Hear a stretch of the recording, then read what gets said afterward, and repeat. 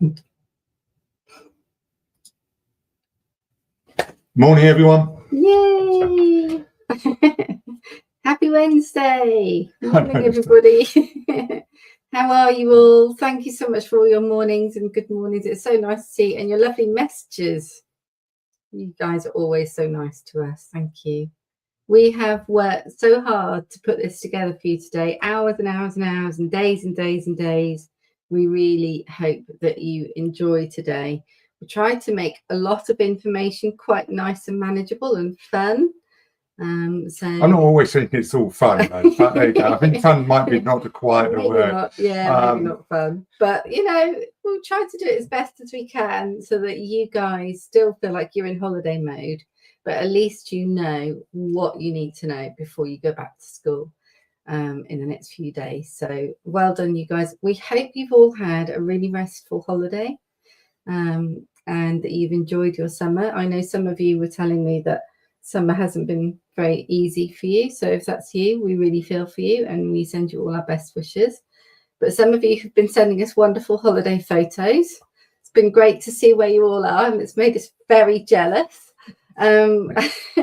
So it's really nice to see that you're all okay and that you're able to join us today.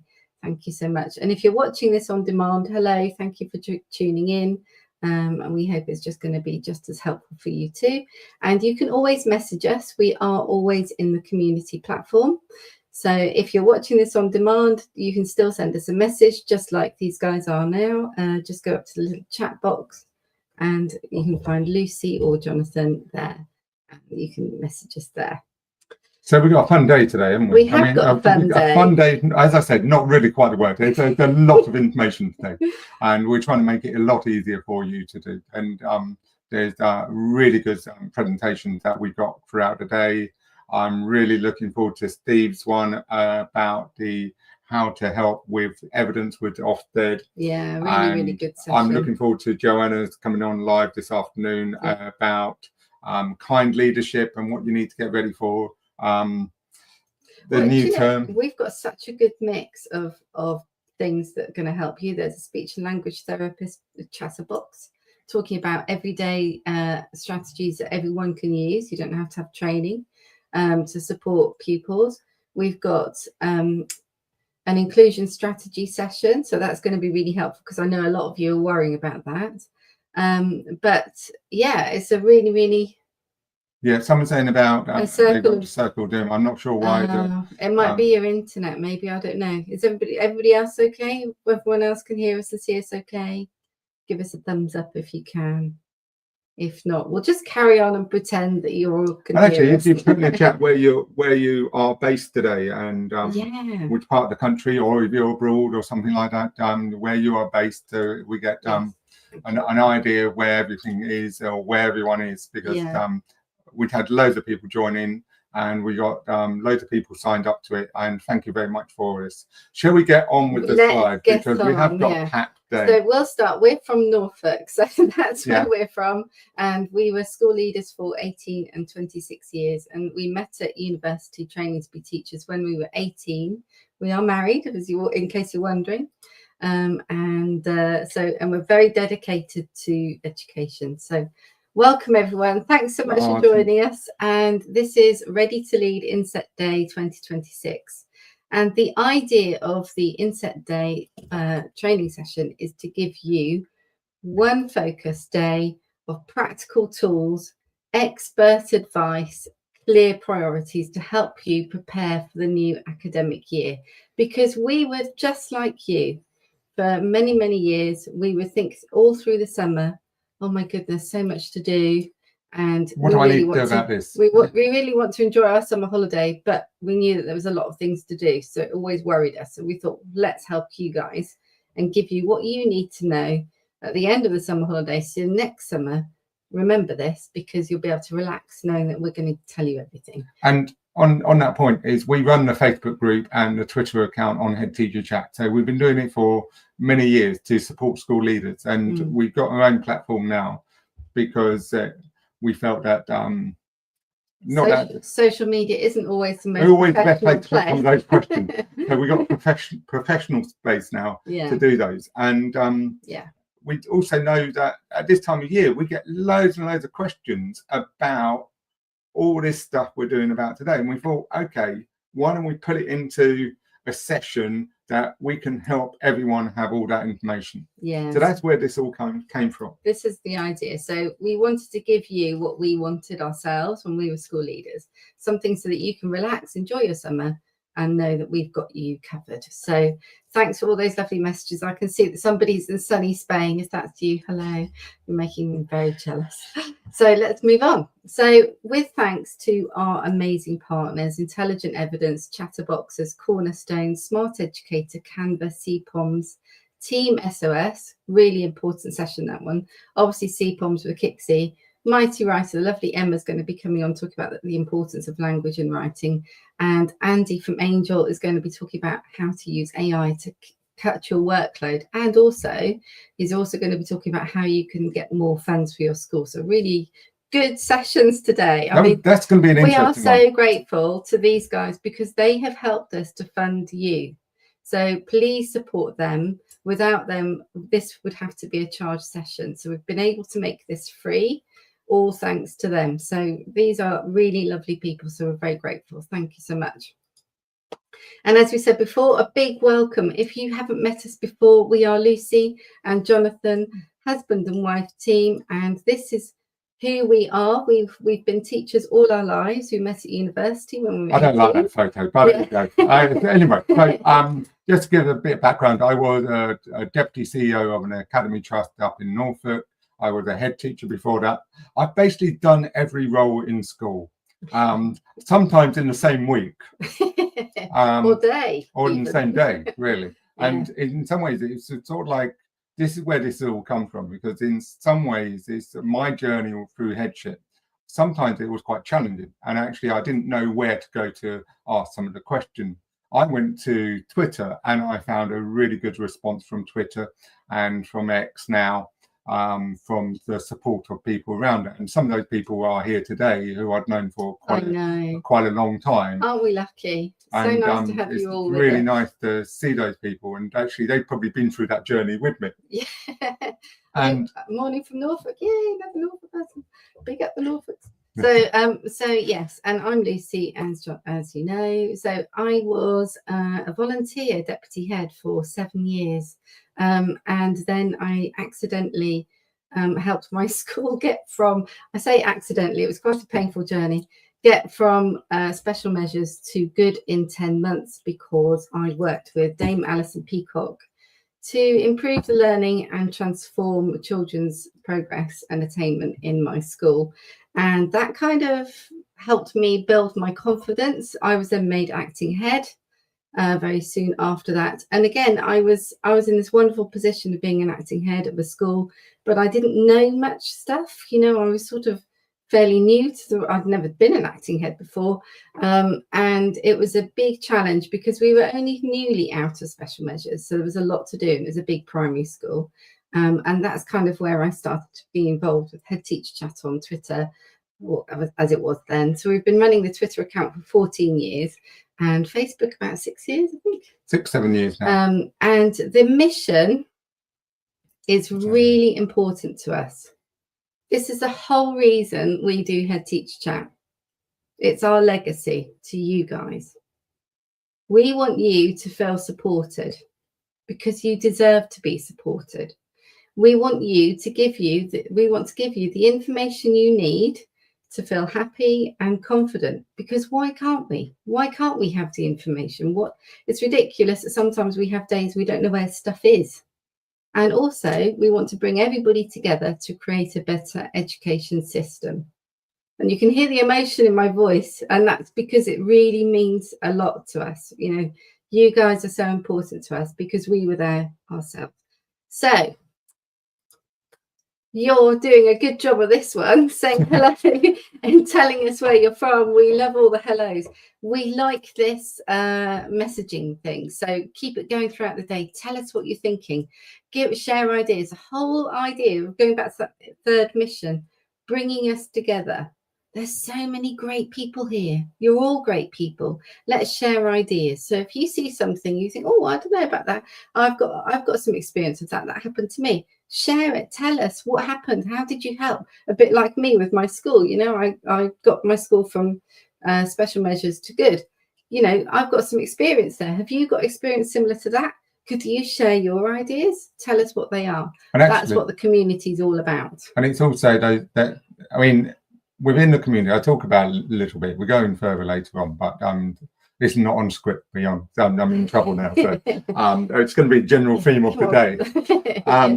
There is a free place in the community, so you have all these chats. So it's away from the Facebook, it's away from Twitter. Join that free bit. It's called the Leadership Staff Room. Go and ask those questions and get the communication going with other people. Go and say hello. That's free. You can go and say hello.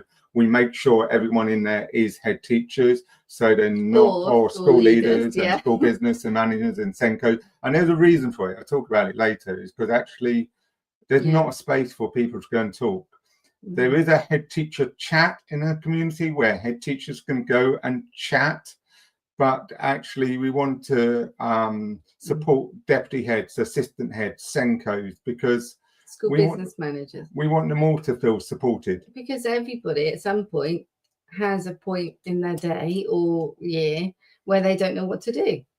So actually, let's provide that space for everyone. But as Jonathan said, there are lot spaces for a role. So if you are a head teacher and you just want to talk to head teachers, there's a head teacher space. There's a space for every role.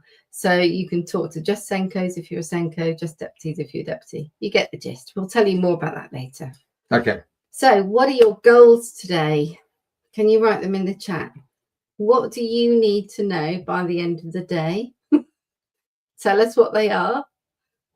Whether we'll cover them or not, I don't know. But if we don't, we will tell you where you can find them in the community, because pretty much everything we think of that we can think of is already in the community platform ready to go. And if it's not, we'll make sure that it is. So that's the beauty of what we do. We make sure you get things sorted. So how to kick off a new year? Oh, head teacher in January, so making sure I've done everything I'm supposed to. Oh, I bless you. I know the feeling is hard. Statutory information you might have missed. Do you know, that's a good point. There's been so many updates. I don't know. What you don't know, you don't know. All the things you need to do, how to organise your work. Yeah, good idea. Confirmation as an interim head. Yeah, good. Well done, you interim head. That's hard. Evidence and impact. Oh, that'd be a good one. Definitely look at intelligent evidence for that one. Tools you can use right from day one. Head teacher chat platform is a huge good idea there, because you've got all the tools you need. Everything about the new allergy statutory guidance. Yes, we do cover a little bit of that, but we do have more information on that in the community library under allergy pack. New head teacher joining a new school. Yay, congratulations. Essential changes. So there's lots of great ideas. More or less everybody's saying, yeah, get my brain working. Yeah, we know that one. I'm not sure we can help you with that one, Michelle, but we try our best. Go. I'm struggling myself with that one.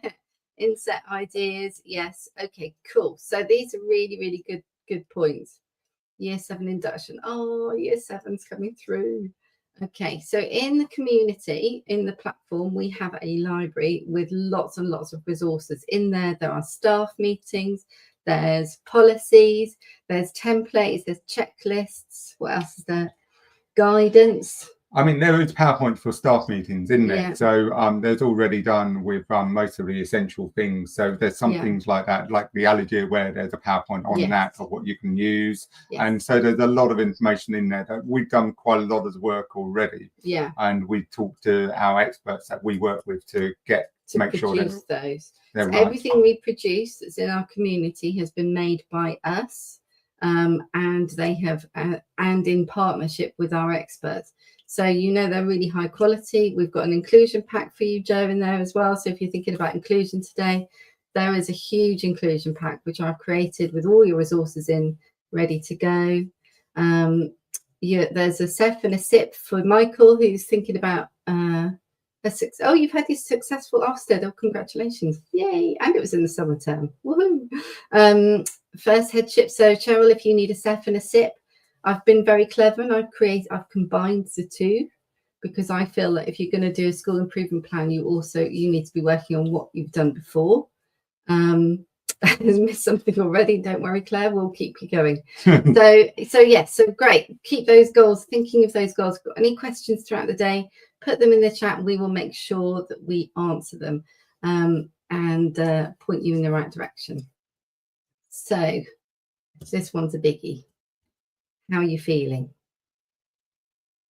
Just put in the chat 1 to 5 in the chat. How are you feeling about things? Where are resources? They're in the community. We send a link in a minute that you can scan and get your phones ready, and you can scan it in the corner. So how are you feeling about the for the new term? Yeah. How are you feeling? Apprehensive, happy, number 1, or are you feeling bad, number 5? Or we've got sort of midleys. Oh, a 2. I like a 2. 4 to 5. Yeah, that was probably me, Fiona. Yeah, it's quite overwhelming sometimes beginning back of term. So don't worry, because we've got most of the things sorted for you. You've got this, right? You've got this, and you've got this because we've got you. And today we're going to make today really great. Today is going to be great because you're going to be told what you need to know, why you need to know that thing, when you need to do it, how to do it, who needs to do it, and also where the resources are. We're going to give you all the resources, all the tools that will keep you going, not just for today, but for the whole year. So think about the impact of that. So get your mobile phones ready, because you are going to be scanning some QR codes. So you'll need your camera ready to scan some QR codes. And the first one is the most exciting one, because today, for a special offer, we are giving you a free planner and a free digital planner pack if you join the Head Teacher Chat membership before Friday the 4th at 4 o'clock. So that QR code is very special. And just a note on the planners, they are selling so quickly this year. They are selling really very fast, and the shop is open today. So unless you sign up, I'm afraid there won't be any planners left. I mean, there's not many. Don't print again. So once they've gone, they've gone. There's not many deputy and Senko ones left. There's a few head teacher ones, but we always have more head teacher ones anyway. But they are selling very fast. Yes. So if you are wanting one, then go and get one, and you get free. So if you sign up, so if you're signing up for your multi-academy trust or your senior leadership team, then you will all get a planner. And if you have already signed up, if you drop us an email to info@headteacherchat.com. Oh, thank you, Claire. That's really sweet. We will check your membership status, and as long as we can afford and we've got stock, we will send you a planner. All right. So, thank you, Anthony. That's really sweet. They were my notebooks from when I was in post. So that if they've got head teacher on the front, that was my head teacher planner. If they've got deputy on the front, that was my deputy planner. So they were my notebooks. What you're using is what I used to use. Thank you for your lovely messages. That's really lovely.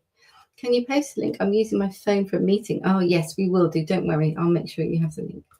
And if you want to join up to the membership and you don't want to look at the page with all the information on, because you know the information on, there is the link that takes you straight in.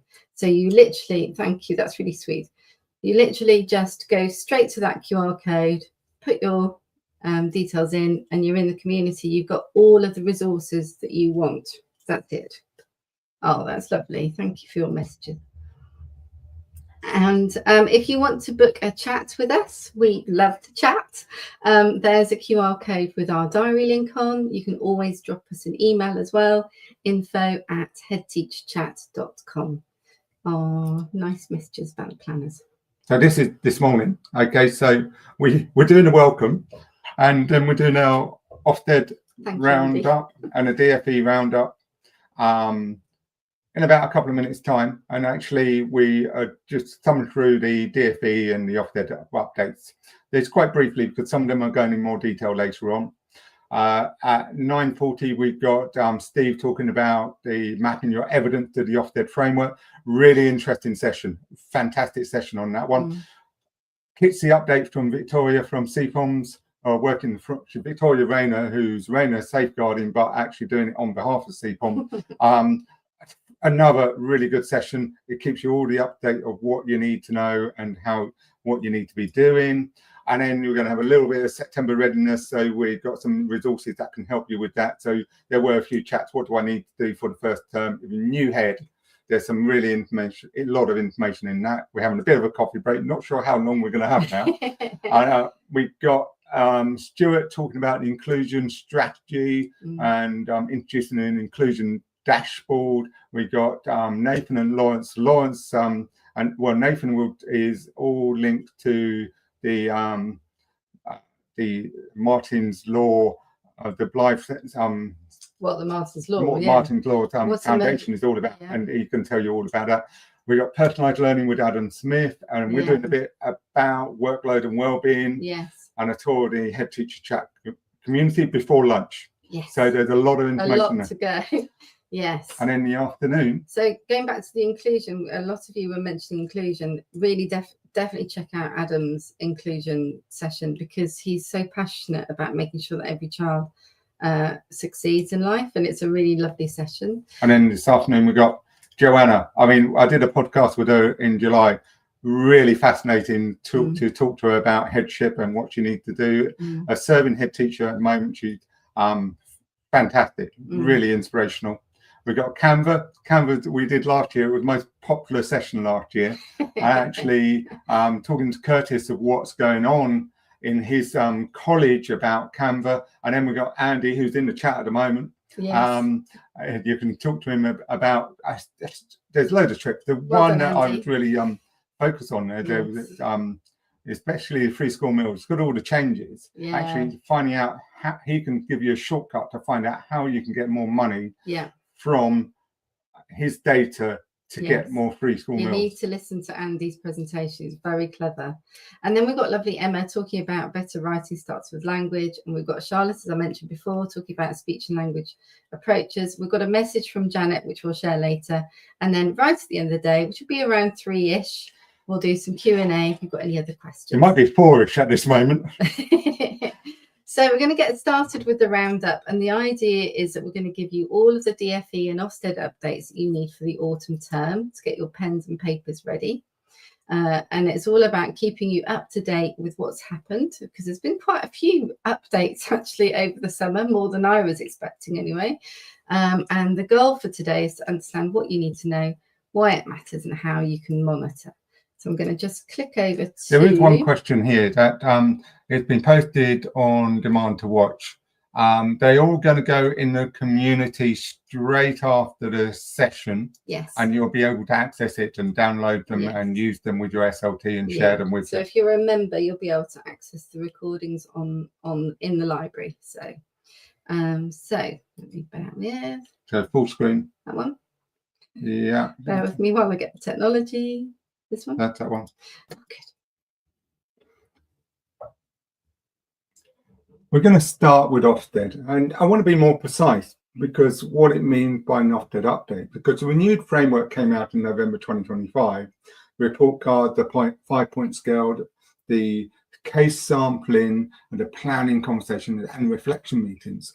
They're all part of that framework. But what happened in the 12th of June was a little bit different, because every year now Ofsted are going to produce an update to the framework to reflect what's happened from policy, from guidance, from practice. So we're not going over the whole framework again. We're just concentrating on the things that actually change that make an effect to schools. And from that, we can then sort of like see where the Ofsted framework is now heading. So then we're going to look at what the inspections carried out under the renewed framework are telling us so far. It's a really interesting picture, and there's definitely two separate things. One is Ofsted policy and guidance that came out in June, and the other is what we can see on the inspection data. Keeping those two things separate matters, because otherwise it's very easy to describe something that's been happening since November.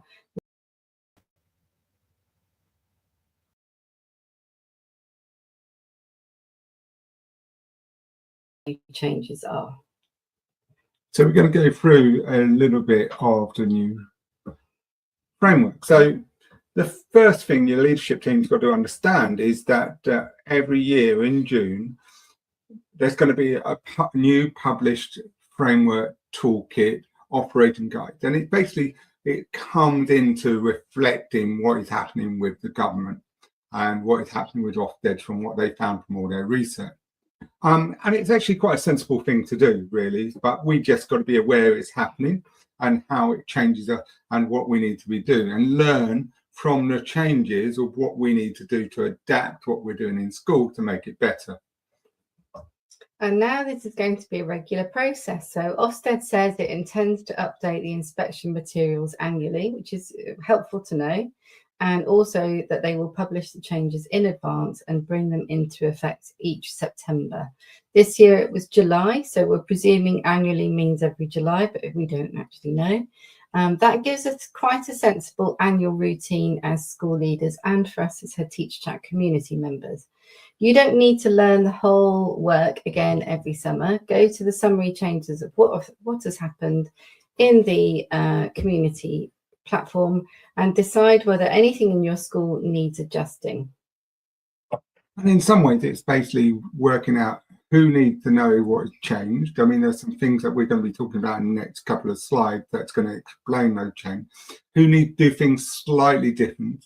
But that's basically what we're doing as a job anyway, so it's not anything new.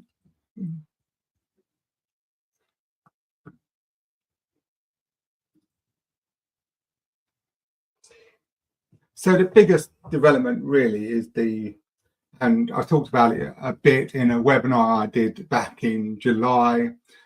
It's about the achievement context and the inclusion. Now, the achievement is the biggest strand of the year. It's one of the things that, from all the research, you're likely to drop in achievement because of your results than anything else. So it's looking at the prior attainment of the disadvantage, your pupil numbers. And the similar schools one is an interesting one because it's going to look at 50 similar schools, and it's going to look at your prior attainment, it's going to look at your disadvantage, it's going to look at your pupil numbers, it's going to look at your stability, your SEN.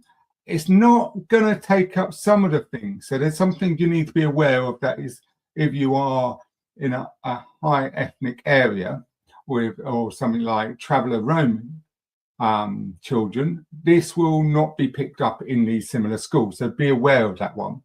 Look at those similar schools and actually pick 10 that are similar to you and comparable to you. So it's a really important thing to note here that the similar schools information is not a grading calculator. The DfE explicitly says that the similar schools data will not make the grading decision.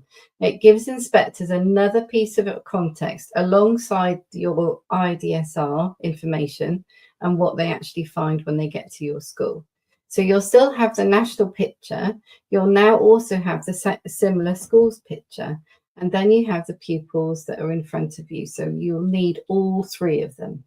And a practical question: how are pupils achieving, and what is like in your actual context of your school? And this is particularly relevant if you have a high disadvantage area or loads of pupils with SENS.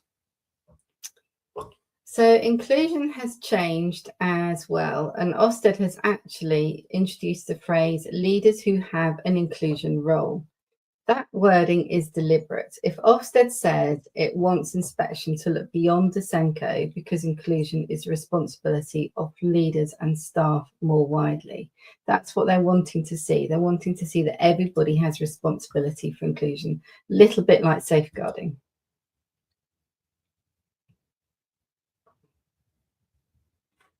So the next part is learning walks are the clearest examples where some things have been changing from the feedback in schools. And actually, if you imagine you're a small school, you could have a learning walk with about 10 people going with the school leader. You might have the nominee, you might have the HMI, you might have the Ofsted inspector, you might have the head teacher, you've got the class teachers, you've got the TA, and actually it can be overpowering. And in some ways they recognize this one because actually the learning walk is actually what sets the culture of the school and what they set as the curriculum in the school. So the operating guide gives inspectors now much more flexibility about what leaders and which leaders can accompany them on the learning walk. So don't automatically build your inspection plan where you as head teacher or your head teacher follows every inspector everywhere. Think about the focus.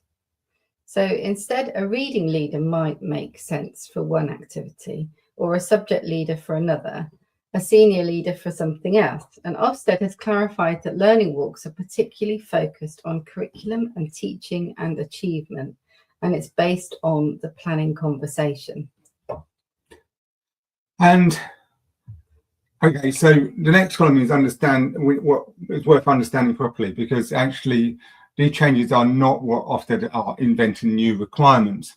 They're updating the toolkit because the DfE guidance have changed. That includes mobile phone policies, medical conditions, allergy safety, and the new inclusion strategy, and also the enrichment framework. So the school-based early years, there's also been changes around safer sleeping and food preparation. And within the safeguarding, there's clearer wording around a whole school approach, pupil at risk, and unlawful discrimination and harassment and victimisation. There are also more details about fire safety, equality duties, reasonable adjustment. So useful workload point, you can choose to give the inspector a safeguarding audit, but Ofsted explicitly said you don't have to produce one for the inspection. Yeah, so please don't create an Ofsted safeguarding audit to your workload because it's not compulsory. However, obviously, a safeguarding audit is a sensible and good idea because everybody needs to know what's our safeguarding procedures looking like. So I think the word that DfE want you to think about is they're not expecting you to do it. I'll leave that with you. Well, let's clarify that bit, because Ofsted are basically very clear they don't want to increase any of the workload of any of the school leaders. But we've got to be aware and produce the evidence of what is happening in your school that is a true reflection of your school. Yes. So we've got to be careful on all of that. We've got to be very careful. So just think about what's best for you in your school. Do you need a safeguarding audit? Then it might be sensible to do. I think you need a safeguarding audit, but not an Ofsted safeguarding. But not one for Ofsted. Yeah. So moving on. So a lot of the June update is Ofsted making the operating guide more understandable after the renewed framework for several months. There's clearer wording about meetings with the DSL, the SENCO and other people within their inclusion roles. There's also more detail about pupils who are off-site and alternative provision. If you're not aware of that, please do check out our inclusion pack in the community. It's all detailed in that. And Ofsted has clarified its definition of off-rolling and what inspectors should do if they suspect it.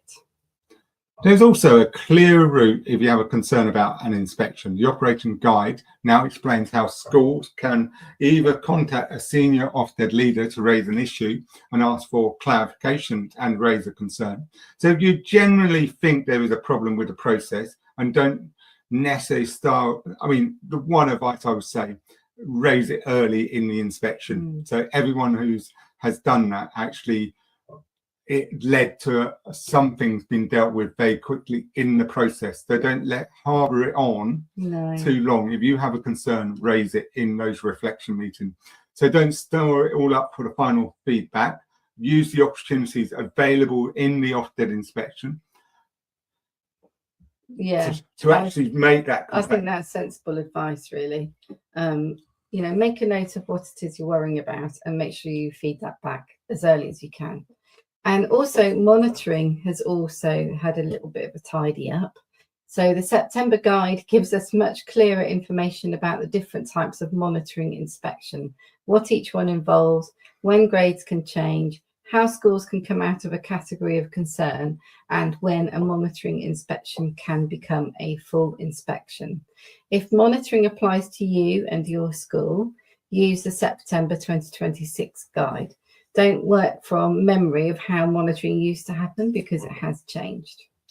And finally, data does sit alongside that report card, and it has provide a clear guidance of where the data comes from. So removing the national data comparison from special schools report, I can't see it. And finally, the data that sits along the report card. Ofsted has said it will provide clear guidance about where the data comes from.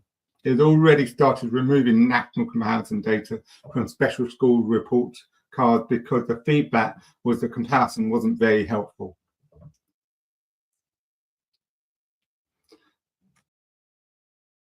Finally, the data that sits along the report card. Ofsted has said it will provide clear guidance about where the data comes from. It has already started removing national comparison data from special school report cards because the feedback was the comparison wasn't very helpful.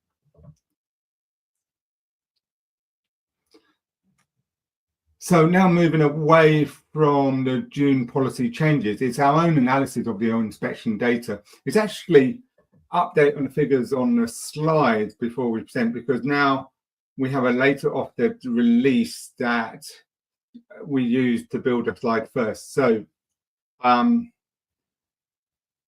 no, that is right. So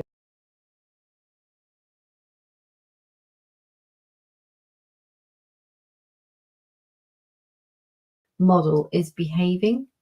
It does. And that is normal under this framework. So governors need to understand it before the report card.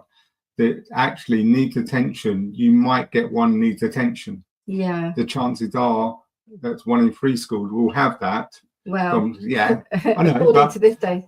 But from the data of 1,000 schools so far, or 1,500 I suppose schools. what our point is that if that is you, don't feel like you're on your own, because you're not. You know, there's a lot of schools out there who are experiencing the same.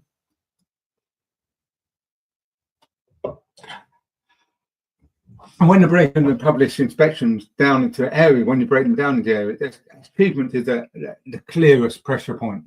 In the July analysis, the proportion below expected standard, roughly achievement is 28%, curriculum and teaching 21%, attendance and behaviour 15%, leadership and government at just under 15%, inclusion at just under 10%, and personal development and wellbeing at 5%.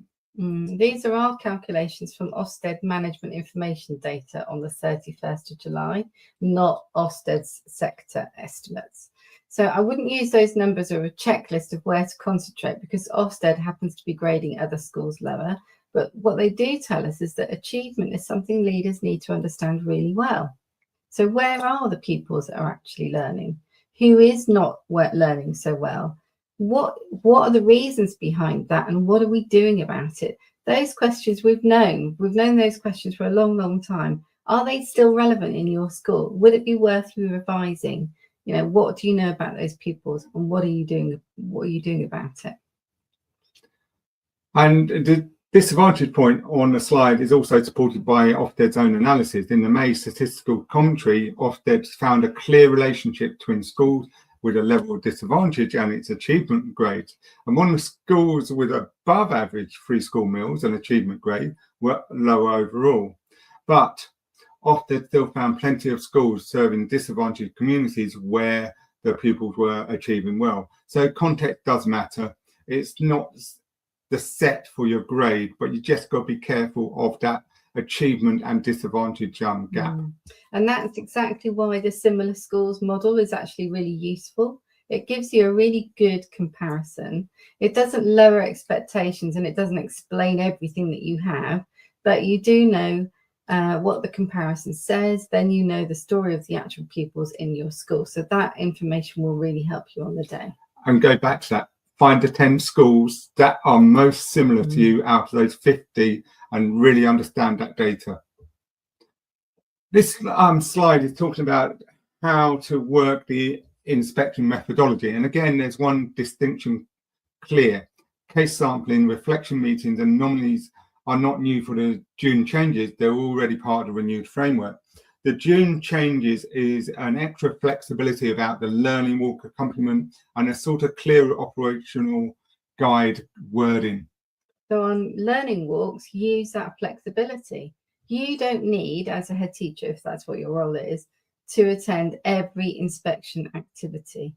Put the leader that is most relevant into that conversation and hit that person who actually knows that area really well. Let them shine for the day. And case sampling is slightly different. It's useful preparation that you don't choose the perfect 6 pupils for Ofsted. It's knowing those pupils who experience their experience and tell you whether your systems are working, what the barriers do the pupils face, what have you done, has it worked, what has happened. And you should know that because they're your pupils, not because the pupils might ask it. The inspectors might ask it, yeah. And reflection meetings are there throughout the inspection. So use those as conversations. So if inspectors are seeing something that doesn't feel very typical to you, stop and explain why. If there's irrelevant evidence that they have encountered, tell them. If you don't understand where their thinking is heading, talk to them and ask them what's happening. You don't have to be quiet. This is your meeting as much as theirs. Use that opportunity to communicate with them well. And use the nominees sensibly. They can help you keep track on the requests, who the inspectors need to see, and what has already been provided. They can stop every question and come back directly to the head teacher. And if there's a genuine concern with that inspection process, raise it whilst there's still an opportunity to resolve it. The September operating guide now makes that route to a senior Ofsted leader much, much clearer. So that is definitely welcome. So what do we actually do with all that? First, we don't retrain everyone on the entire framework. Read the summary of the changes and work out what is different for your school. So, and make sure whoever leads on data really understands the similar school model. It's coming into the IDSR from September. So use it alongside your existing national data and your own knowledge of your cohort. It doesn't replace anything, but it's a useful tool to use alongside. And look at achievement. Can you explain how different groups are doing, particularly disadvantaged pupils and pupils with SEND? Can you explain the evidence that is underneath the headline data? And look at inclusion as a leadership team responsibility. Who are the pupils who are facing the barriers? Who knows them? Who owns that? What difference is your support or your school making to those pupils? And plan for the practical side of the inspections. Yeah. Which leaders could accompany on the learning walls? Who will be your nominee? Who needs to understand how the reflection meetings work? That preparation without creating an extra paperwork. It's not about that. It's actually understanding the roles during the inspection. And to be fair, in the community under the Ofsted resources tab, I have actually put exactly that. I've put a what to do as soon as you get that phone call. It just helps you to think about the things that you need to think about, because your brain goes into overdrive. And even the simple thing like, have we got a room for the inspectors to be comfortably placed into so that they feel welcome in your school? Those sorts of things can sometimes be overlooked in the mad dash of getting ready for the inspectors to come. So there is a template ready to go in the community. All you have to do is find it underneath the Ofsted tab. Finally, the route to the June changes. To route them to the right people. Yeah. So, safeguarding, go to DSLs. Yeah. A mobile phone guidance, whoever owned the behaviour policy, and the medical and allergy arrangement to the relevant leader. Early years changes go to the early years lead. If you're monitoring, somebody needs to read the new monitoring guidance. Yes. And that's really it. That's really the June update. It's not a whole new framework. It's just a framework. It's just an adaptation of the framework that changed recently. And this is the first annual refresh after months of Ofsted using it. So understand the changes, make the adjustments that apply to your school, and then get back to leading your school, basically. And so, yeah, that's it. That is the updates. It'd be interesting to see what you all think.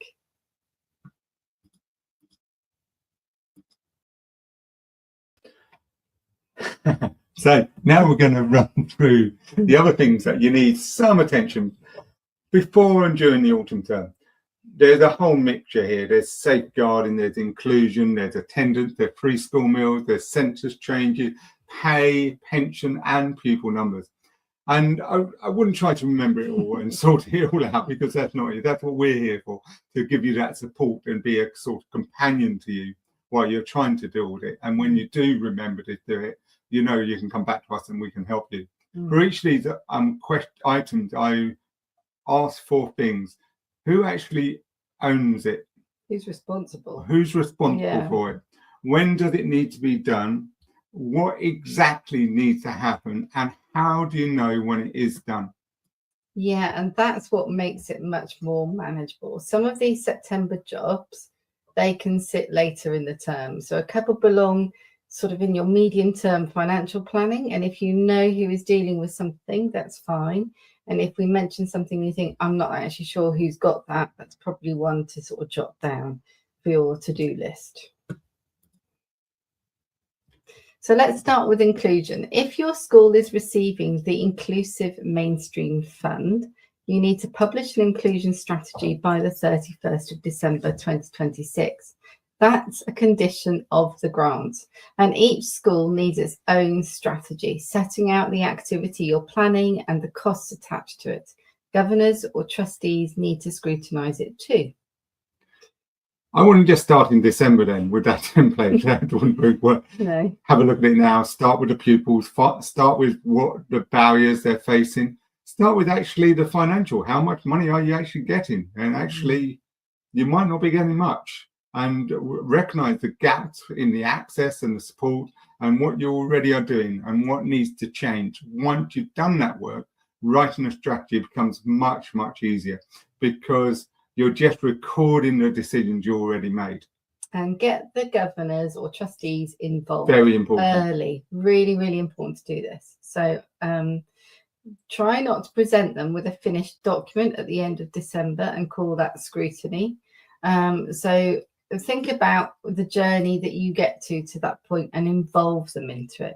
And we do have a fabulous speaker called Stuart, who's going to take you through the inclusion strategy properly later this morning. So for now, the action is really simple.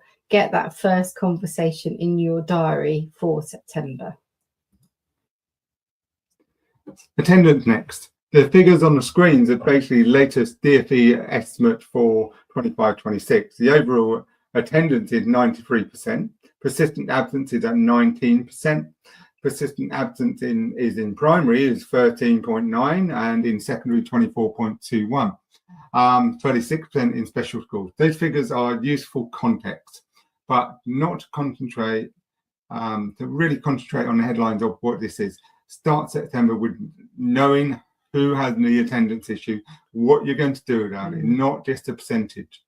Yeah, I'm glad you read all those percentages. So think about who is really missing in your school and who was close to being persistently absent, what were their barriers, what was getting in the way. For some pupils it might be anxiety, for other people it might be the transport getting to school, it could be family circumstances or unmet send. You know what those barriers are. The percentage will tell you where the problem is, but it doesn't tell you what your response should be. And there's also an updated statutory guidance on suspension and permanent exclusion. It's in the community if you ever want to do it. It came into force on the 26th of July. Make sure whoever leads the behaviour and exclusions is working through the current version. Check your own policy and the process still match that updated guidance. Yeah, so we keep referring to things that are in the community. How we work as Head Teacher Chat is we update you as soon as updates come in. So as soon as something is changed, we create the templates, we put the tools in the community, and we let you know in the simplest way, because we feel like that's the biggest help for you. So yeah, that's what that all means. So you've also now got the national picture from this summer's results. And at Key Stage 2, 63% reached the expected standing in reading, writing and math combined. And that's up from 62% in 2025. Yay. Reading was 75%. It's still down from 2019. Well, something to celebrate. Well, there's a little thing in celebrate between. everything. Reading was 75%, maths 75%, and writing 73%. And then GCSEs, it's 67% of the results were grade 4 and above, and 21%, just under 22%, were grade 7 and above. And it's particularly talking about the 16-year-old. The grade 4 plus is higher at that 70%. So you just be doing your comparison. Be careful on your comparison you're making. A-level, A-star, and A grades were 28.3%. I'm getting my numbers all muddled up here. It's hard to read it. So think about the story for your school. So you've got your numbers, they give you the context, but what's your story? When you take your results to governors, tell them the story of your cohort, the SEND, the disadvantage, the mobility, the starting points, the cohort size, any barriers that you feel those pupils met, talk to them about it. Talk to them about the pupils behind the percentage, and then get to the useful part. So what does that actually tell us, and what do we need to do? Now we go to the to safeguarding. The KCSIE came out, and it's going to be in force in any day soon. It's the 1st of September. It's not long now. So until that date, where it's the old one applied, I'm not sure why I'm telling people that, but actually most people are working towards the September. Yeah, there might be a safeguarding issue. But there's a few things that we need to do a practical check on, isn't there, Lucy? Yeah, so Annex A has now gone, and all staff need to read Part 1. So make sure that you know who's read it and when they did. Sending an email with a PDF attached isn't quite the same as knowing staff have read it and understood it. So really make sure you have a very clear system about who's read Part 1. And it is very clear. Every member of staff have to read Part 1. Yeah. And there's also an important change around volunteers. Supervision exemption ends from the 1st of September. So where a regular volunteer works now falls into regulated activity, an appropriate enhanced DBS check will need to happen, including the children's barred list information. That needs checking against the actual role and the frequency of the volunteering. So give that to whoever leads to safeguarding recruitment, rather than applying a blanket rule to everyone who's a volunteer. Yeah, that's probably the easiest and most effective way of sorting that out. And also KCSIE strengthens the material around filtering, monitoring, AI and online safety. So mobile phones are related, but that comes through separate DfE statutory guidance rather than KCSIE itself. And schools should begin following that guidance from September. Now, Victoria will be going through the whole KCSIE update later on this morning and going to every detail for what school leaders need to do. And it's a really good session. The full session is in the community later on this morning as well. I recommend you watch that. Yeah, she's brilliant, isn't she? And for now, make sure your DSL has translated the changes into staff briefing, policy and day-to-day practice before or as everybody returns. The next part is the enrichment framework. There was a question in the community in the Facebook group. We are the admin to the Facebook group. So if anyone's just joining us now, we do check every question that comes in. And one question was about the enrichment framework. And is it statutory? Number one, it's not. So the DfE published, I don't know when it might become statutory, but at the moment it's not. The enrichment framework came out in June. It applies to schools and colleges in England from primary to post-16. And it gives you 8 benchmarks that you're looking at for your enrichment offers. So things like breadth, access, pupil and community voice, partnerships, communication outcomes, and how you review the offer over time. I'd use it as a prompt for a conversation rather than another compliance exercise. Like, for example, questions like who takes part in enrichment, who doesn't? Do pupils with SEND have proper access? Are disadvantaged pupils missing out? Are cost, transport, or the way activities are organised creating barriers? So DfE has published a self-assessment and action plan. It's all in the community. So just go into the search bar and actually put the enrichment, it takes you straight out. Or you can ask our Charlie. Sometimes that's a better, more efficient way than actually it goes through all the enrichment information and you can pick what you need. So one bit I would be careful is the relationship. Can I just explain who Charlie is? Oh, sorry. Yeah, go on then. So Charlie is our AI agent. He's very knowledgeable. We've created him. We built Charlie ourselves, and he is literally only fed with the official guidance from the DfE and Ofsted and any other updates that come through. So it's not like using a generic AI agent tool. It will actually give you an accurate answer. It will also signpost you to resources. So say you think, oh, I saw something the other day and I can't find it. It will show you where it is. So sorry, yes, I interrupted. Carry on. I apologise for that. And in some way, I'm too carried away with the enrichment. Charlie. So there was a social post on Twitter or on X yesterday from Ofsted about the enrichment framework, and actually saying it's basically, it's aware that it has to look at the enrichment, but it's not statutory duty, so it won't be asking too many questions about it, but it'll be looking for it, and it will be looking in the personal development and well-being. So I wouldn't describe it as something schools can simply ignore without consequence, but neither is a statutory checklist that every school has to complete. Yeah, and we've put that official framework and tools into the community as well. They're easy to find. If you want to find Ask Charlie, go to the little message icon and it says agents. Click on the agents and you will be able to ask Charlie. If enrichment is already one of your priorities, then this is a really useful starting point. And if it isn't, don't suddenly create an enormous September project just because the new framework has appeared. Free school meals. That's a good one, isn't it? It's a really good one. And actually, it's I'm going to be honest here. We had a conversation with Andy Kent yesterday, who's going to do a session later on, and he's mentioning the free school meals because they have changed the wording. Yes, it's a really interesting update because they're a bit more complicated from last year because now there are two groups to keep separate. Targeted FSM, free school meals, is the existing group linked to the 7,400 earnings threshold. Those pupils continue to count towards EVER6 and the usual disadvantage funding and accountability measures. You also got the expanded free school meals, covers universal credit household above the threshold.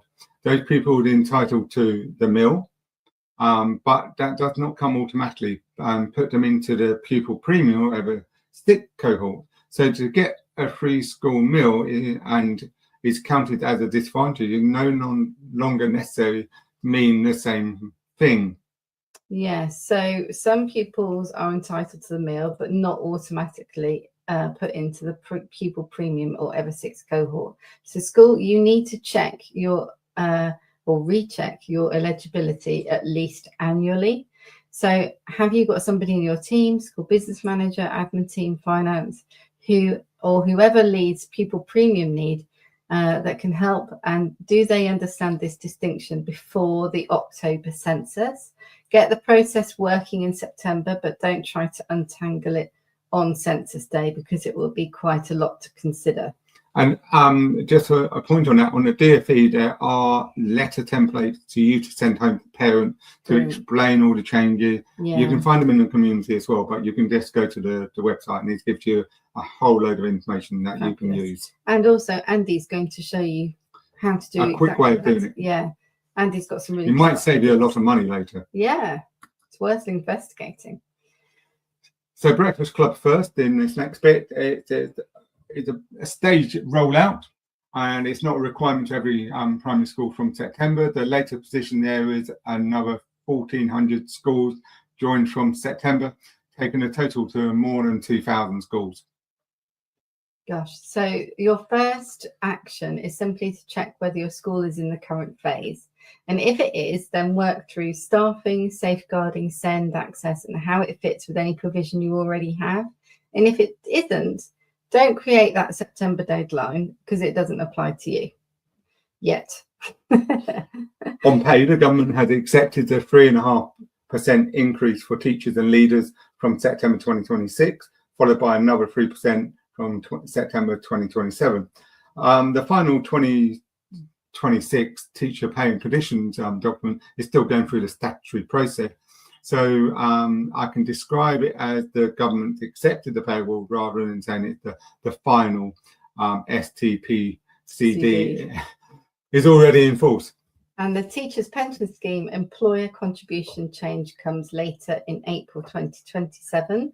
The rate is due to fall from 28.6% to 17.6%, with funding being adjusted alongside it. So don't treat the reduced pension contribution as spare money. It needs to be building properly into a 3-year forecast. That's quite interesting. Yeah. I'm fascinated by that. Yeah. So Autumn Census Day is the 1st of October. There are several new data terms this year, including the free school meals category and the date eligibility was last checked. Kinship care, managed moves and additional exclusion information. And one clarification is on the Breakfast Club. Schools are taking part in a government programme need to start recording their Breakfast Club attendance from the autumn term, and attendance data is first collected through the spring 2027 census, and you need the recording system working from September, but isn't in the October 2026 census return. So the useful September job is to check where every new field comes from. Is it being recorded? Is it in the right place on the MIS? Who's checking it? And if you do all of those things, that will save a lot of worry later. RISE is available for more schools than most people realise, and every school can access the universal support, and I recommend you actually doing that. And the targeted help are available for the eligible schools. So simply ask someone to find out more about what's happening in your RISE region. You may not need to do it now, but it might be useful in the future. There's a lot of support on behaviour and attendance. It's good to know that it's there, actually. There isn't a new prevent duty starting September the 1st. It's more of a refresh job. And make sure your staff know the route, notice a concern, speak to the safeguarding lead, and use the correct referral process. There's a free home office training available if you need to refresh the staff training. Pupil numbers are a completely different kind of issue. The January 2026 census showed 112,000 fewer pupils across schools than the previous year, a fall of 1.2%, which is quite concerning. And current projections suggest that the state-funded school population could be 8.6% lower in 2030 than it was in 2025. And at the same time, special school numbers have continued to rise. And if falling roles are already affecting your areas, get them into your medium-term planning now. What happens when the intake is 5 or lower than expected, or 10 lower? What would it mean to staff in class organisation budget? This is more of a strategic conversation, not something discovering the next year's budget when it suddenly looks a bit tight. Yeah, that would be concerning. It will be. So this is a slide I would take a photo of. For every term, so get your cameras out. Don't take a photo of us. Every item in this section, record an owner, a deadline, the action, and the evidence that tells you it's finished. So the inclusion strategy might sit with the senior leaders and the Senkos and with the government involvement, and the 31st of December deadline. The KCSIE sits with the DSL and the head teacher before the staff return, but then everyone has to read that part. And make sure that happens. Volunteers check. Need to have a named safer recruitment lead, so they need to be really checked before the start of term. Free school meals and census changes sit with the business and data team. Pay and pension need to have a bit of a financial plan for the next year. So we've given you a lot there. Sorry about that, but that's all the updates that's come through. You don't need to do every single one of those jobs yourself, and I think that's the messages coming through. But we're very aware that it's not as easy as that. You know, everybody's workload is stretched, so you do not need to know All you need to know is that somebody is doing them, but you need to know how well it's being done, when is it being done, when will it be finished. So you need to have that oversight. So make sure you get the oversight. Try not to worry about getting everything done at once. And that's it for the DfE updates. Throughout the day, there are other people that are talking about these section. We've got Stuart, we've got Victoria, we've got Andy. So there's a lot going on with this one. So there's a lot of support as well. But use the community. The community is there. You have a question you're not quite sure about, come to the community, ask the questions, and share your ideas.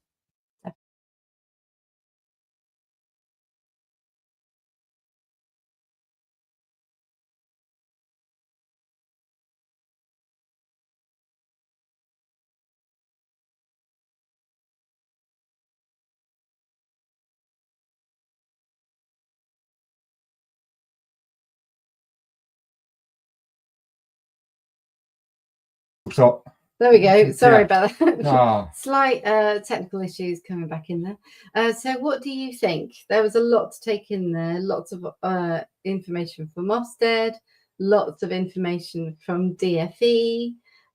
Yes, all of the recordings will be available for paid members within the Head Teacher Chat community after today.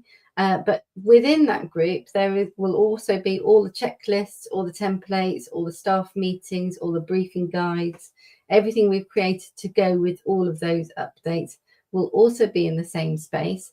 Plus, the videos that we're watching next are snippets of a bigger video session, a bigger online learning session. With all of those information in much more detail. So you'll be able to watch the next videos in full within the community library. So you'll be able to see all of that information and really consider it in much more detail than we can squeeze in today, because there's so much to cover today. We just wanted to give you little snippets to give you some food for thought so we don't overwhelm you. And then anything that you feel, actually, that's my priority, you can go to the community library and you can access it. So thank you so much. Yes, the slides will be in there too. Really love all these nice messages. I like nice messages. I mean, the whole thing is Thank you so much. This is what I would like to have ahead. Someone just give me all the briefings and actually it's all the ideas and all the things, and then you can go and find out more information. I have to give a thank you to Andy Kent in the chat, who's given the links to all the things as well, Andy. Because actually been really useful. Very good teamwork. Can you see how lucky we are to have such lovely partners? We're very grateful to all of them. Thank you so much. And also thanks to you guys. I saw some really lovely help going on there between all of you whilst I was busy trying to get everything ready in the background. You were answering each other's questions. This is the community. This is what we're here for. Bring you together. Let's all help each other. Let's make education leadership so much easier and more fun because we're doing it together. So thank you so much. So let's get on with the next thing. So thank you for your nice feedback. We're going to move on to Steve next. Let me just get myself sorted out. Don't forget to reach out for support if you need something. There is a QR code. Sorry, interrupt Steve. No, I'm just looking forward to, I mean, Steve's thing is actually really useful. You got the free plan, right? Oh yeah, don't forget the free planner. Join now. And here comes Steve. So Steve is a co-founder of Intelligent Evidence, which is a really clever platform. He was also a former head teacher and an Ofsted inspector. He's got over 20 years of school leadership experience, and he's seen the inspection process from both sides of the table. So it's a really interesting element. And he's set up a company called Intelligent Evidence with his co-founder Graham, who is a software engineer. So perfect partnership in my eyes. And today Steve is going to be talking about working smarter, not harder. And it's a practical approach to Ofsted evidence. And this is such a good idea. Yeah, so get your pens ready because this is a good one. Get some good notes on this.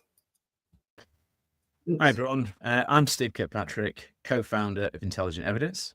I spent 20 years in school leadership and worked as a lead inspector for Ofsted. So I've seen inspection from both sides of the table. We're tackling a real tension that sits in the education system. 82% said that inspection preparation took considerable time away from school improvement and added stress. If that wasn't proof enough, Ofsted's own Big Listen data confirms it. 61% of providers and 68% of staff report inspection places immense undue pressure on workloads. They said it explicitly. The framework creates unavoidable pressure to put on a show. So, Ofsted and Sir Martin Oliver say don't prepare. But of course, we all know that you have to prepare. Leaders across the school need to be ready. The reality isn't whether you do prepare, it's about how you do that preparation without impacting negatively on you or your school. Do you spend months curating evidence, creating bespoke documents, putting on a show? Or do you prepare by making sure your real work to improve school is considered, well organised, and mapped to the framework? Today, we'll consider the September 2026 toolkit, what's changed, and crucially, how to use the work you're already doing to create an evolving evidence base over time without adding workload and stress. You have to find the time to do this work on top of your existing job and somehow squeezing it into an already incredibly challenging diary, which means less focus on teaching and learning, less coaching, slower progress towards development goals, which creates more anxiety, which pushes the focus onto evidence rather than impact. Momentum stalls. The negative cycle kicks in. We've all felt it and recognise it. We know what happens, and our response is almost always do more, graft harder, give over more time that's so precious to us outside of school. And this is totally wrong, and it doesn't need to be this way. We need to create a system that prevents this cycle from starting and that supports leadership. It is possible, but we need to change the way that we think about Ofsted and our approach to inspection. So what's actually changed in the Ofsted framework? Firstly, case sampling is now a formal part of the framework. Inspectors will randomly select specific pupils and look at their progress in real depth. A major shift is in the reflection meetings throughout day one. These are not keeping in touch meetings. They're part of a formal process where the inspection team is starting to make indicative judgments based in ongoing review of the toolkit. It's early decision making, live, in the moment, and often on limited evidence. The increased inspection tariff also now means that more inspectors are spending more time in school and in and around your school. They're out and about, they're on the corridors, in the classrooms, much, much more. Great in one sense, but here's the challenge. They're not taking laptops or making notes while they're observing or talking to staff. So they're relying on memory to be able to generate evidence and make evaluations, all of which are recorded in a few minutes in between inspection activities, which creates a massive risk of evidence either being forgotten or simply not recorded. And finally, the framework is now absolutely granular. It is not a best fit model anymore. If you miss one grade descriptor, that needs attention. Your school will be revisited as part of a monitoring process. There's no rounding up, no professional judgment, smoothing things over. Every grade descriptor has to be evidenced. This changes what you need to prepare for and what evidence actually matters, which is why we have to get this right. But here's the opportunities those challenges actually open up for you. First, case sampling means that you can capture real evidence and the lived experience of pupils as part of your self-evaluation. You can show the complexity of your school and situation, ready for when the team arrives. A few years ago, we would have all questioned how useful deep dives would be. But now most schools have built them into their self-evaluation process. And it's the same with case sampling. This is why it's absolutely critical to know the toolkit backwards and get organised. It's in the sweet spot.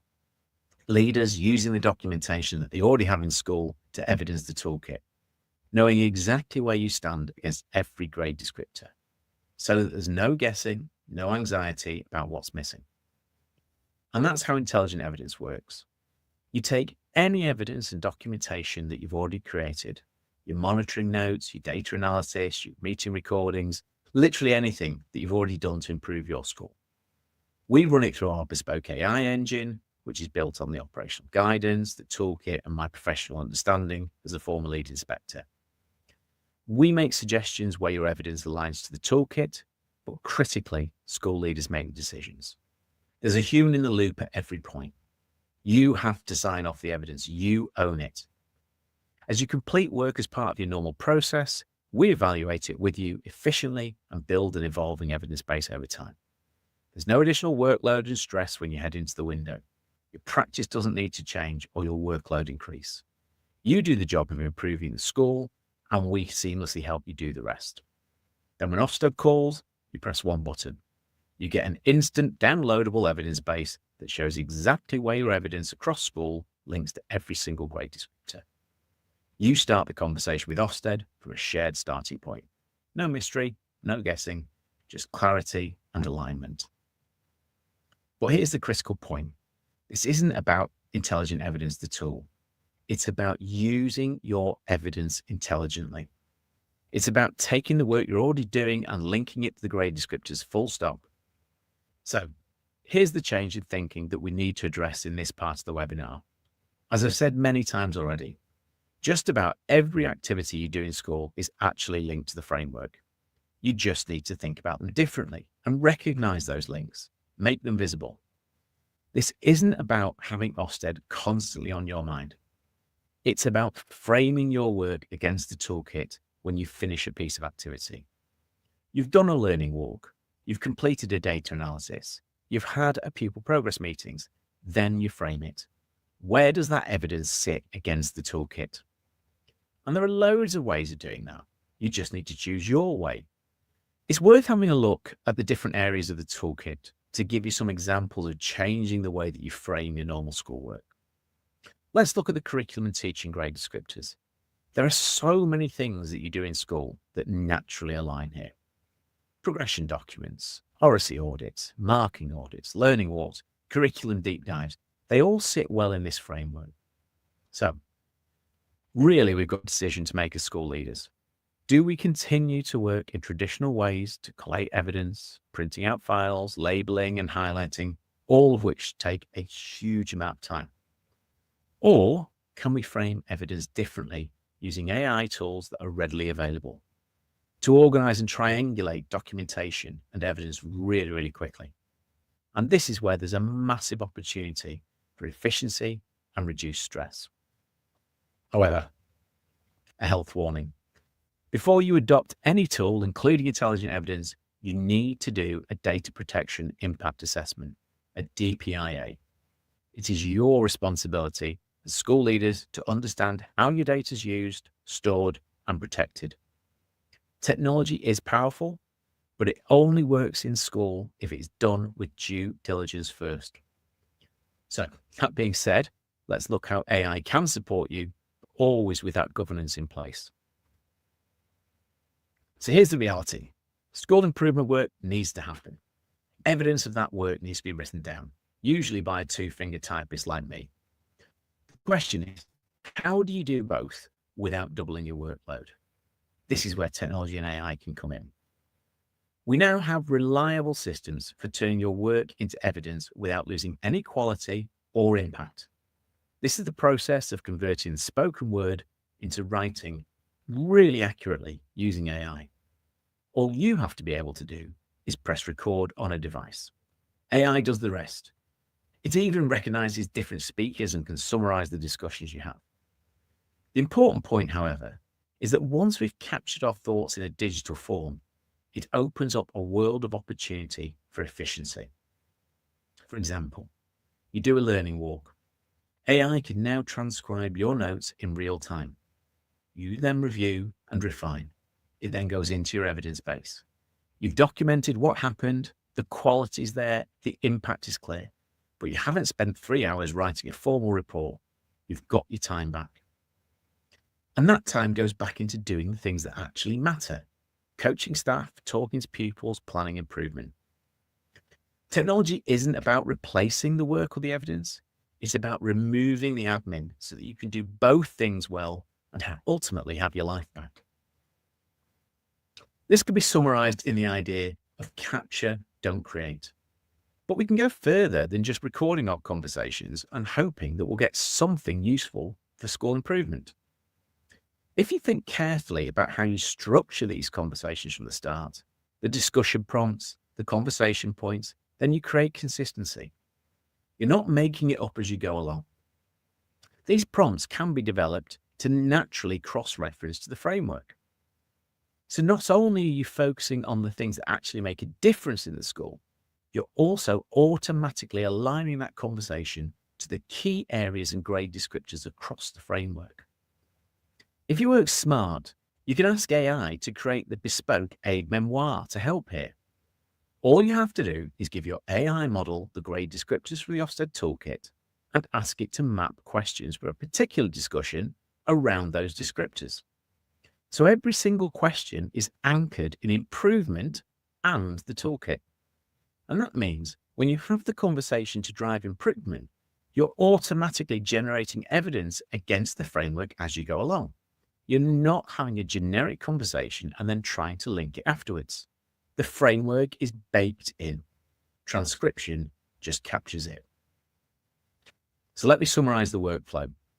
This is a process you can use for any activity where you want transcription to capture and document the evidence without creating extra work. Structure the aid memoir. Transcribe the conversation. Populate your template using AI, and then link it to the grade descriptors. That's it. 4 steps, each one reducing your workload. Processes, we have downloadable templates and prompts for you to access on the Intelligent Evidence website. There's a QR code that you can use later in the presentation if you want to. The point of creating Intelligent Evidence was to make a platform that does that complex filing and organization for you automatically. You upload the information and we make the connections with you, linking the evidence to grade descriptors instantly. Same outcome, fraction of the time.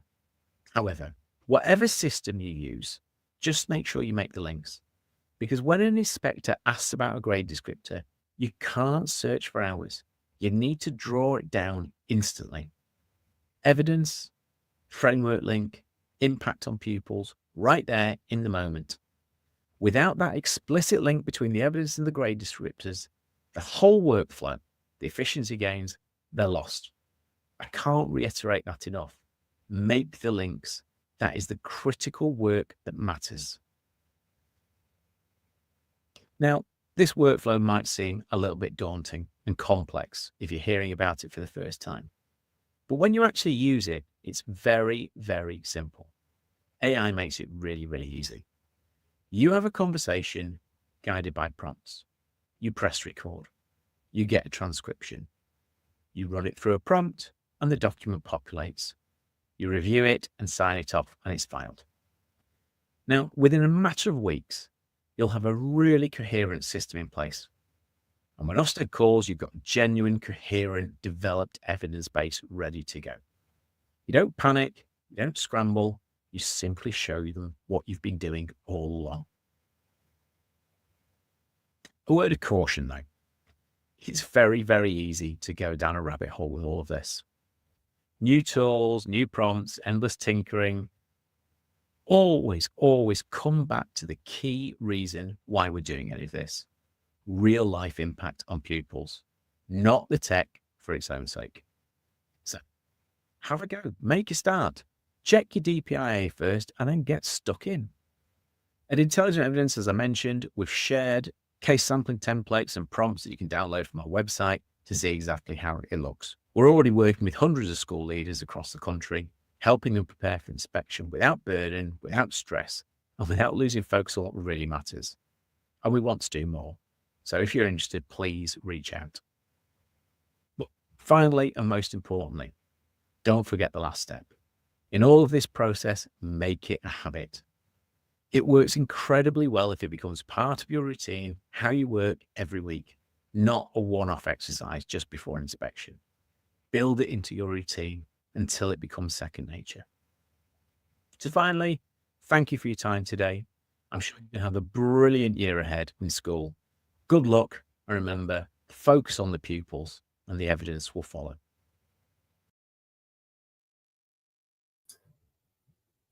Well, just with Steve's video, then I'm just lost for words and everything. So, not normal to me, but it is actually. But there you go. The whole thing of Steve one is actually a really practical idea. It's sort of like when you're having your meetings, instead of sort of like writing down the notes, actually get the transcript, but then use the transcript to use a prompt to actually match it to the Ofsted evidence and the Ofsted toolkit. And what he also says is actually beforehand is having the right question to ask in the meetings as well. And actually, it will save you so much time. It's a really good idea. His experience is so helpful. And there's more to watch in the platform, isn't there? So Steve has actually recorded a whole session with us, and that was just a segment, and all of these videos following on are the same. So the whole session is in the platform, and on it, it goes into much more detail of how to do it, and actually what the actual steps are and how it actually works and how it works within the system as well. So how you can upload the meeting notes afterwards into your intelligent evidence, and then it will match it to the strand it will actually meet. I mean, next we got Victoria.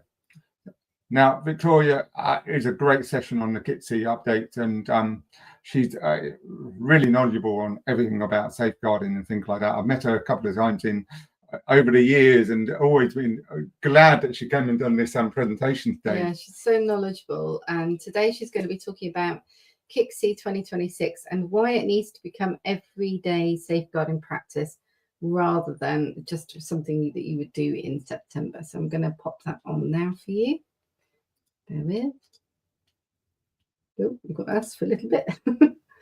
Hello, I am Victoria Rayner, and I am the Safeguarding Consultant and Director at Rayner Safeguarding Limited, and I'm delighted to be here today as a guest speaker for CPOMS. Today I'd like to talk to you about keeping children safe in education 2026 and look at that from a leadership perspective. What do you need to know, and how can CPOMS support effective implementation of some of those changes? When we think about keeping children safe in education, we're moving from a compliance-based set of metrics into something that's much more culturally driven. In order to do that, we really need to understand what the guidance is telling us and what the expectations are in terms of the implementation. So I want to spend a little bit of time thinking about, what do you need to know as a school leader? Why do these changes matter? What do you need to do in order to make those changes effective? And what action is required, and when is that required? So we think then about, how do we execute, review and optimise those changes?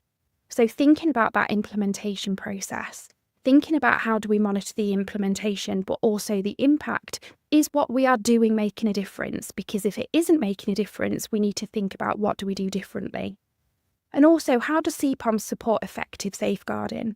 How do we move from something that feels like an event, the training, the auditing, the self-evaluation? How do we make sure that all of these things are properly synthesised in order to properly embed safeguarding as a culture and not merely an event? So there is a phrase that I'll use throughout this briefing, and it's about the evolution of safeguarding leadership. It's not simply compliance. We're now really heavily looking at the culture. So, as a school leader, what is it that you need to know? What are the key updates and focus areas for keeping children safe in education 2026? So the first thing that we have is staff training and ensuring that all staff have completed the necessary reading of Part 1 for that foundational safeguarding knowledge. Staff training, we must move away from an idea that training can be delivered on the first day of the new term, of the new academic year, and that we put a big tick against that person's name to say this person has had their safeguarding training. That's not how we can deliver an effective safeguarding curriculum. So this gives us the opportunity to reflect on what diet, what curriculum, and what training are our staff getting throughout the year. How agile are we in terms of being able to respond to both local and national challenges? We need to make sure that we have a safeguarding thread running through that CPD, but we also need to have an awareness that staff need to take responsibility for some of their own learning. Where are their own gaps? Do we have a tiered approach to training? Are we expecting our most established teachers to be doing the same training as our ECTs or people that are new to working with children? So AI, the word on everybody's lips at the moment, artificial intelligence and that emerging technology. Keeping Children Safe in Education wants us to proactively address those risks associated with digital classroom tools and artificial intelligence. How are we doing that? What is the culture around that? Are we instilling fear or are we instilling opportunity? Either way, whatever the approach is, we need to make sure that we've got that golden thread of safeguarding that runs through it. Intimate image policies, so there's updated guidance on non-consensual sharing to ensure clarity and protection. So where you do have issues in your schools, how are they approached? Does it follow that guidance and is that reflected within policy? And going on to more behavioural culture, keeping children safe in education is really thinking about not just the fruit of misogyny and harmful sexual behaviour, but the root. But if we continue to just look at the fruit, just look at the things that it's showing us, then we're missing an opportunity to look at what are the root drivers. So keeping children safe in education is really developing towards that prevention rather than reactive safeguarding there. And talking about more preventative strategy, thinking about mental health and serious violence cases, we need to move away from a system where we're thinking about what do we do when something reaches a threshold. Keeping children safe in education is thinking about early intervention with those children that are having mental health challenges and where we are worried about serious violence or violence fixated individuals, which is a term that you will come to hear, I imagine, more and more over the next academic year and further. And there is more idea around collaborative support, so enhancing that multi-agency support, thinking about family help and thinking about what we do with that engagement. So broadly, there's some of the changes, but I would go as far as to say that they're not really changes, they're enhancements of what lots of you will do already, but also thinking about how do we make sure that we recognise the value in those things. So keeping children safe in education 2026 is strengthening safeguarding expectations without fundamentally changing schools' core responsibilities. And why does it matter? Safeguarding is not solely judged on the quality of documentation and the quality of policies, the quality of things that people read, but by the quality of leadership and practice. How do we triangulate the things that we say that we do with what is actually happening? And not necessarily what we think is happening, but what is everybody's perception and lived experience of that. A compliance-based model is very much around policies, training, procedures and records, but our safeguarding culture is around professional curiosity, early intervention, speaking to our families and communities, sharing that responsibility and really thinking about what is it like to be a student or a member of this community. How are the declarations now done? How are you making sure that what you think is happening is actually happening? What are your induction materials for new staff looking like? And how are we making sure that there's not a gap between new staff being inducted really, really well with new guidance, but more established staff maybe not getting that opportunity to deeply understand that legislation and those changes? But how do you make sure that you're able to take a breath and be able to build on that throughout the rest of the academic year? Thinking about what your training looks like and making sure that there are sessions for staff, governors, volunteers and trainees. Really important to make sure that they're contextualised. I haven't gone into every single change here in keeping children safe in education because I'm sure that you will have spent a lot of time reading that. However, there is a real focus on governance and making sure that governance understand their accountability and how to make sure that they're supporting schools to have high quality safeguarding. Given that we didn't get this guidance until near the end of term, it's important to think about how these implementation happens in terms of a roadmap. It is not about doing everything as an knee-jerk reaction in a way that you can tick these things off the list. For me, it's about ensuring ongoing vigilance and that refinement of safeguarding practices throughout the entire academic year. So there are some things that need to be done now. So thinking about making sure that you have read and understand KCSIE, how are you making that accessible to staff? Where are the gaps in that knowledge? So how are you testing or supporting staff to reflect on their own knowledge and their own learning journey around safeguarding.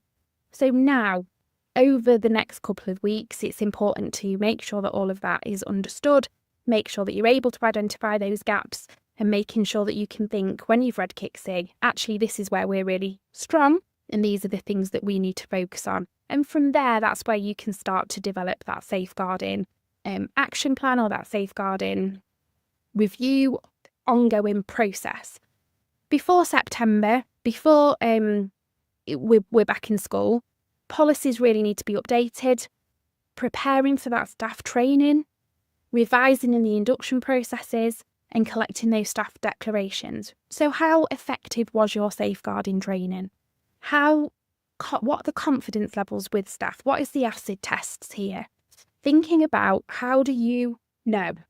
So if there's 2 questions that you can reflect on and 2 questions that you can think about, the first one might be, is safeguarding effective in our setting? And do we have a strong safeguarding culture? They're actually not the difficult questions. The difficult questions, or the questions that are a bit more challenging that need more thought, is how do we know? So thinking about those quality assurance processes as being a golden thread that runs through these things and not merely an event is really going to help fill leadership with confidence that staff are well supported to be able to contribute and be a big part of that safeguarding culture that we want to develop over the year. So thinking about how we should implement Keeping Children Safe in Education 2026. So thinking about that strategically, the first part is always about communication. Understanding what changes might need to be put in place for your setting and explaining those changes and that rationale to ensure that all stakeholders understand the updated requirements. In order for it to be effective, people have to understand why these changes might be happening. So however you develop your safeguarding practice and however you want to move towards your journey to excellent safeguarding culture, making sure that everybody understands why you're doing it and why it is important is going to be a really key factor in building that foundation of the effective implementation. Once people know why you're doing what you're doing and what you're hoping to achieve as a community, as a school, as a group of people that want to make sure that children, staff and the community feel safe and that they belong, it's then important to recognise training as an ongoing process and thinking about training being something that staff look forward to and don't sit there in the fall on the first in back in September rolling their eyes thinking I've heard it all before. How are you approaching it? How are you making sure that people realise they are a key factor in safeguarding culture? Developing that confidence and competence across all staff members through targeted professional development. Now, that's not just age and stage of people, whether it's your ECTs or your people maybe in their last couple of years of teaching, but it's also thinking about what types of roles have people done. So how do you make sure that all of those people are really well equipped to understand the key part that they play within safeguarding? It's not just a case of one size fits all. Thinking about how do you develop your curriculum to make sure people are always developing at a pace that is aspirational, that is going to lead to that really high quality safeguarding culture. Once you've got those staff on board, they understand what we're doing, they understand why we're doing it, and they understand in what those changes might look like. It's then time for that embedding practice, integrating the new guidance into daily safeguarding practice until it becomes a second nature. And sometimes that is about going back to leaders and saying, actually, this is a distributed leadership model here. This is about everybody taking responsibility. It's about whoever is talking to anybody about safeguarding, there is that challenge and there is that support. So how do you know that that is embedded? Well, you go and you ask them, you test that knowledge the same way that we test any knowledge. And when we see those gaps, we need to address that through the professional development programme, whether or not that is with individuals or whether or not that is with whole school. So one way that we can monitor impact, we've got the data, we've got the knowledge, but actually it's going out and asking. And stakeholder feedback is so important. What is your experience of safeguarding here as a student, as a parent, as a visitor, as a member of staff? Making sure that you would not be surprised by what those answers would come back at is really important. What are people saying about safeguarding? Is this somewhere where you'd want to be? What would you tell other people about safeguarding in this school? Do you feel safe here? If you don't feel safe, what are the actions that we could take in order for you to feel safer? So that is one, I would probably argue, the pinnacle of being able to monitor impact, which is going out, asking and understanding that lived experience. And those outcomes, if we drive those proactive interventions, if we have better informed information sharing and enhanced student wellbeing, that should link back into that stakeholder feedback. So how can we support effective safeguarding leadership where we move beyond that compliance towards that confident safeguarding practice? Consistent recording, really important that we dip test that. Who's checking the recording? Who's checking those cases? So important that we're really robust about that. Trend analysis. What's happening now compared to what was happening this time last year? What's happening with this year group compared to this year group? What are we seeing in terms of categories? Being able to really think about those things in a strategic way is going to help us use that trend analysis to develop that culture. Being able to pull that and triangulate it really helps us answer that question that I posed before. How do we know that safeguarding is effective? Or is safeguarding effective? And how do we know? And the CPOMS ecosystem really helps us contribute towards that. So, as a strategic reflection, it's thinking about one final question. If Ofsted visited tomorrow, what evidence would demonstrate that Keeping Children Safe in Education 2026 has genuinely changed safeguarding practice, not just the documentation?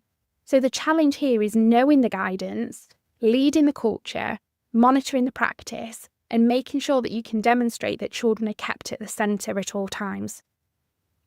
Now, we haven't gone through every change in Keeping Children Safe in Education 2026 because you'll be reading that and you'll know that. But what I hope you take away from here is having a strategic direction for how these things need to be embedded and how you build that safeguarding culture using the CPOMS ecosystem, but also using the knowledge that you've got about your staff and your children and your community. Make it contextual, make it matter to where you are. There is not a one-size-fits-all, but if we continue to strive for high-quality safeguarding culture, then we won't go far wrong. Thank you very much. If anybody wants to get in touch or speak about this in a little bit more detail, please do get in touch. And I wish you all the best of luck for the next academic year ahead.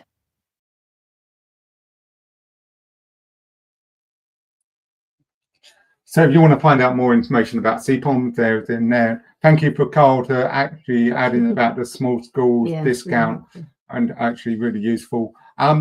There was a longer session within the community of Victoria's session. It goes into a little bit more detail about each of the changes. It's about half an hour rather than the 15-minute one. So if you want to go and look at that, go and check that one. It's really useful. It's really good session with that. We're going to have a quick coffee break. Yes. So we're going to be about 5-10 minutes. 10 minutes. We'll see you in 10 minutes. And we got inclusion. Break, we have inclusion dashboard. Really interesting. Yeah, about inclusion. Really useful. So we'll see you at 5:02. So thank you so much, everybody.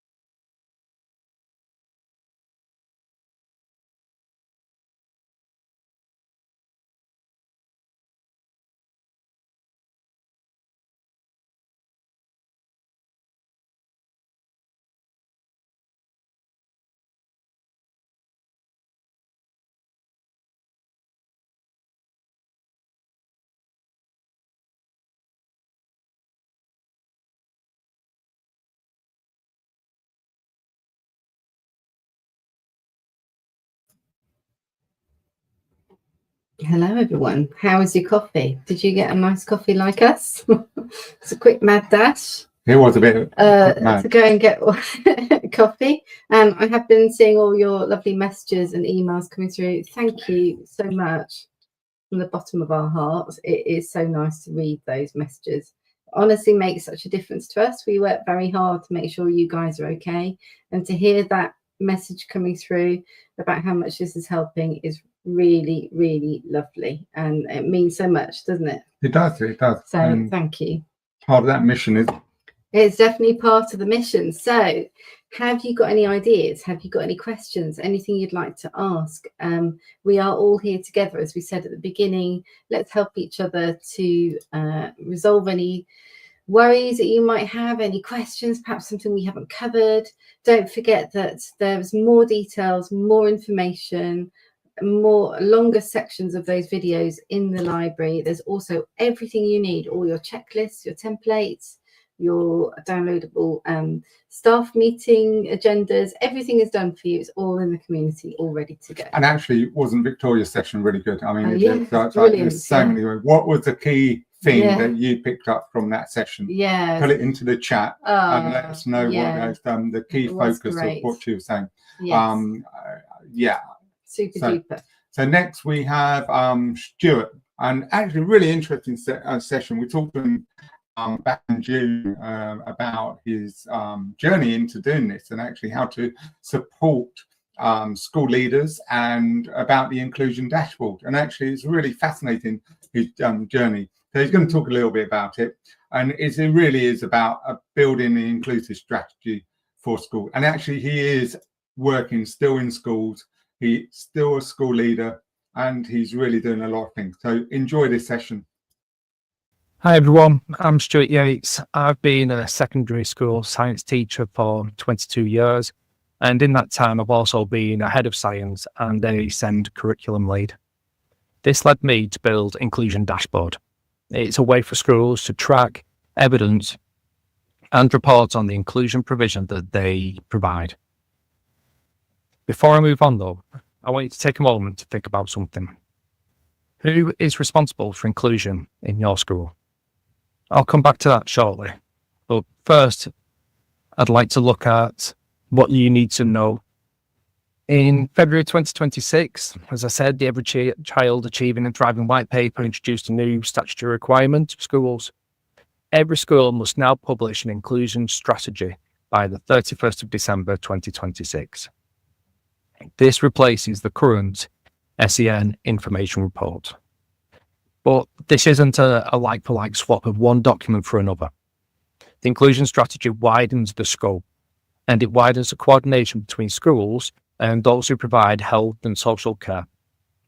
The inclusion strategy must be published onto the school website so that it's publicly accessible to parents and the wider community. It needs to be available to Ofsted, and this is now part of their inspection framework. It's also got to be scrutinised by governors and trustees. It's a live standing item, not a document that is just written once and then reviewed the next year to see if everything's still in place the same. Governors need to be aware of this and maybe raised at the next governors meeting if it's not been done so already. The school now needs to report on 3 different areas. I'll go into these in more detail later on in the talk. Schools need to report on the commonly occurring needs and barriers facing the students in your school. They need to report how funding from the core budget and the new Inclusive Mainstream Fund is being spent and planned in response to these needs.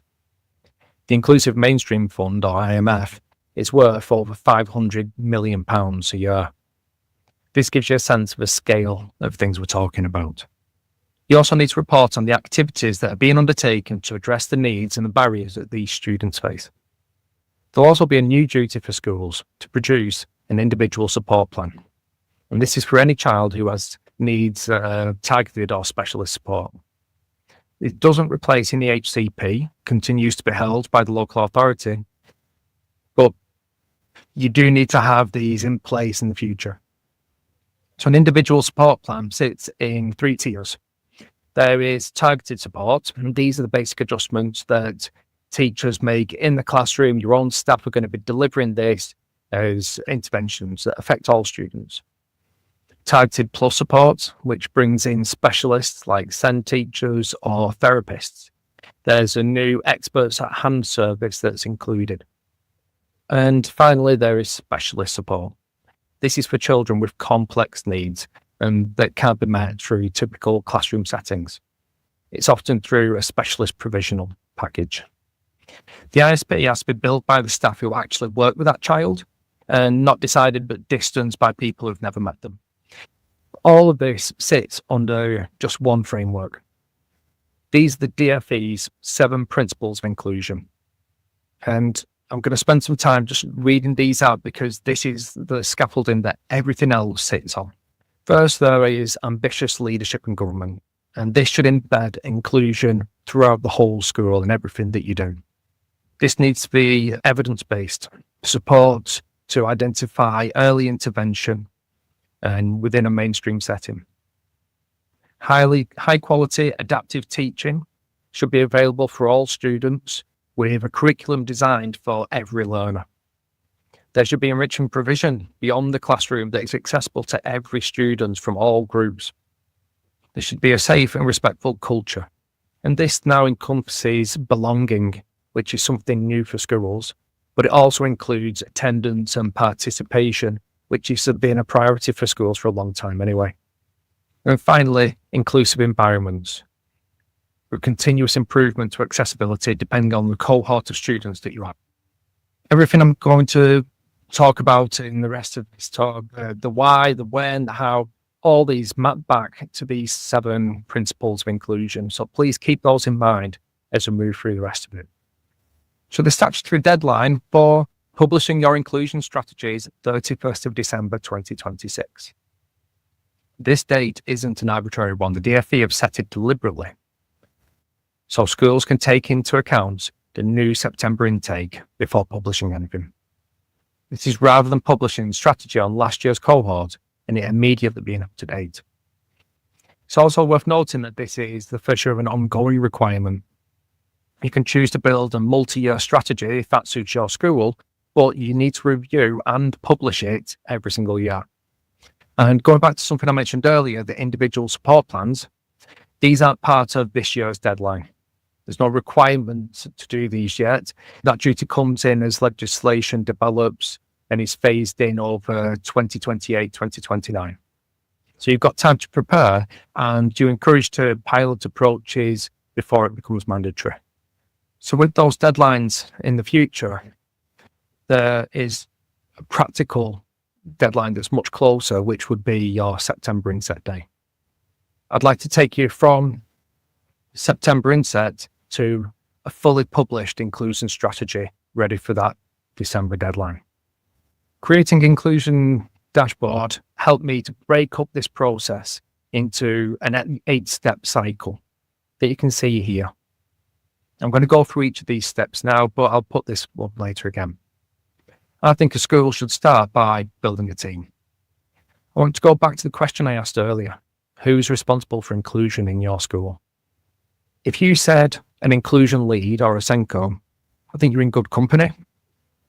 There's always going to be one person who's responsible for actually writing the strategy, but they need access to the whole picture across the school, drawing on evidence and outcomes and not pulling together or going seeing people to restructure it every single time it needs to be done. Which leads me to the next point, auditing your provision. The DfE 7 principles on screen again cover a range of staff across your school. You will be able to look at that and imagine who is responsible for different aspects of that. But it's not one person's job role.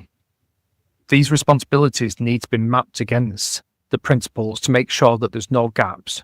And that means gathering what already exists.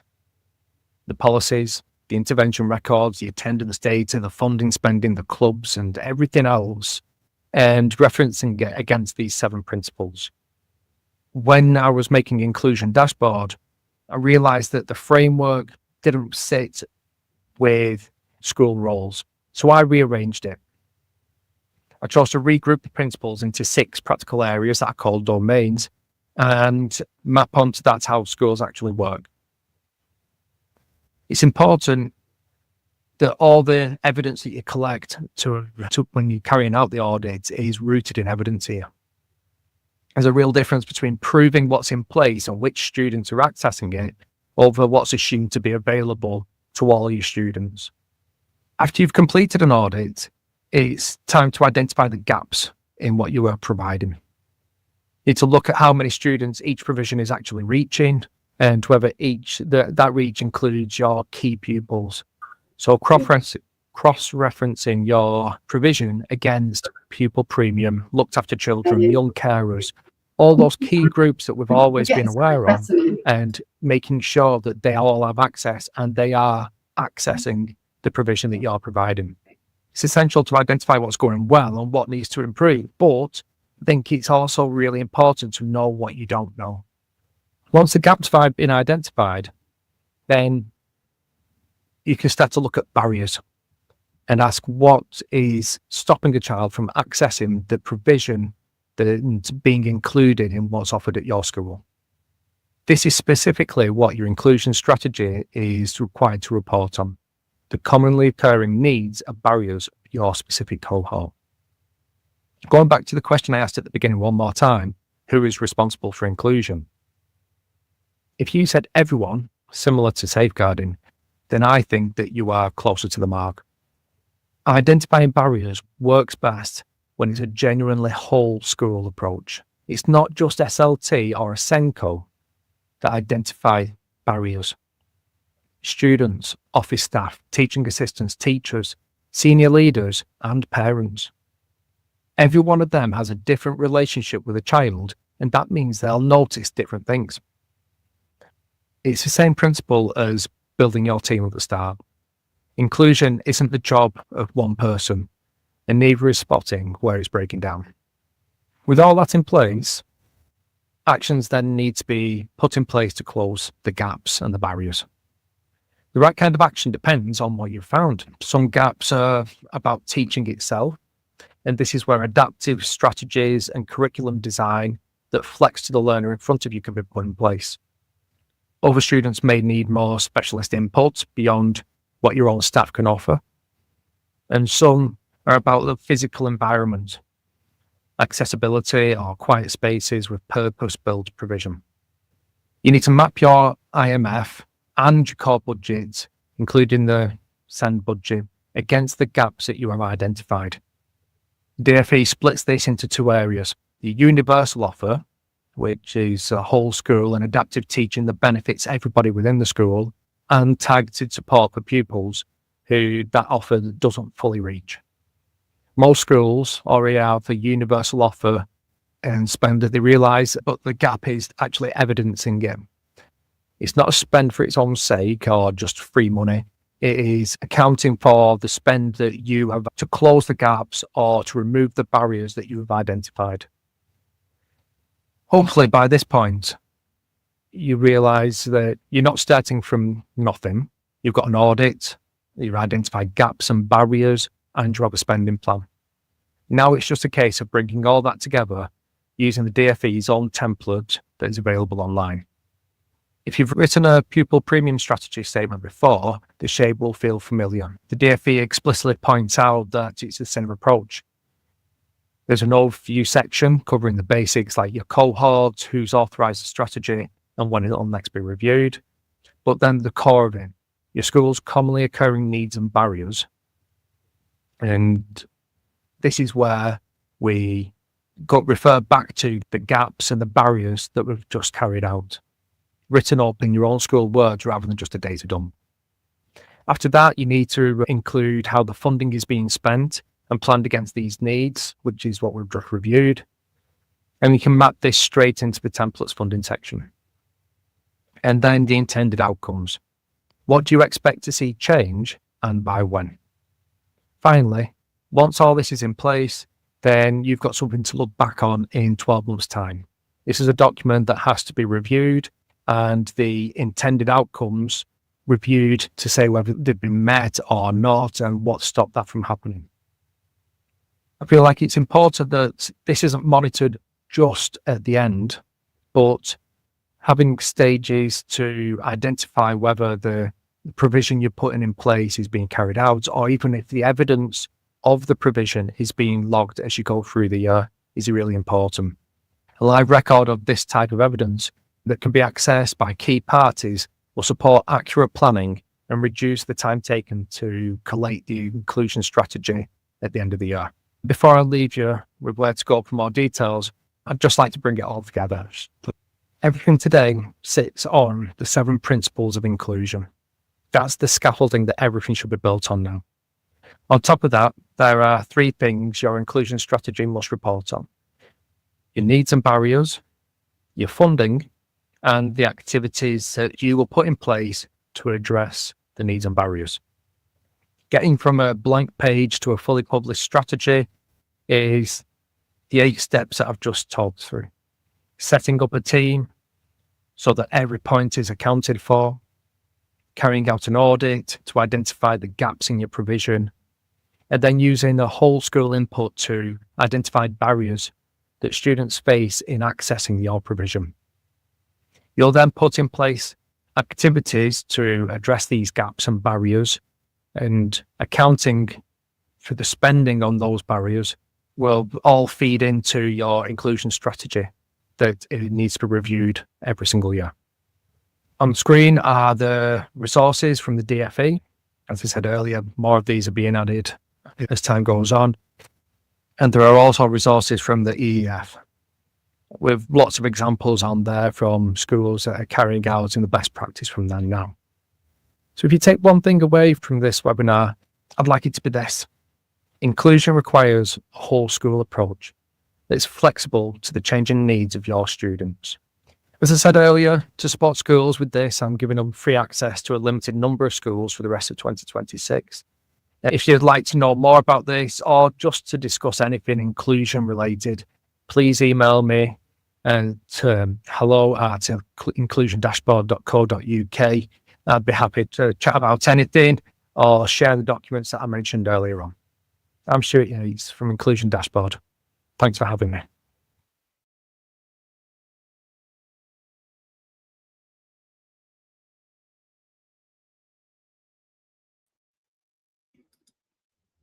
That was brilliant. Well, wasn't that great to have that information, and how clever that he's come up with a solution that will help everybody using his experience, and he's built that platform himself. It's brilliant.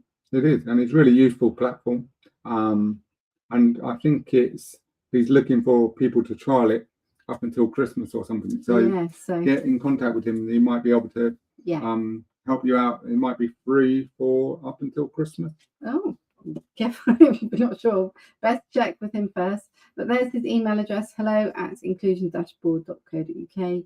And again, we have more content from Stuart in the library for you to access. So super duper. So moving on, we're now going to something really important, and I know a lot of you are asking a lot of questions about this, and quite rightly so. Martyn's Law is coming up, and we're all thinking about what emergency communication needs to look like. And today we've got Nathan and Lawrence who are going to be sharing exactly that information. Again, there's more content in the library, so you'll be able to watch that too. And I'll just get that up for you. So that venues of a certain threshold have the protective measures and processes in place. Thank you for listening. I'm here today to talk a lot with Lawrence about what schools need to do before Martyn's Law enforcement begins. And first of all, I thought I'd start with some context, why we're here and why Martyn's Law exists. And if you cast your memory back to the 22nd of May 2017, the tragic Manchester Arena terror attack took place, where a terrorist detonated a homemade IED device and murdered 22 innocent people. The law is named after one of the people murdered on that day, Martin Hett.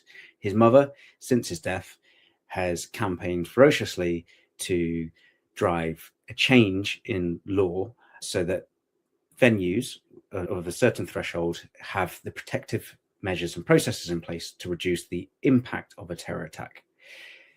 Added to that, the Manchester Arena inquiry, which took place over a number of years following the terror attack, identified a number of failures across the board in protective measures and preparation, which then recommended Martin's Law as a means to improve security and safety across the country in venues and events. So the Terrorism Protection of Premises Act was introduced to legislation in April 2025. We are now within what is known as the implementation period. The government committed to a minimum 24-month window period to get those premises, venues and events that meet the threshold, minimum threshold, ready to introduce a range of measures ahead of enforcement. We expect that enforcement to be in the spring of 2027. For the first time in history, this legislation mandates that schools, venues and events with a minimum number of people at any time of 200 people have to consider the terrorism threat. So that's understanding the type of threats and the type of attack methodologies. And then it asks for procedures, for proportionate procedures for what to do in the event of a terror attack to reduce the impact of that attack on the premises. The regulator for the legislation is the Security Industry Authority, known colloquially as the SIA. These will be the body that you will need to engage with in terms of notifying that you're a qualifying premises, and will engage through enforcement. The Home Office published its statutory section 27 guidance, which sets out in detail all the requirements under the Act, everything in Martin's Law. It has deliberately been developed and designed to reduce cost burdens on venues, especially in the standard tier category. For schools and education settings more broadly, they will all fall within the standard tier. Even if you have a capacity greater than 800, which would, for other venues, mean you comply with the enhanced tier requirements. Because of the complex needs of schools and the level of security arrangements and health and safety and fire safety protocols, the sheer number of preparation and safety and security measures in place already, and the cost side of things, schools and education settings all fall under the standard tier, which means at a basic rate, you just need to ensure there are basic security protocols, from gates that lock, from doors that lock. And I'll come on to some of the procedures, the public protection protocols, shortly. You will have to notify the SIA if you meet the threshold for qualifying premises. So if you have 200 people at any time, that can be staff and pupils and parents. The same goes for events. If you don't meet the threshold, I would advise that you utilize the free resources and training and strengthen your security-minded culture and ensure that your school or education premises is prepared for a potential attack. So the public protection procedures are straightforward, but the proportionality is the key element here. So there's no one size fits all for different schools.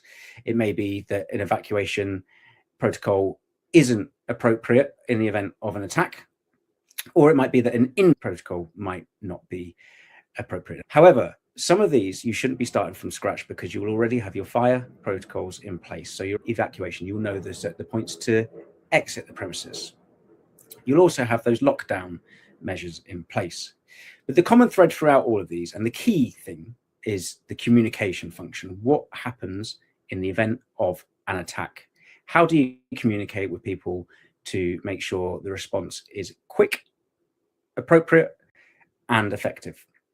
And that is what Team SOS has been designed to do, to provide that function so that schools and education facilities can respond quickly and effectively in the event of an incident.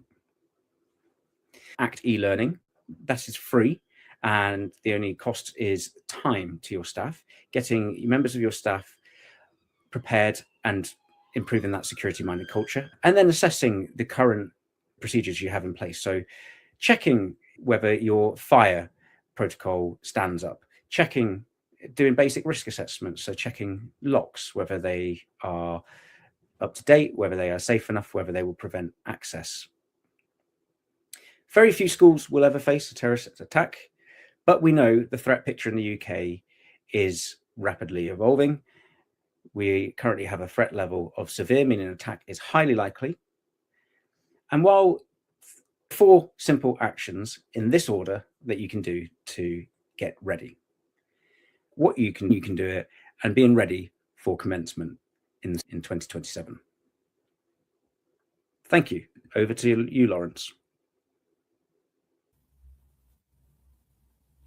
The DfE said to all the schools in the country that you need to have procedures in place for lockdown, evac and invac. Where we are now is that those procedures need to be reviewed and brought up to date with the current thinking for Martin's Law and what it's asking for, that it's clear for all the different situations that might occur. And they're not always obvious to one that's triggered when there's an intruder inside the grounds of the school, right? And so there are nuances that you need to think about, and that all of this stuff is available, unambiguous, and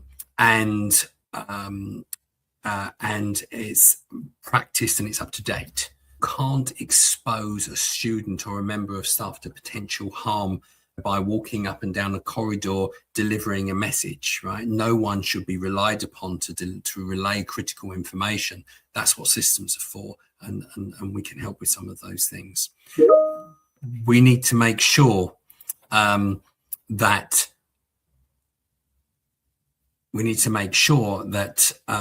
we can reach everyone everywhere.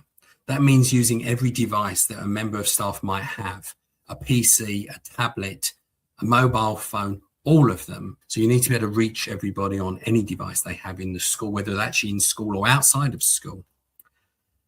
Let's talk about the first 60 seconds of an incident. What we're looking at now is Team SOS. Are you sure you want to do an all-staff lockdown now? And you say yes, and that is it. That swipe, that click, and 7 seconds, and I'm locking down the whole school. And what you're about to see happen is the management console. And you notice now that means that I literally have nothing to think about. I just push send and it goes. But actually, let's go to the worst possible situation and scenario and say that actually I've locked the door, but now someone's trying to open it from the outside. I don't know who it is. So I'm actually going to say, I'm not okay for the purpose of this demo. And it says why, and I'll say the man is now inside our building, but because they responded and said they were not okay, it appears. So that's good. So anyone who's not okay is raised to the fore, if you like. But in here as well is the details of everything.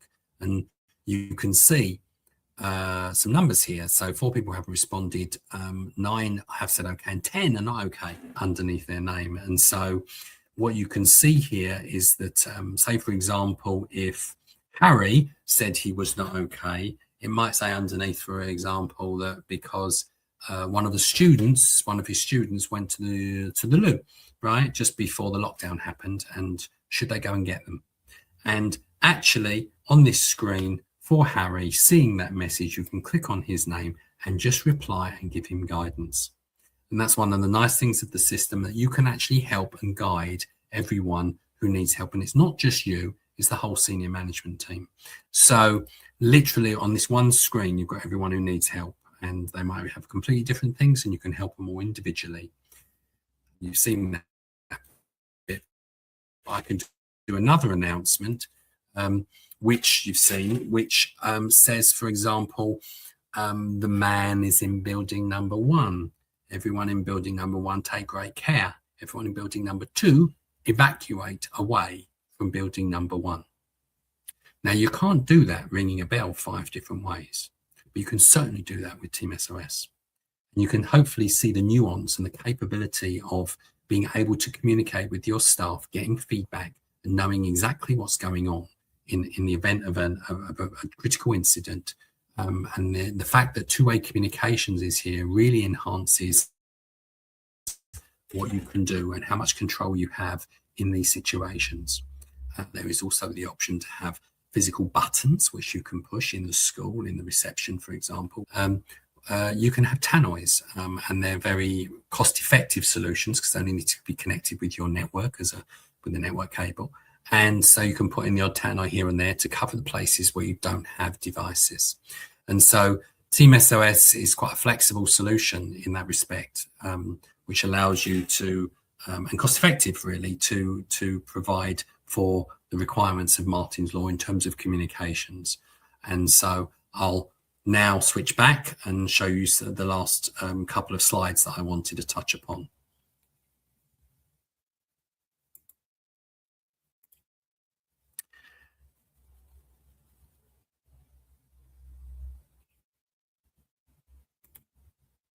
Fabulous, right, thank you. So where to go next? Okay, so there's a couple of things that we've listed here.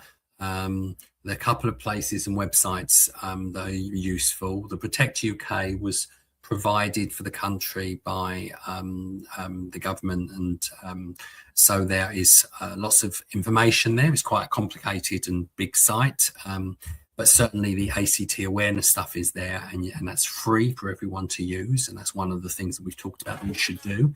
And so you can use the Protect UK site, anyone can use it, and it's free.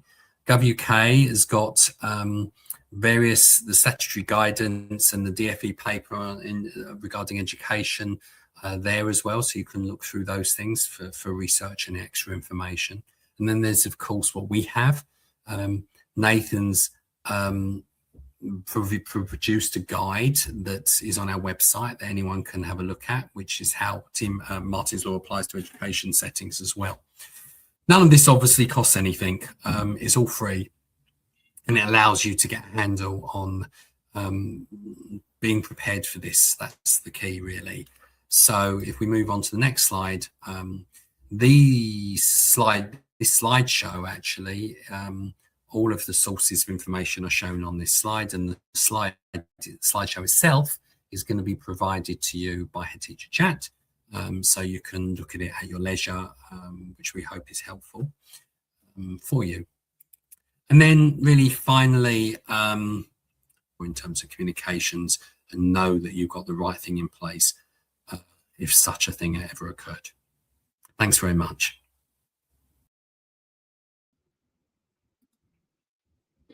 So the full video is on the platform of that, really useful, and in some ways I'd listened to Nathan talk quite a few times, and he's very, very passionate, and he's linked to the Murray Foundation, or actually everything that's going on with that. So very useful. Next we got Adam, who's going to be talking about personalized learning, inclusion, and how to actually choose an AI product to actually support you in school. Smart Educator is a new company. It is really useful on actually reducing the workload for school leaders, and Adam's going to talk about that a lot in his chat. So shall we move on to that one? Yes. Before we do, Alice has just asked a really good question. Do you know off the top of your head, do we need a policy for Martin's Law? I think you would have that, not just for Martin's Law. It's basically, you would have your fire evacuation plan and things like that. So it's more of your evacuation plan. What happens when that is? So there would be a policy that would include what is happening with Martin's Law within that. What we'll do, Alice, is we'll check properly and we'll let you know. But if it's not until the end of the day, we'll put a message up in the community so that you're aware. Okay. So yes, as Jonathan said, we have Adam now talking about inclusion strategy. So it's really good, actually, Inclusion Day. So if inclusion is one of your priorities, then this is a really good session to watch. Hello and welcome to Every Student, Every Step of the Way, presented by Smart Educator, your end-to-end teaching and learning platform. I'm Adam Smith, Head of Marketing here at Smart Educator and lifelong learning advocate. Before I worked in marketing and ed tech, I, like many of you watching today, worked in education. I was a sixth form English teacher and utterly loved the role. Working with young people and endeavouring to inspire the upcoming generations was a sincere joy every single day.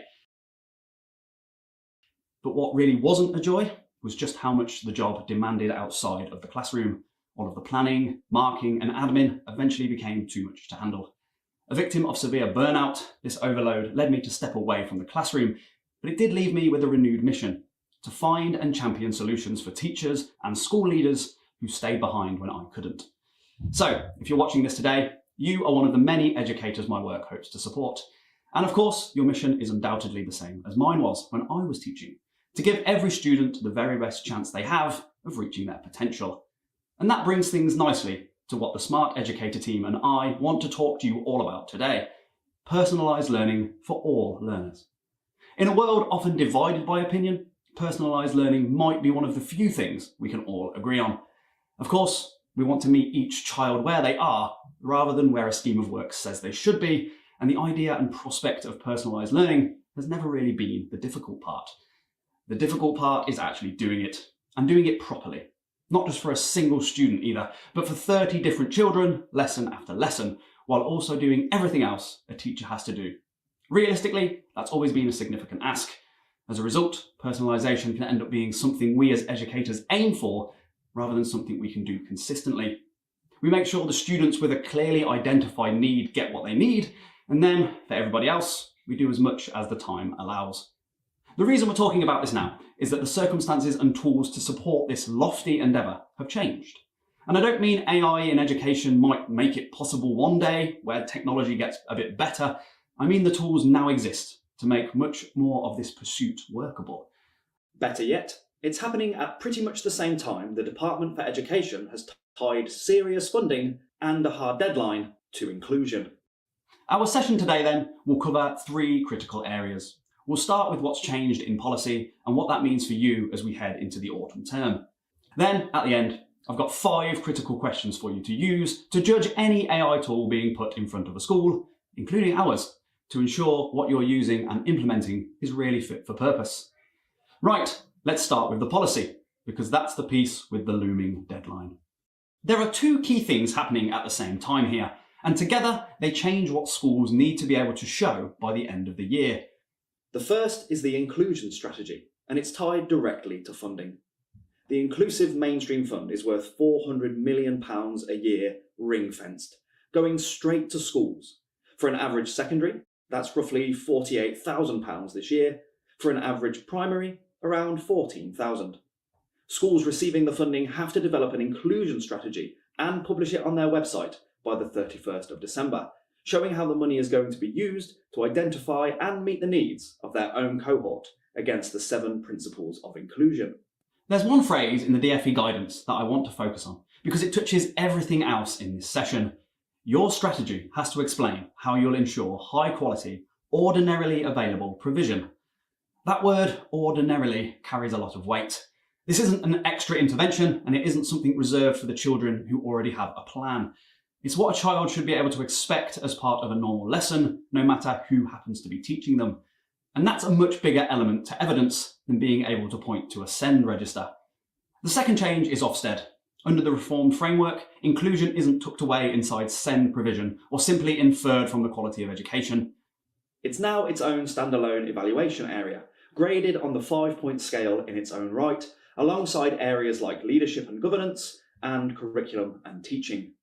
Inspectors are looking at culture, curriculum, teaching and outcomes for the children most at risk of being underserved, and importantly, whether that provision is consistent across the school, rather than being brilliant in one department and patchy in another.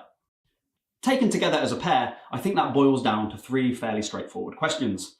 Can you show which students need something different? Can you show that the students are actually getting something different in ordinary lessons rather than only through intervention? And can you show that the quality of your support doesn't change depending on the class, subject or teacher? As things stand right now, I'd wager that most schools can probably answer the first question reasonably well.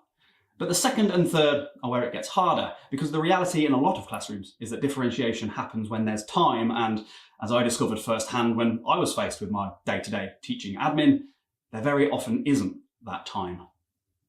This is one of the gaps in the teaching and learning cycle that everyone here at Smart Educator has been invested in remedying and supporting.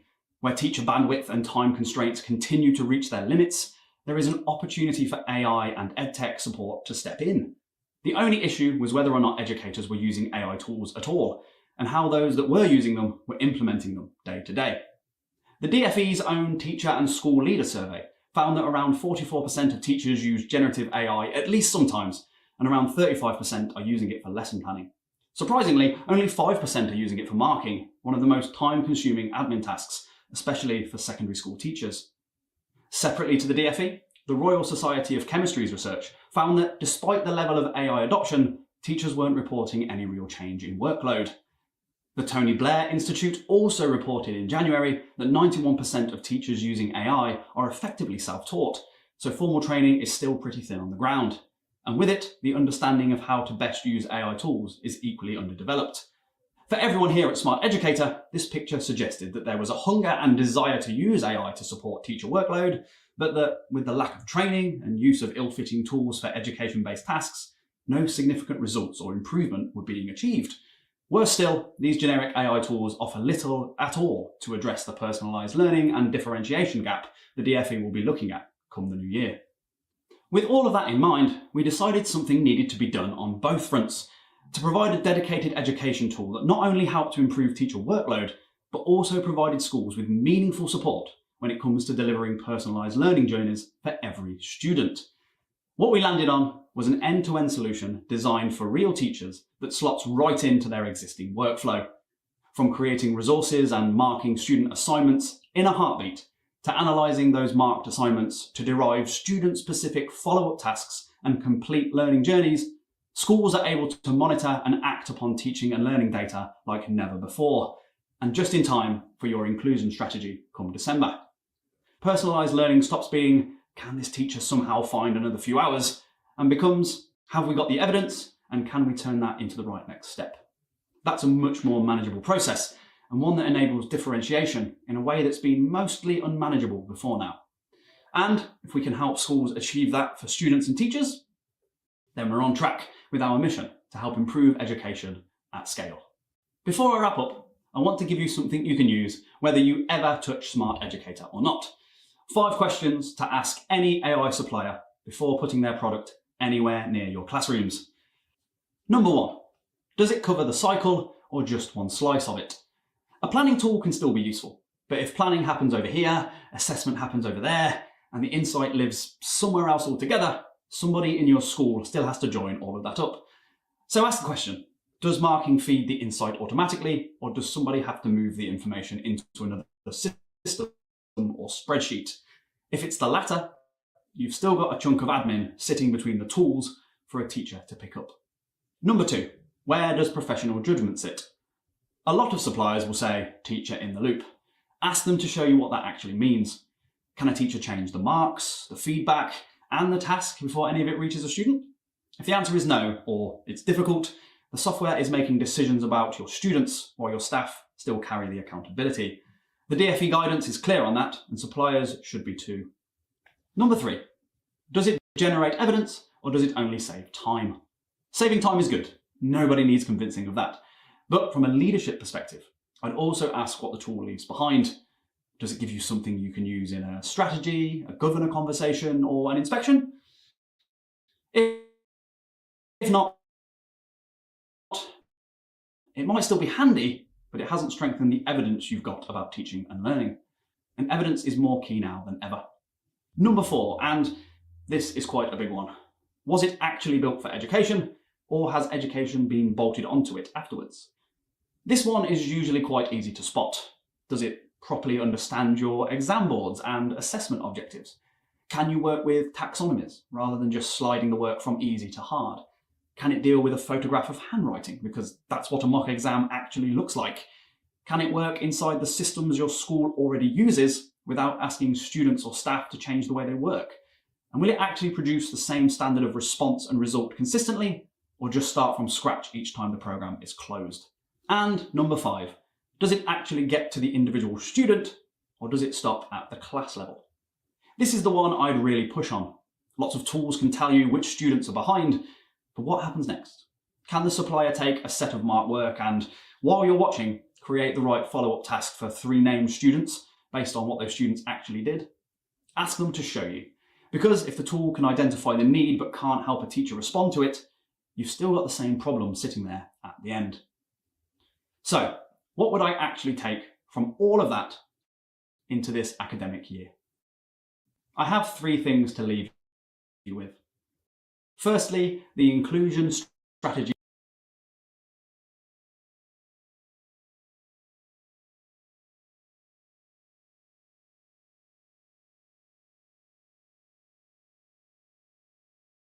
deadline is the 31st of December, but writing the document isn't really the hard part. The hard part is being able to say something meaningful about ordinarily available provision and having the evidence to back it up. That evidence takes time to build, which is why this is an autumn conversation rather than something to think about the week before Christmas. Secondly, if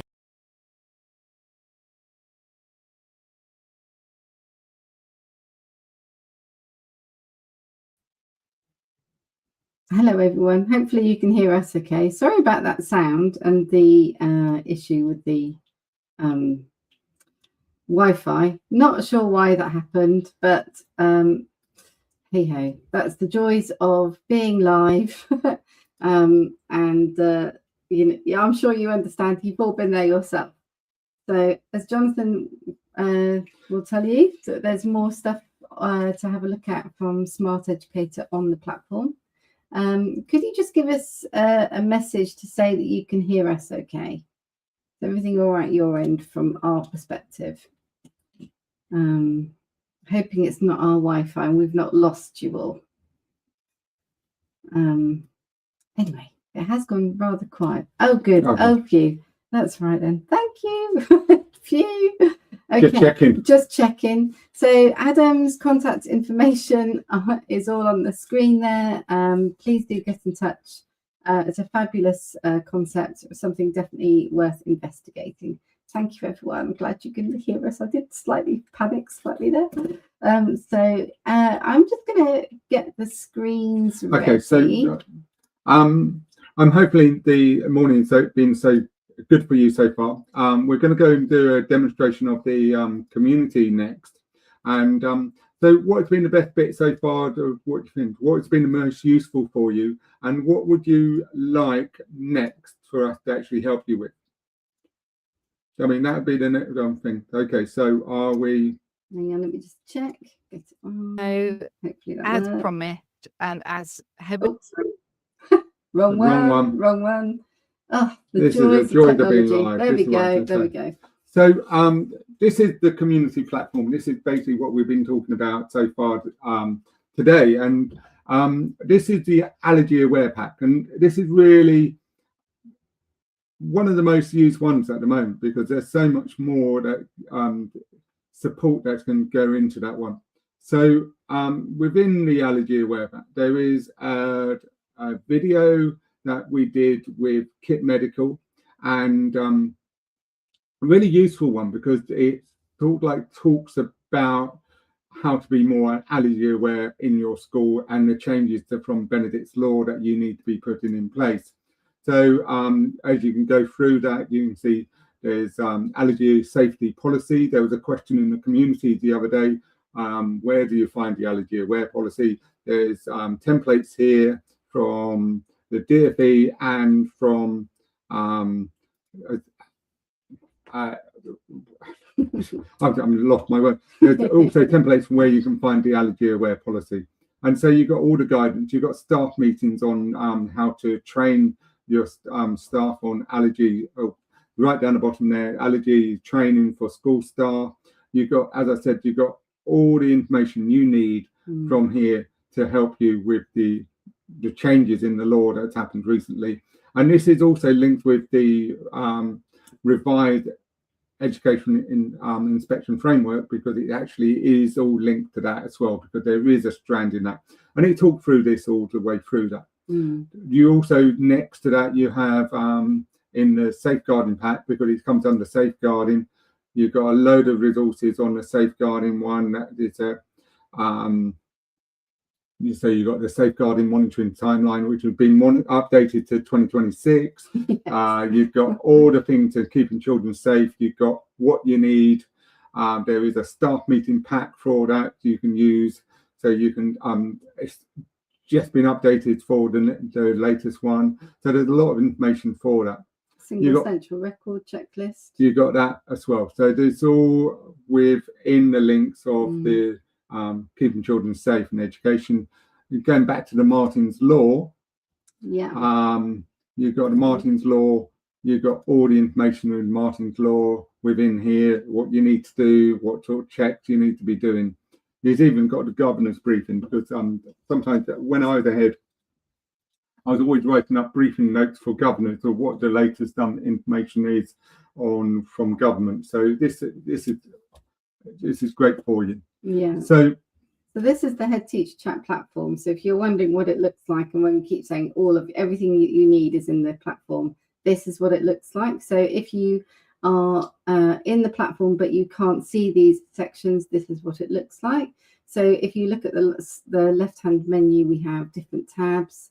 There's safeguarding pack, safeguarding online sessions, Martin's Law pack, allergy aware pack. The Ofsted preparation pack, for some strange reason, is quite popular. Can't think why. And inside we have done everything that you need for that Ofsted inspection, including your phone call checklist and your website requirements, etc., all the documents that you need. There's also some Ofsted online sessions. There's an Ofsted audit tools pack, which is here. Again, an awful lot of information in there. All of this is up to date with the latest information. We also have Ofsted Ready inspection course, which is coming through. And we have a SEF and monitoring pack, talking about learning walks, keeping evidence maps. There's an IDSR pack, which is very popular, leadership insights on the IDSR. So you can see, just from showing you those two packs that we're showing you, safeguarding and inspection readiness, there's so many templates for you to access. And they're all updated to the latest. Yeah, so in here we've got the inclusion pack. So you have all of the inclusion information there. Inclusive practices, governor briefing, adaptive teaching, learning walk profile, SEND monitoring template, Senko interview templates. Actually, our interview questions are one of the most popular templates to download. So we've got all of your interview questions done, and they're all up to date with the latest KCSIE, for example. We've got online sessions about inclusion. So you kind of get the gist. There's an awful lot here. Has anybody got any questions that you would like to see? Oh, yes, good question about AI. Oh, thank you. We do have an AI agent, of which I would like to show you, but I don't think I can without... I don't think I can show you very easily. But basically, the AI agent does answer a question, and to access it you go to the message icon at the top there.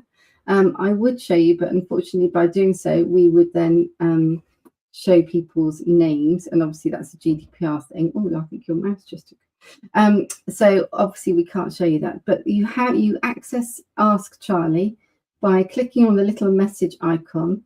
And Ask Charlie is based on all of the official guidance, statutory and non-statutory. So if you ask it a question, it will come back with a proper answer. So you can say, I'm due an inspection, what do I need to know? And it will tell you what you need to know. What else can you do? Okay, there is a section, if you go into above the packs, there is an Ask Charlie section. Okay, and that will then basically you can ask the question to Charlie in here, and it will then go to Charlie and actually answer that question for you. But as I said, there's quite a few people use it all the time. Stay there for a moment and scroll down.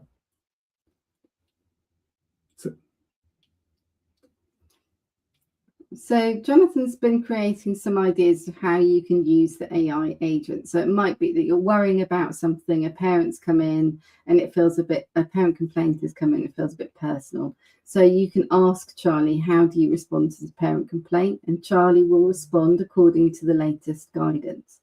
And also, for example, you know, if you've got a worry about something that's happening a lot, then you can go through the Ask Charlie agent and you can ask Charlie any questions you like at any time. And obviously Charlie is AI, so he is there, or they are there 24/7.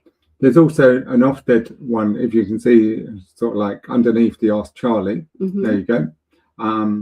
So if you want to, we put all the Ofsted reports into the agent, and so what that then does is, if you have any questions about Ofsted reports or anything about Ofsted, you can ask the question there and it will come up with an answer for it.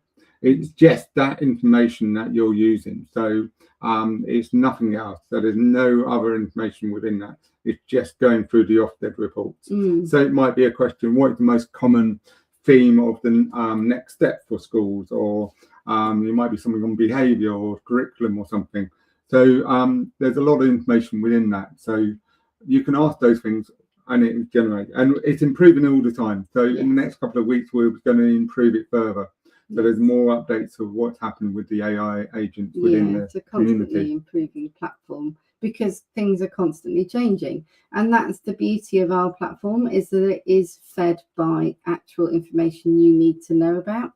So it's not like going to ChatGPT, who can tell you anything about anything from all sorts of places and not necessarily accurate, whereas we've made sure that this is accurate. And then the community chat's at the top. We won't show you the community chat, no, because there are personal conversations within that. Community chat is where you ask any questions. You ask the community what's going on. So you can see the whole range of what's happening in this whole area, and you can see what is there to support you with that. If you go to the events at the top, so you've got today's event that we've got. In a couple of weeks' time, we're doing getting it as your deputy right. And actually, what we're going to do is the live panel, because one of the most popular conversations within our community is how do you support deputies into becoming a leader. Yeah, in some ways, becoming a leader, to understanding the role of deputy compared to head. So we've got an interesting panel coming up within that. We're doing our normal support of the 500 words. There'll be a repeat of a Ready to Lead for coming up in December. So we'll do another inset training session. I think it's the 9th of December. So put that date in your diary, because we'll be doing this again for you for the spring term, and it's repeated again for the summer term just before Easter. And in October, we're also going to be doing another panel discussion on SEND. So if anyone, and the whole thing about the SEND, not the panel is actually, it's talking to school leaders who are actually in the role, asking the questions. So it's something new for this year, but it's something what it's probably most carry on. It's most relevant to what school leaders need at the moment. So it's those conversations with school leaders, other school leaders. So join those panel conversations. So if you're interested in becoming a panel member, we would love to hear from you. Again, you can drop us an email, info@headteacherchat.com. Let's share ideas, because as we said at the beginning, this is all about bringing you guys together to make education a better space. So we've all got things that we've learned from, we've all got experiences that we can base our information from. Let's help each other. We're all essentially doing the same thing, same job, but we're just in different buildings. Let's help each other. As you can see, we have a curriculum and assessment pack. There's an early years pack, there's curriculum online sessions, we have attendance and behaviour. Some of our biggest questions come from staffing, budgets, what else is it? Oh, definitely compliance. Compliance. We put as much as we can in here. So there's a compliance pack to help you maintain your compliance. We also have an enrichment pack, which we were talking about earlier. So everything we can think of. So it's like in there, you've got the PowerPoint that you can use in staff meetings. Yeah. You've got an interview pack. You've got the whole thing about recruitment in there. Yeah. It's sort of like it's what to do in panels, how to prepare for the interviews, Yeah. how to involve the governors in the interviews and what they need to know beforehand. And so you've got a whole system in there about interview questions, not just the questions. Yeah. And one of the things a lot of people ask about is how can we retain good members of staff? My answer to that would be, if they're a leadership team member, then perhaps consider purchasing a membership to Head Teacher Chat, because this will exactly look after their well-being. It will also help with their workload, because everything is done for them. If you're a multi-academy trust and you're the CEO that has to tell everybody all the updates as soon as they come in and it's hard to keep up, then give all of your leaders a membership to Head Teacher Chat, because we do that job for you. I mean, we update everybody as soon as the updates come through. So if that takes a job off you, then please do go ahead.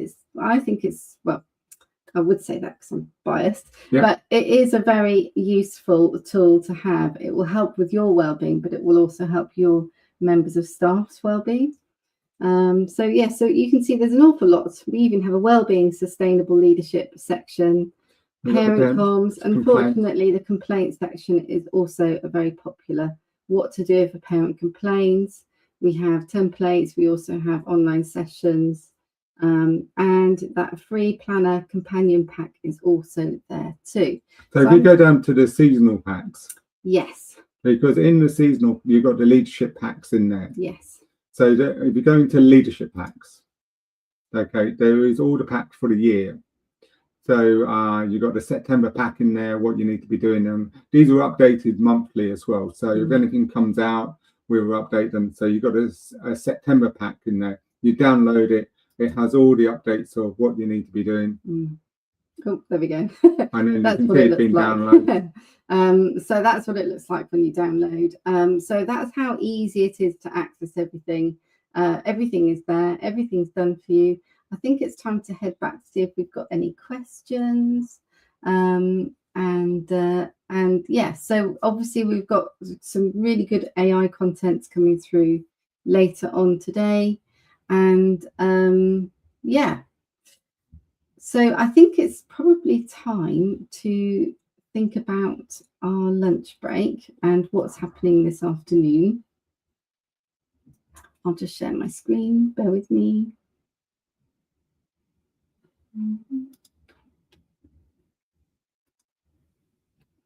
Hello, we're back again. Bear with.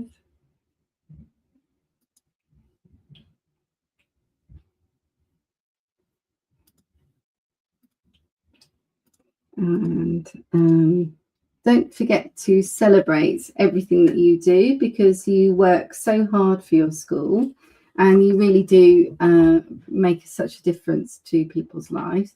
So don't forget to celebrate that. Oh, I'm so sorry, everybody. The screen didn't move. Not sure why that happened. We're having such wonderful technology issues today. The joys of the Wi-Fi. But never mind. We'll make sure that we put a demonstration up. I said something about SEF pack. There is a SEF and monitoring pack. It's probably been incorporated in the Ofsted packs. So that would be there. Yeah. So it's time for lunch. And so we'll see you back at 1 o'clock, where we have Joanna and then Andy. And we also have Emma from Mighty Writer and Chatterbox. And then we'll be closing for the day. So please do join us. Joanna's got a really useful session. She's already here. We're getting Joanna ready in the background. And I know Andy's around because you've already seen his messages helping us today. So we'll see you at 1 o'clock. Enjoy your lunch, everyone.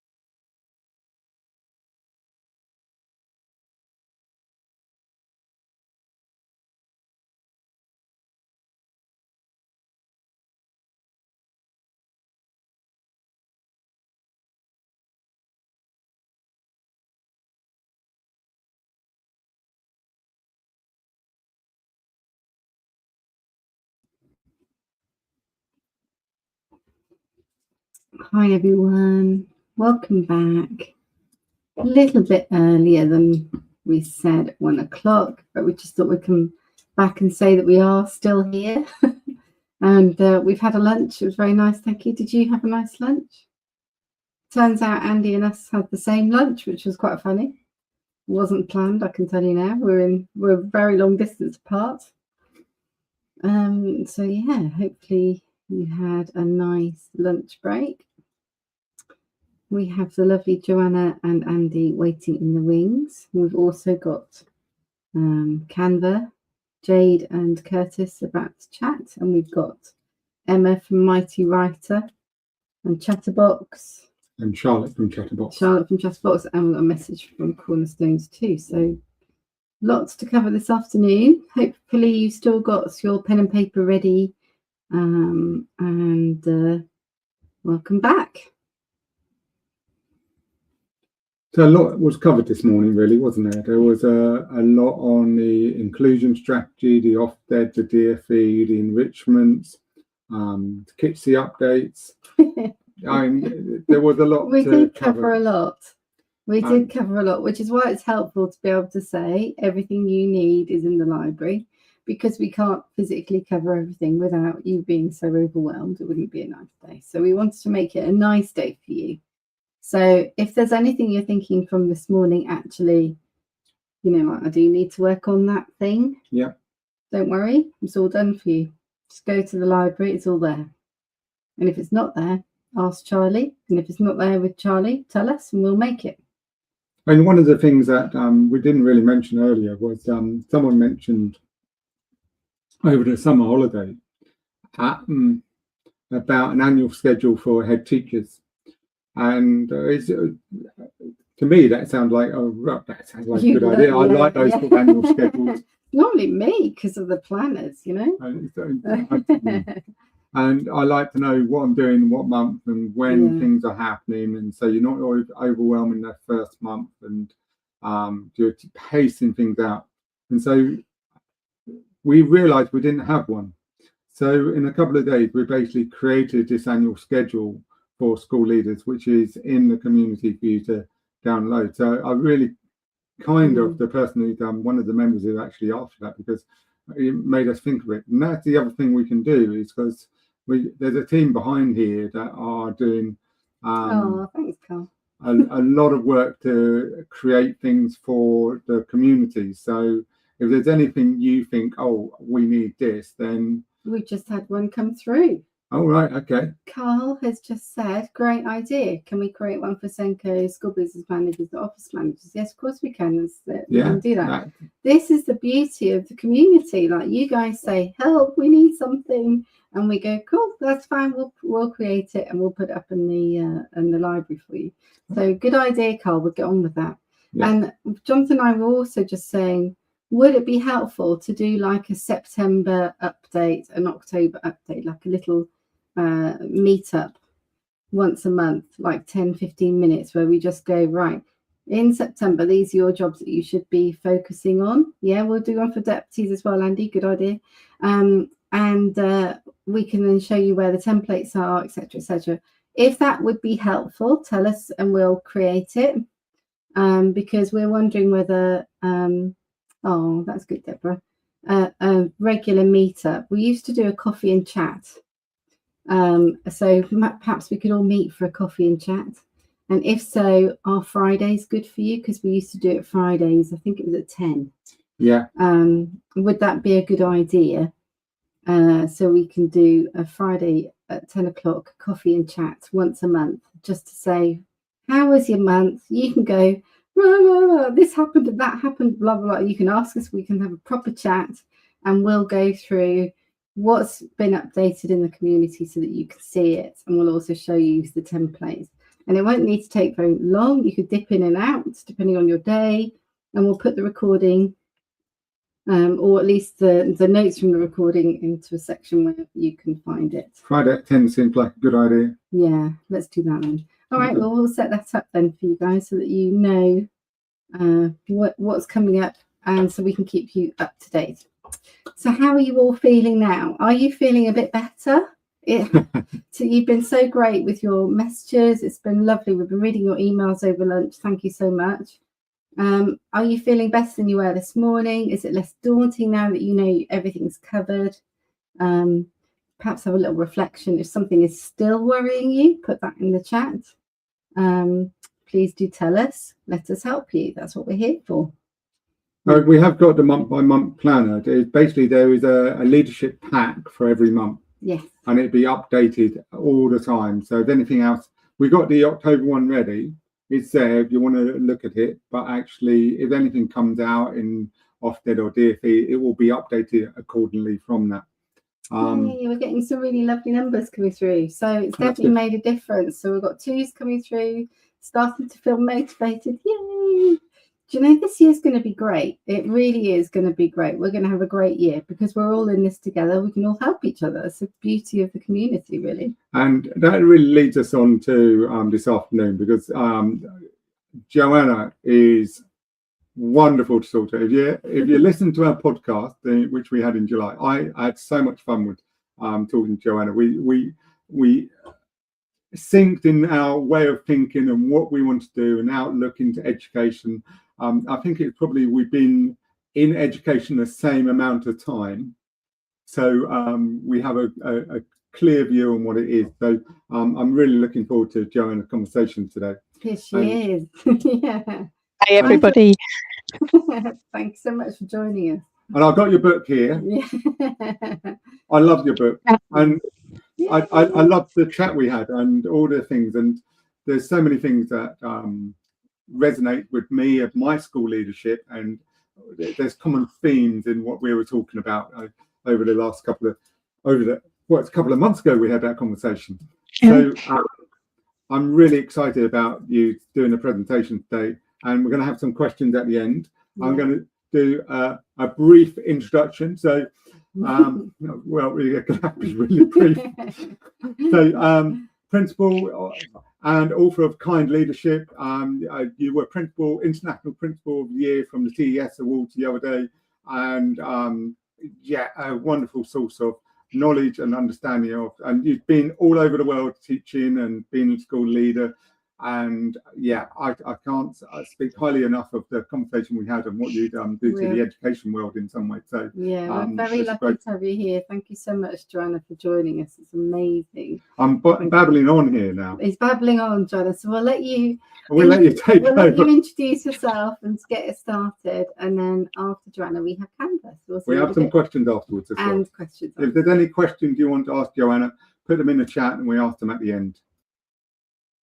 Oh, thank you so much. It's really lovely to see you. And I'm just disappointed I can't see everybody. I'm telling you, it's so difficult. It's like being back in COVID time again when you can't see when people are there. And so I can't gauge people's reactions. So please put comments in the chat. So I'm Joanna Paval. I'm the head of Wales International School in Abu Dhabi. And I'm also the author of Kind Leadership. And I just wanted to start by saying the title of the presentation is Leadership Priorities and First Term Clarity. You're not going to hear anything that you didn't know already. I'd just like you really to take this time to reflect and have a think about what you could maybe do differently, what you're doing well, celebrate your successes, and then just have a little think for yourself, because all schools are different.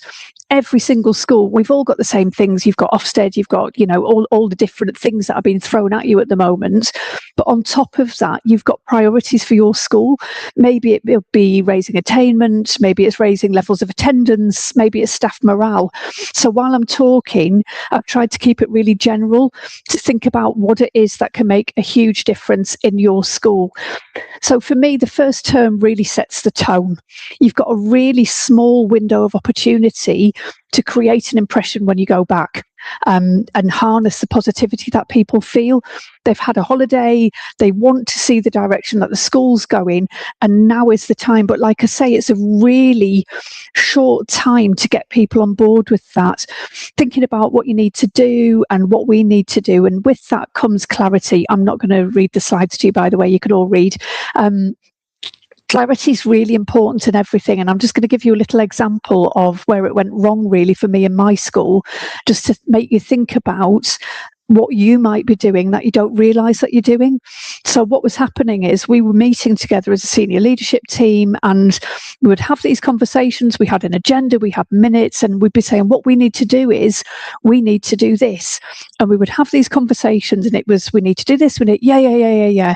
And what we realised was the clarity wasn't in who the we was. And I actually now in every meeting, if somebody says what we need to do this, it is this, I say to people, who's we? We need to be really clear about whose role something is, what your expectations are, because when you have clarity like that, people feel psychologically safe. And what was happening was we were saying, oh, we need to do this. Then it wasn't happening, and people were getting frustrated and getting snappy with each other because we'd had a lack of clarity. So clarity makes your school feel safe for everybody, for the students. When people come back, you've got new students, you've got new members of staff, new parents, and it's a really important time for you to make sure that you set the tone for the first term, but also for the whole of the first year. New Year's resolutions. I am the queen of diet. My weight goes up and down, and I am terrible at, in my head, making a resolution. Just be wary of when you're going back to school and going, you know, this year it's going to be different. This year we're going to do this, that, and the other. Because actually, statistically, New Year's resolutions fail. If you think about the New Year's resolutions that you've made in the past, like I say, mine's always to lose weight and I never get around to doing it. But virtually every time we make a New Year's resolution, it doesn't go right. And actually Forbes magazine looked at the reasoning behind that. And they said it was because they literally set unrealistic goals and don't look at what you need to do day to day. So I might say I need to lose 2 stone by the end of the year, but I'm not thinking about the small steps that I need to do that. 2 stones too long, a year's too long. So make sure that one of the things that you do is not have initiative overload. Make sure that your resolutions for this year, your ideas for this term are really sensible. And one of the things that I would say, Professor Rob Coe, that just really puts this in a nutshell, stop picking shiny things. We hear all of these things. We've got enough stress at the moment. You hear all of these new initiatives. Choose something and do it well. And what I would say, one of the things that has worked really well for us is send out a stop, start, continue survey. I'm sure lots of people are doing it already, but that gives you a real temperature gauge at the start of the year. You can send it to parents, you can send it to your staff. You know, what do we need to stop doing? What do we need to start doing? And what do we need to continue because we're doing well? And actually, that's a real thing for me that made a difference, because it meant that I could see what was really going on in the school. And when you can see that a lot of people are saying that you need to stop doing something, then you need to get the message. You can protect your team by simplifying things. It really does make things better. And if we have these huge ideas that never happen, that again causes frustration. And if you think about, I'm going to be a little bit controversial here, if you think about things in the past that governments have put in place that we end up not doing, we feel frustrated. So if we're doing that in our schools, then imagine how our staff and how our parents and how our students feel as well, because we need clarity. Start this term by thinking about your values and your purpose. And we're already back at school. We started this week, and just asking people, why did you become a teacher, is such an interesting question. But thinking about yourself, that you would say, you know, think about why did you become a teacher? Why have you become a leader? And think about going back to your core purpose all the time, because when you reconnect with that, your decision making is clear. So I tell my staff all the time, and I communicate my purpose, and I say to them, everything I do is for the students. So everything, the students are at the heart of everything that I do, and I keep repeating that. So sometimes when there's a difficult decision that I'm communicating with them, I almost don't need to say it anymore, because when I'm saying, you know, we need to do this, and you can see people go, oh, you know, and I say, actually, we're doing it for the students, and they go, yeah, she does say that all the time.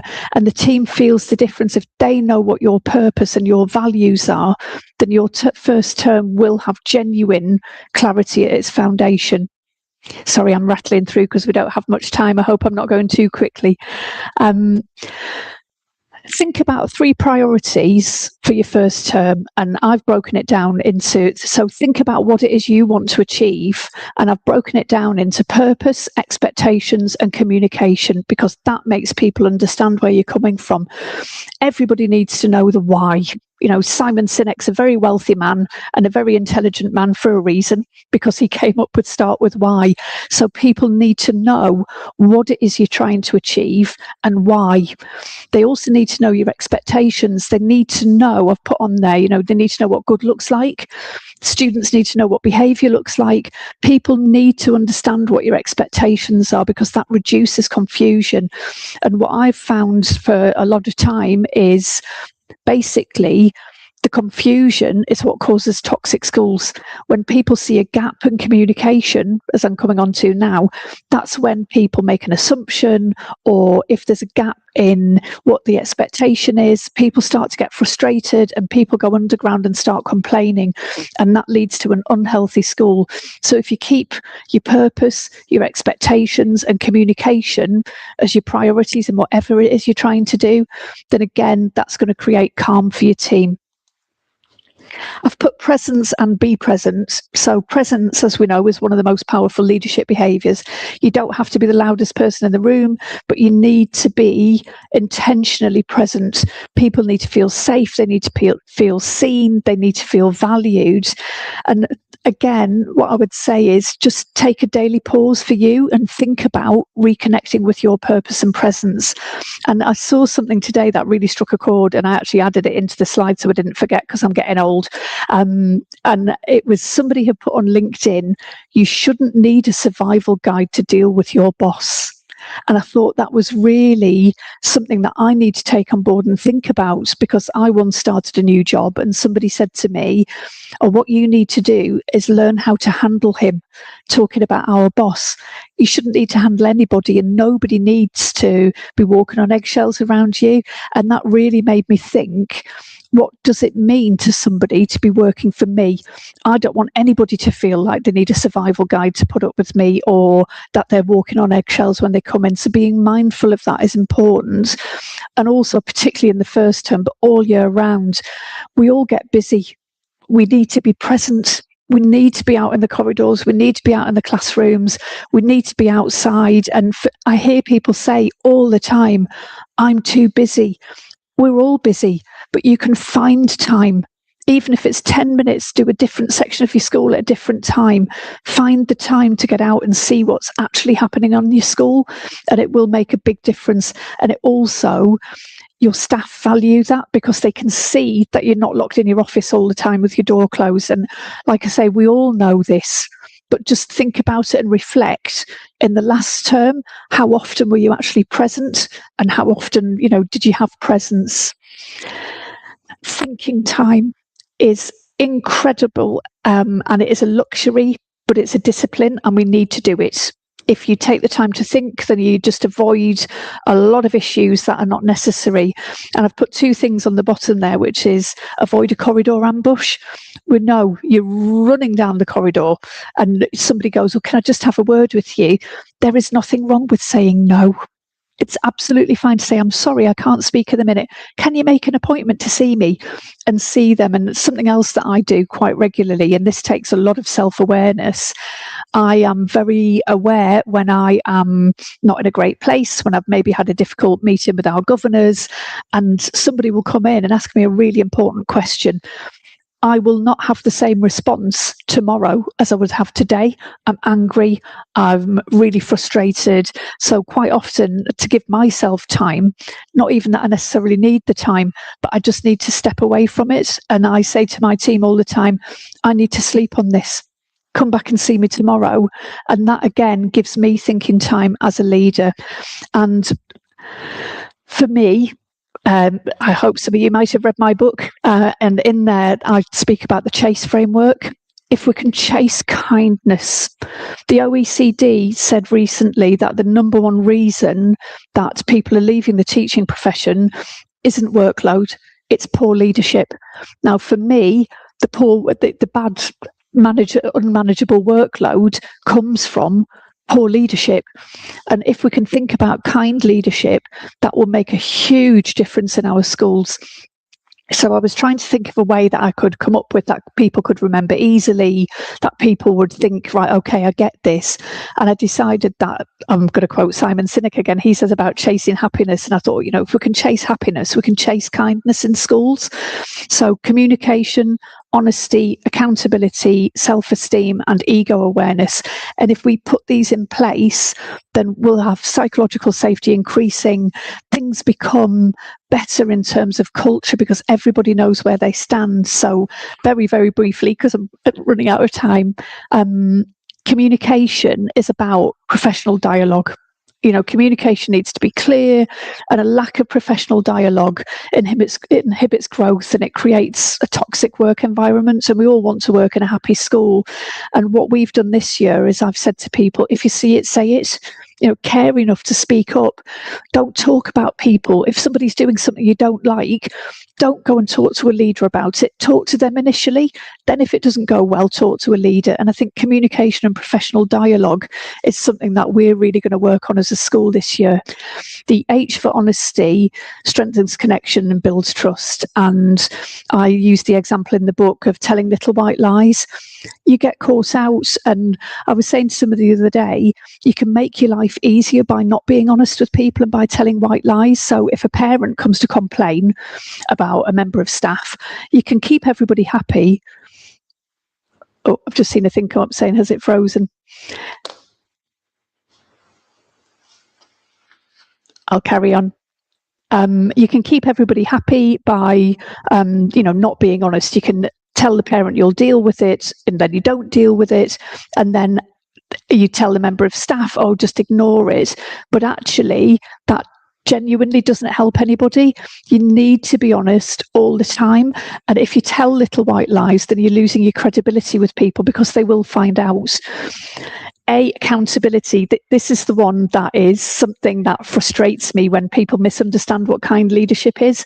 You have to hold people accountable, because if you're not, then you're not being kind. And Zenga Folkman did a wonderful study, and it was actually in industry rather than in teaching.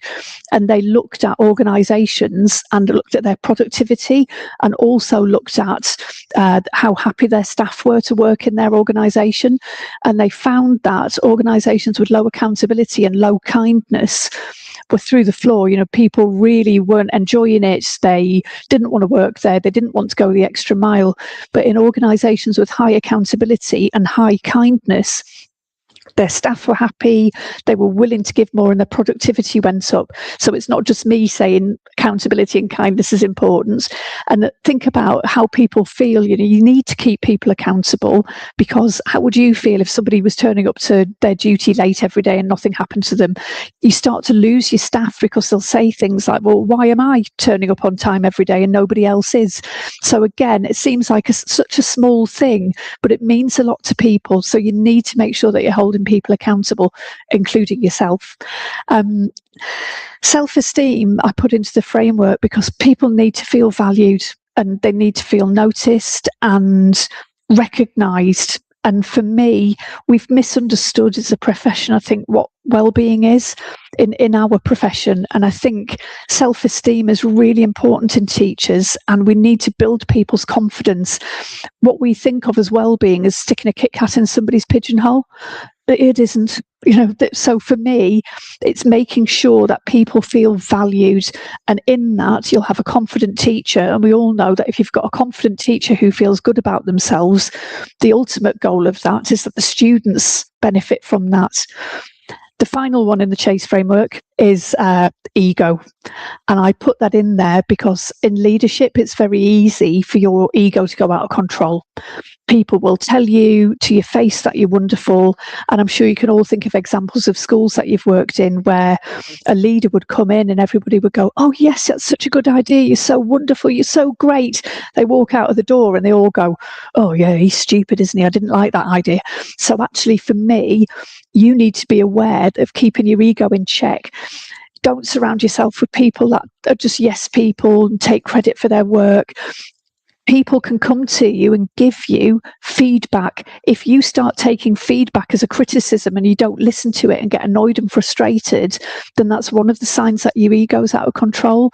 And just as a little tip, at the end of every day, I sit down and think about the decisions that I've made. And I think, come on, chase kindness. Did you communicate that well? Were you honest?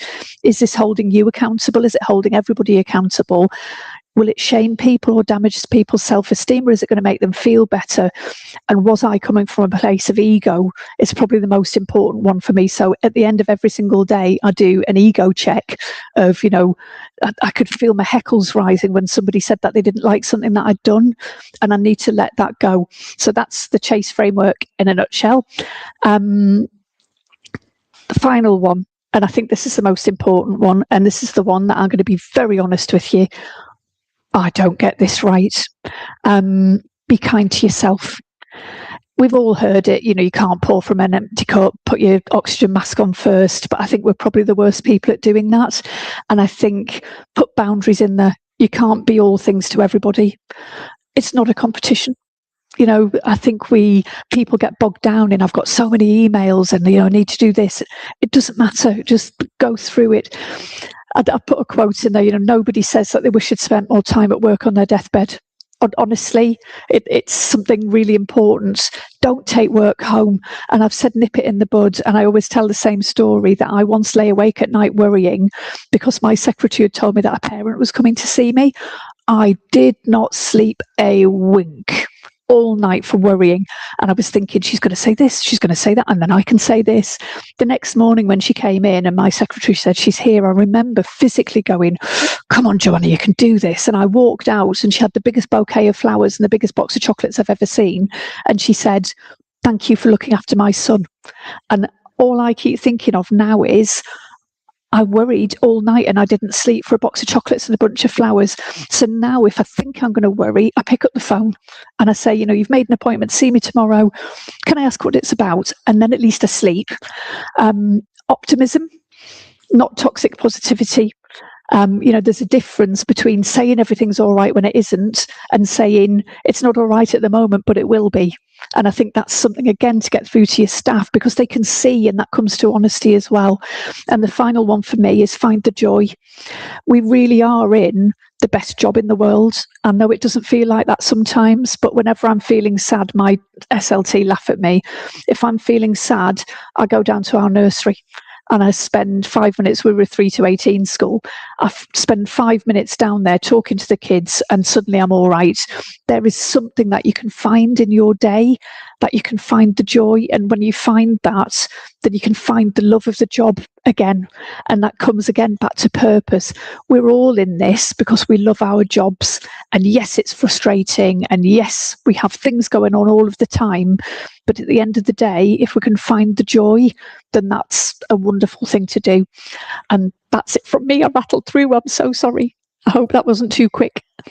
Oh, it was amazing. Thank you so much. I hope you can hear us okay. Oh, thank you. Joanna, that was so lovely and so thought-provoking. We've had some really good questions whilst you were chatting.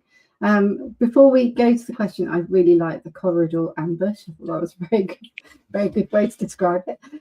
So first question is, how do you deal with a very defensive staff? It's sort of similar to another question where a newish head has a culture where change is difficult and it causes a difficult conversation. So how can we help? Look, you've got lovely messages, aren't they fabulous? Our community are so lovely. Oh, thank you. They are so lovely. Honestly, it's a privilege to look after them. So how can we support those leaders? Because we've all been there, haven't we? We've all been there when you know that you're going to come up against a backlash of negativity. How can we deal with that? It's a really tricky situation, isn't it? Honestly, please use the CHASE framework. I can't turn my camera around. I'm on my PC. I've got it in every meeting room. I've got it in my meeting room. Use it for dealing with people. Introduce it to your staff and go through it with people. I've even done it with parents. I can't remember if I was telling Jonathan last time I spoke to him. I've actually used it with parents in meetings that are being difficult. So when they're being defensive with me, I had a dad that was really shouting, and actually what he was saying was correct. He was shouting at me. Somebody had done something wrong. And I said to him, can I please just stop you? And I said, I understand that you're being honest, and I understand that you're holding me accountable, but your communication's not being very kind. Could you just lower your voice? And he went, oh, I'm so sorry. And what we've done, it takes time. I'm not saying this is a quick fix.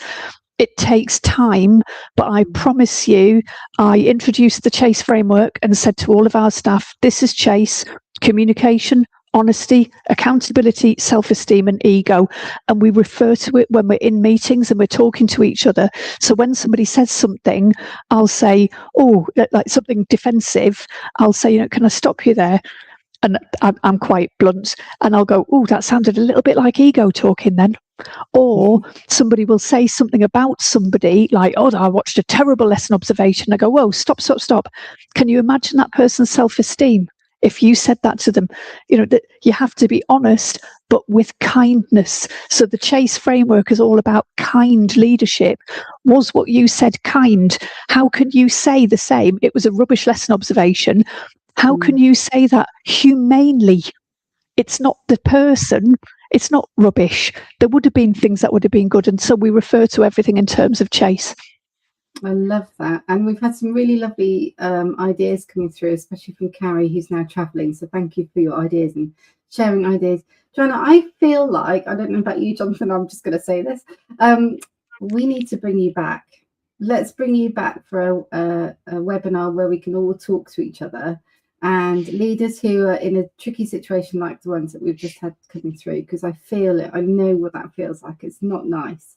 Let's bring you back, Joanna, as long as you don't mind, and we'll talk about bringing that Chase framework into school. So how could we implement that? Because it's all very well to say, you know, just bring it in and, you know, go and get the book. And I've been there myself. I brought in something called the challenge approach.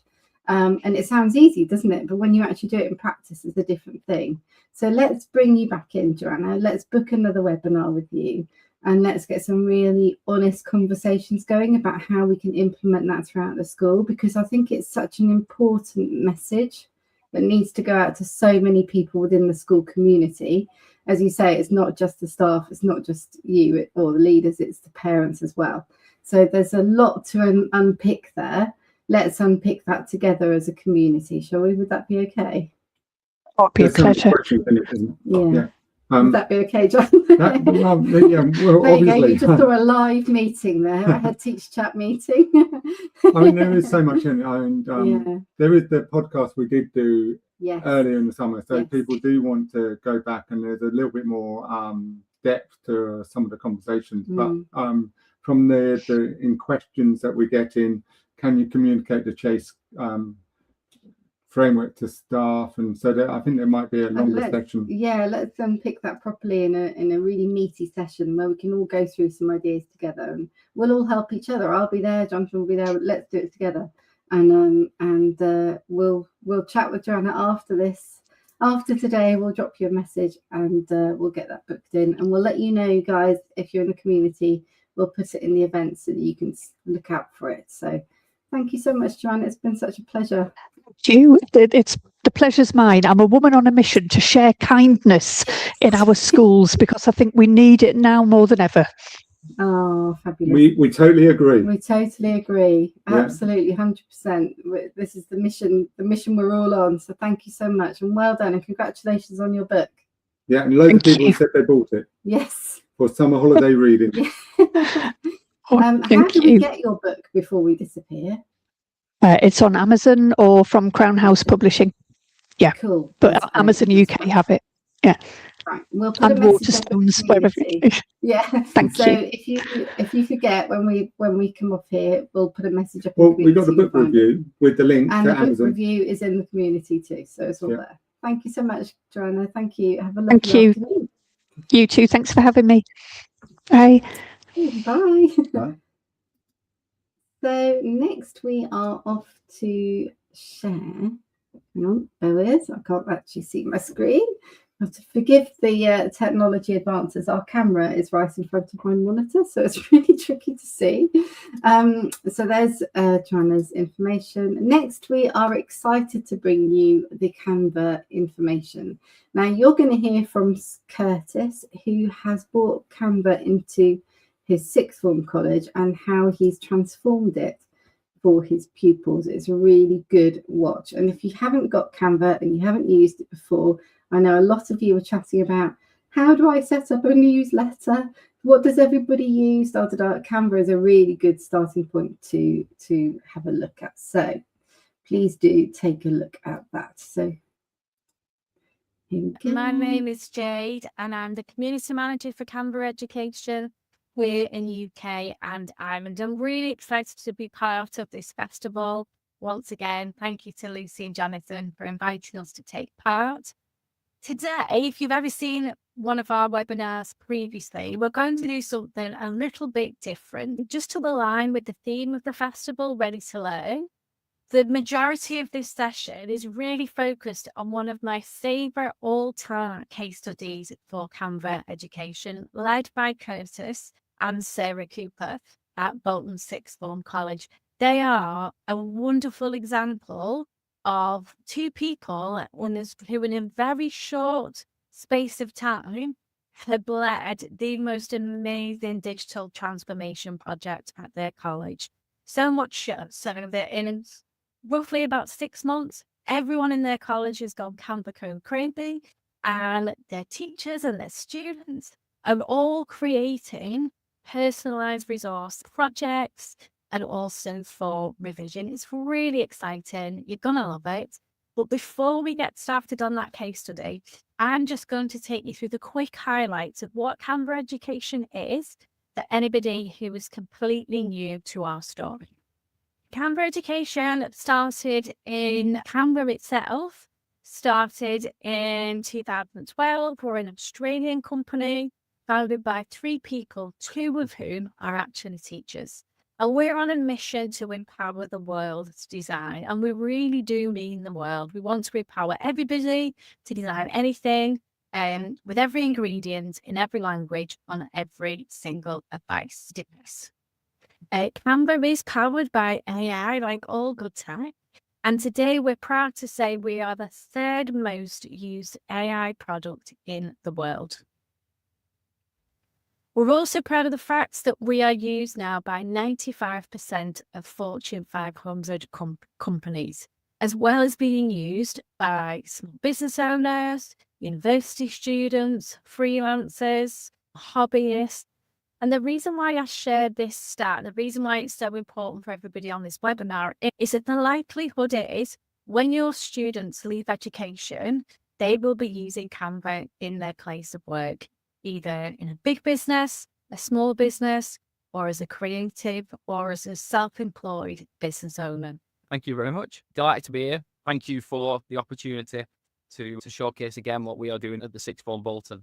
So yeah, my name's Curtis Scott. I'm a learning technologist at the Sixth Form alongside my partner in crime, who is currently on holiday during the summer holidays, which is Sarah Cooper, the amazing Sarah Cooper, we worked together for the last 12 months and really drove this sort of Canva whirlwind across the Sixth Form. And the idea with this webinar is to showcase some of the fantastic work going on across the Sixth Form from students, from teachers, and from some senior leaders as well, of some testimonials of what they've done with Canva. So we'll get stuck in.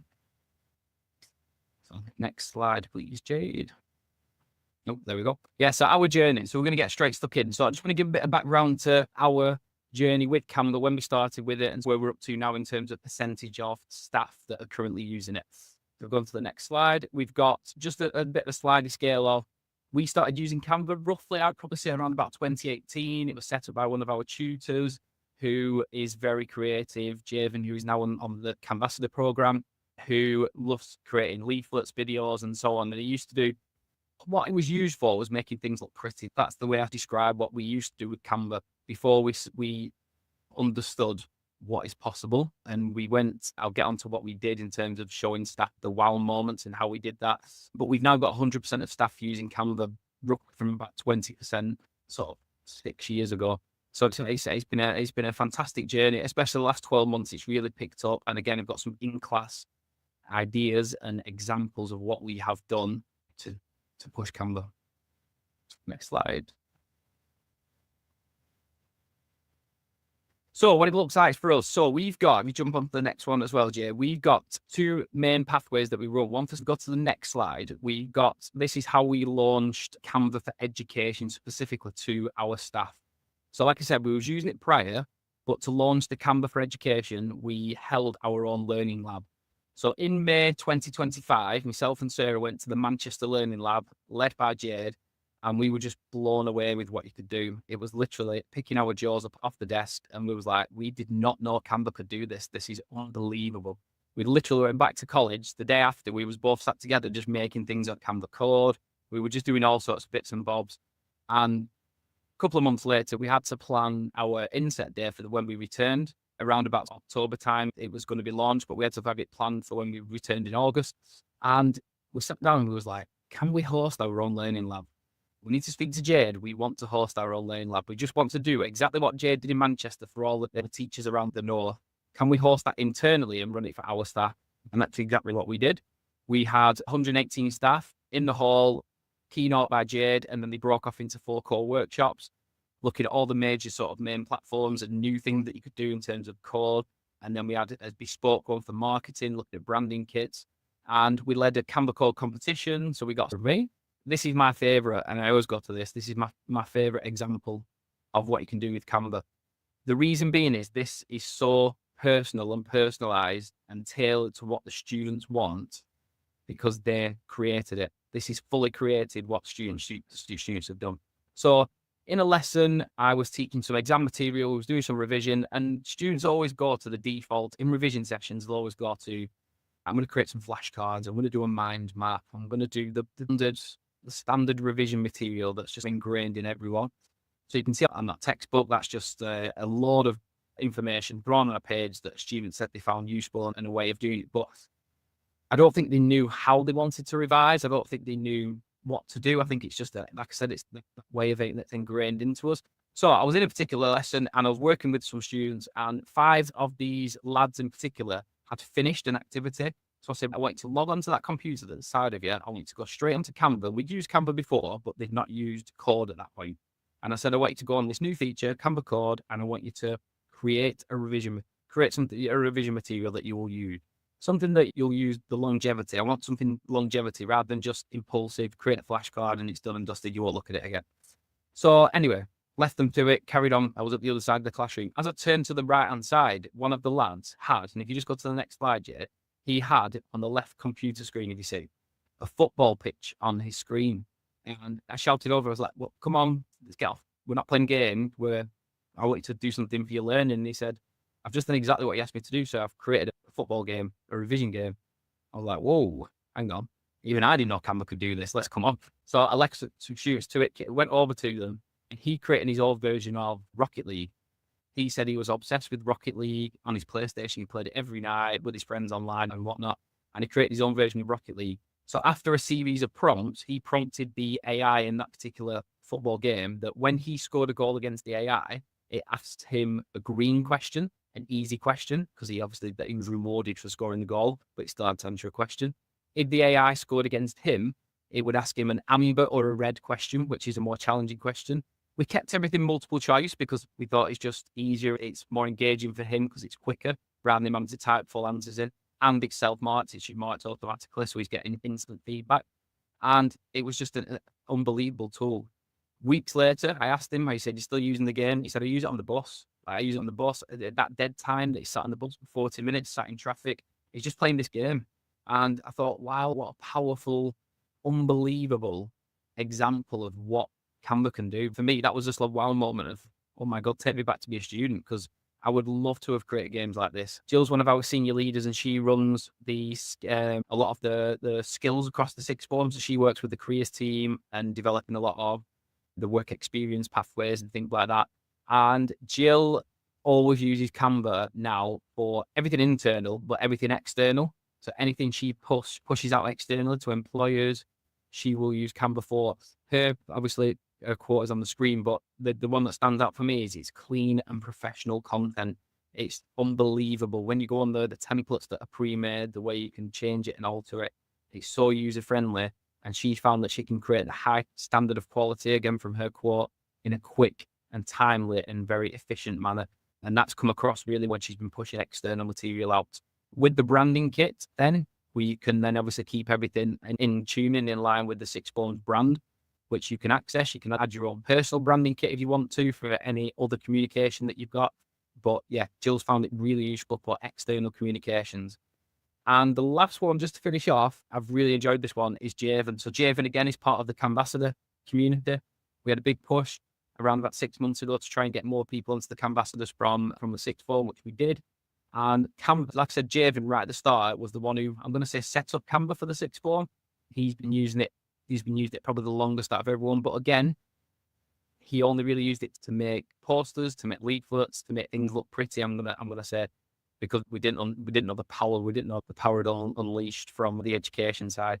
So he used to create, and at the bottom is just a learner voice. He used to just create material to push out to students with QR codes and things like that. Now, this year, he made, after the Learning Lab, and he won an award for his website, he's built on that and built on it. And what he's done is, he used to create his learner voice and his yearbooks on a different platform. So this year, what he's done is he's brought all that into Canva. He's created a massive yearbook, which has got tabs at the top, which has got all the way back to things like 2022, 23, 24, 25, 26. We can go back to all the different years because it can store it within that central website. And then just go on to the next one, Jade. He's created his full website the full yearbook through Canva. He's created this website, which is just a very quick screen recording down the side. I didn't want to click onto any of the information just because obviously there's student names and things like that. But there's a couple of emails that I just want to highlight of a couple of things that he said to us. So there's an email in the middle that he sent to our senior leadership team, which was, the yearbook's ready, please will you check it? And he just added a little comment at the bottom saying, using Canva has been a game changer. So he'd CC does it and just have a look from our side. And it genuinely has been a game changer because if you just click again, Jade, he recorded 11,750 views in the first week of the yearbook. I don't think Jade's in this. This is why I wanted to throw it in. Compared to the previous platform he had used, which topped out at around 3,000 views in total. So what in total, once it was live and he checked it months later, it topped out at around 3,000. In the first week, it had done nearly 12,000 views, which is unreal because he downloaded it as a public view link, he sent it out. So that for me is the engagement of parents, of carers, of guardians, of aunties, uncles, cousins. There's other people that are accessing it. It's more accessible for teachers. It's more user-friendly for students. So the impact of that yearbook has been unbelievable. And I thought that is just, and his comment at the bottom is, that's a positive impact from the Canva PGP, our professional growth program, which is our insets, ultimately the Learning Lab. And I thought that's just a nice circle of this year, just to bring everything together with all them examples in the middle of, we started with the Learning Lab, people have been using it inside the classroom, and this is a direct, unbelievable impact with the yearbook, just to wrap it up. So that's everything from me. I am more than happy if this resonates with anyone and they want to reach out and they want to have any conversations with myself and Sarah to run through we've got loads of examples and loads of ideas, and it's just limited time, and even put you in contact with some people within our organisation. If you've got someone that teaches a particular subject, we could push you in contact with a maths teacher who's been using it, with a science teacher, with history and so on. This literally is used in every department. We have loads of examples. But yeah, thank you very much. I'll pass you back to Jade. Will my teachers embrace it? And the answer is absolutely yes. I'm sure Curtis won't mind me saying this. Go and find him on LinkedIn, because he shared a story about how he's used Canva Code to help his son learn. I think it was phonics. Is that right, Curtis? Yes, that was amazing. I was actually going to throw it in, but I thought, if he's not directly listening for, Yeah, so he was doing his phonics assessment screening. We had a parents' evening. His teacher said he's struggling with elements of it. He's topping out around 23 and he's out to 40. And historically, the pass mark is around about 31, 32. So he's just shy. So, okay, phonics isn't my bag. I'm not going to lie. My wife's good. She works in primary school, but it's not my bag at all. So I went home and I got straight on my iPad that night. And I was like, Canva code, create me a phonics game. Kept tweaking, kept recall, just reprompting, and got this game that came out at the end of it. And within the day after, I was like, come on, let's have a little go at this. And because I've made it interactive where he could take ownership of it, he led the game. He picked the set of questions, 1 to 10, he picked a number. And then as he was reading out the comments, reading out the terms, he would do a green thumb or a red thumb if he got it right or wrong. And then if he scored, I think it was 35, because I topped it out slightly higher, he would then get a treat and he would get a sweet. And there was a random generator on there, which would say you can have some sweets, so you can have a chocolate, you can go on the iPad, or you can play a game or do this. And yeah, the amazing thing is he passed his phonics. He got 33. So he passed his phonics screening. And I genuinely think that game, I don't want to big it up too much, but I think it was a game changer for him massively. It did unbelievable. That helped him. Just the way he learns, that helped him so much more than traditional methods. I'm going to say. Yeah, and we've got some wonderful examples of how Canva's being used in the primary classroom. Another good example to go look out on LinkedIn is a gentleman called Steve Archer, who's run a great Canva club for many years, but he actually has worked with his community, local business community, and they have been designing logos for local businesses who then agree to use those logos for a couple of weeks. What a great community engagement project. So yeah, please do come and follow us on LinkedIn and then you'll see some of those examples there. Now, if I can just move on, I'm just going to give you some where to next, really, what to do if you're really inspired to learn more about Canva and how to access Canva for every single member of staff and students at your school or college. So if you are suitably inspired and you're keen to learn how to get access to Canva education for every member of staff and every student, this is the slide for you. So the first quick option, the first QR code is verified teacher status. This will take you to canva.com/education and you'll need to apply with proof that you work in a school. And from there, it usually takes about 24 hours, but you'll get access to Canva education for free. That will give you access to most of our tools and you will be able to invite in teach colleagues and students into your virtual classroom. What an inspiration you guys are. Thank you so much for joining us. You are all fabulous, and how exciting to think that between us we're making education a better place, with setting our young children up for a brighter future. Fantastic. Well done, you guys. I'm so lovely and so privileged to have met you today, Curtis, and to be working with you again, Joe, and the Canva team. You're all amazing. Thanks so much for joining us today. Thank you. You give the opportunity. It's amazing. Oh. Thank you. Wow. Yeah, thank you. Bye. There you go. What a fabulous session from Jade and Curtis, telling you all about how to make your Canva information in your school so much better, so it has a positive impact on children's learnings.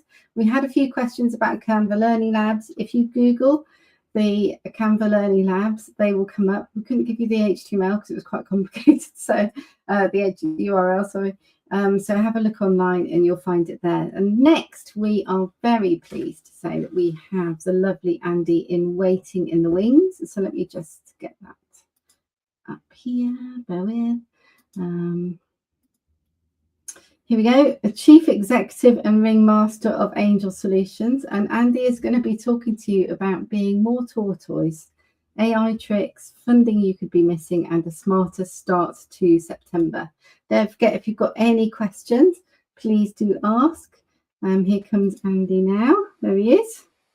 And Andy, you've been very kind and put your slides and all the links will be available at the end of the session. Is that right?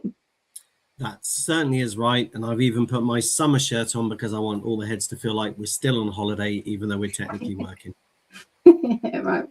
Well, that would be very nice, wouldn't it? We'll hand over to you, Andy. Thank you so much. Thank you so much. I'm going to share my screen now. Let's make sure I do my entire screen. And here we go. Let's swap out so that I'm hoping everyone can see my slide deck now. Is that right? Can everybody see that? Yep. Wonderful.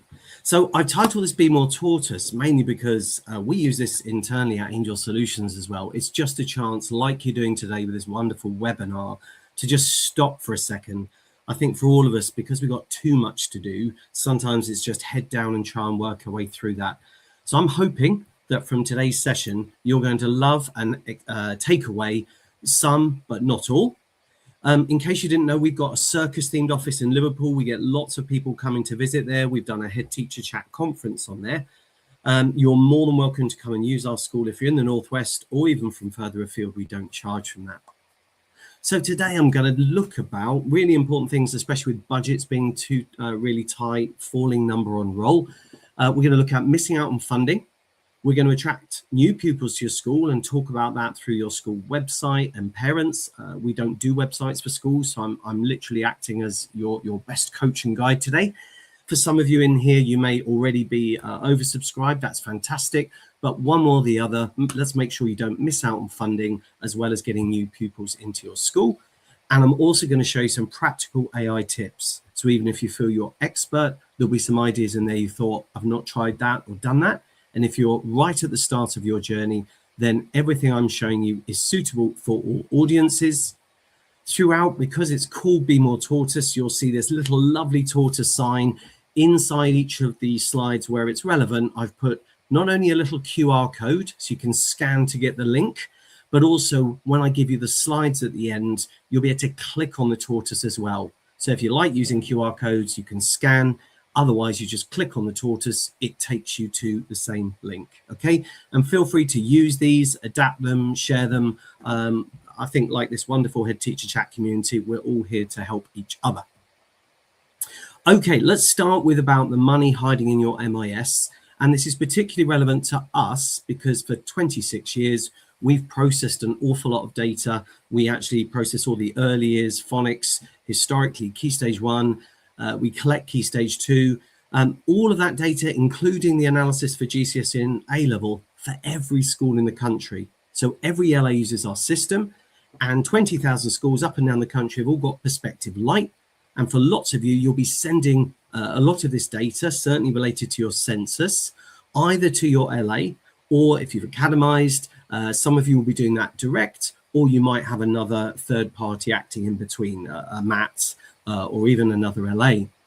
But I especially wanted to make sure, because this census coming up, the deadline of this census day is the 1st of October, as you will all be aware. It's definitely a date you want to make sure that you all start working towards now, mainly because I wouldn't want any of you to miss out on funding. It feels very much like there's things that we can do to save money. There's ways in which we can look at how can we get more money in.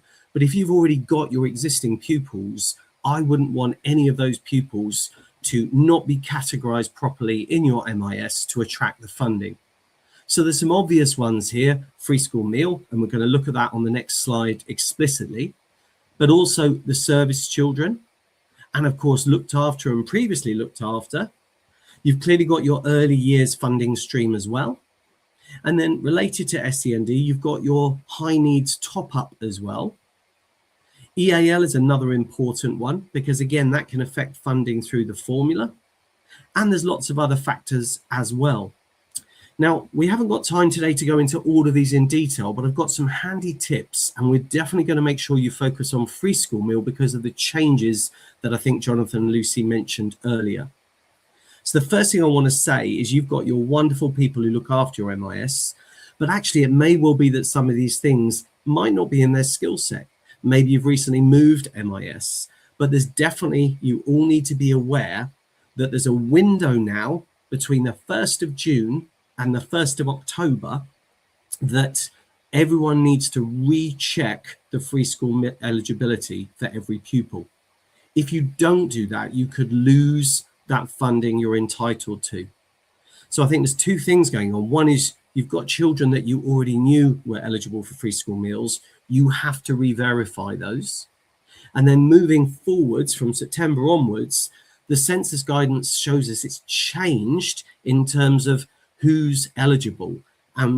There's things on the pages that will explain that a lot better than I can in this time. I just really want to make sure, I'm sure all of you are, but if you're not on top of this, or your staff haven't come back yet and are responsible for your MIS, please check all those eligibility dates from that 1st of June to 1st of October. This link, when you get these slides, takes you straight to, there's two wonderful sites here. One is the guidance for you as schools, which talks about those things that you saw earlier, including that ending to transitional protection. You've got the rechecking of eligibility. And also, this is a really handy one. It talks about all the different items on the school census. This one talks about and includes links for all the things that are related to free school meal that you would need to know about. So this isn't a dedicated free school meal session because I'm covering 3 or 4 topics today, but I wanted you to all know I don't want any of you to lose that funding, and that window is really important. That census day is really important. That says you know what happened on the 1st of October. That's the snapshot they take. And then typically the DfE then expect that data by the 28th of October. Don't forget you got half term in there. And that may well mean that your LA, if it collects it, or anyone else may have a deadline before that 28th so that they can help and check and make sure that everything's okay. There are some free tools out there. For example, LGFL have always had this free tool. I can't use it because I don't have a login. But again, it talks about what's happening from September 2026.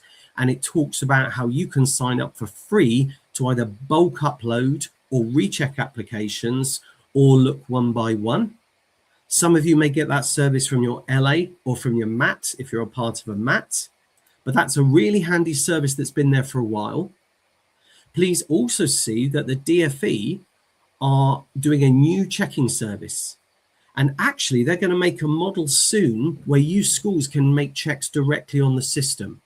So it feels like the sector has filled in the gaps here with trying to make it easier for schools to find your pupils who are eligible. And soon you're going to be doing that yourself. There is no date for that yet, but LAs can use this portal as it stands, or you can use the LGFL portal as well. Again, I've given you links with our lovely friendly tortoise, who clearly is not a head teacher because they've got very white eyes. They're not bloodshot and they look far too happy. They're a 1 on Jonathan and Lucy's scale. So just on that funding section, here are some handy things. Please make sure you do re-verify for your free school meal related to eligibility. And please do it now so that at least you shore up, as well as find those children that might not be tagged as eligible. Especially look out for all those pupils who've transferred in, those in-year transfers, because sometimes the data that's come from the other school, whether that's the CTF file, the common transfer file, whether it's via bits of paper and emails, it's always worth checking that you go back to those original bits of information and make sure that those have made their way into your system too. Use those online checking tools I've shared. I've got a few more of those in a second. Do engage and ask your parents. I've been doing this a long time. My wife's a teacher. I'm a governor in 2 schools and a trust. Sometimes we have really difficult conversations, don't we? We feel awkward asking questions about EAL or ethnicity, or there's a stigma attached sometimes with the free school meal. Where we see really good practice is where you can share awareness of just what that funding will do for the school. The fact that if they do take up something or sign something to say, yes, we're eligible for that and we want to take it up, that actually helps the school and in turn benefits their children. So to help, we've got a new tool that's coming out as well that's through your LA. So just a reminder for all of you watching this in a school, you've all got Perspective Light. Now you might not be aware of this. I haven't got lots of time to go through this today, but it's got lots of free stuff in, and it's the place where either your LA or your MAP will be able to engage and interact with you. So for example, we've got Watched. Many of you may have heard of Watched. You can look up your Ofsted inspector. You can even, like the questions have been asked in the chat, we have things that Ofsted may ask or information they may require as part of your inspection. That's all there on your Watched link inside Perspective Light. We've shared this with Head Teacher Chat community on Facebook. If you want, there's a link at the end. If you want to download all of the inspections, these are just some example screenshots from the spreadsheet. We can provide that alongside that Watched data that you will see updated every day. You can look up your inspector, so please don't waste time looking up your inspector when you get the call. You can have a look and see all their previous inspections, a summary of all their recommendations. We have seen a tool pop up in the last couple of months where they're charging $9.99 to download an inspector pack. Please don't do that, because your Watched free toolkit in Perspective Light gives all of you access to look up any of your lead inspectors. You can create an infographic from your school census file. So why not, when you do your October the 1st census snapshot, throw it into Perspective Light in the infographic creator, and it will generate this visual for you, handy for your governors, your trustees, for your SIP coming in, or even where it differs from maybe a January census. It's a really good thing to use for Ofsted inspections as well, because it's a nice visual summary. And of course, where we really help schools out, definitely for primaries, is we give you that wonderful benchmark data, how your school fares with the LA and the national figure. And you can do that for any of the data sets that are live. If secondaries are watching, we can't give you that early because we don't collect that data. But as soon as the LAs have downloaded the Key Stage 4 and the Key Stage 5 data sets, we get that as the national pupil data set. Secondaries can do this too, to give you some benchmark data. So even though secondaries watching might be saying, well, we actually get that data on results day, finding out how it's gone across the country is often a challenge. So we can bring that benchmark data to you too. I'm skipping through these ones. These slides are all here, and I've got some information at the end. If you don't know you've got access to this, how you can, but I want to get to the EAL funding tool. So I'm just showing you there's lots of analysis, lots of IDSR style language and visuals, all that is your school's data when you log in. Even things to do with attendance, which is sourced from the DfE attendance dashboard that you all upload through WAND. Lovely bits of benchmark data in as well.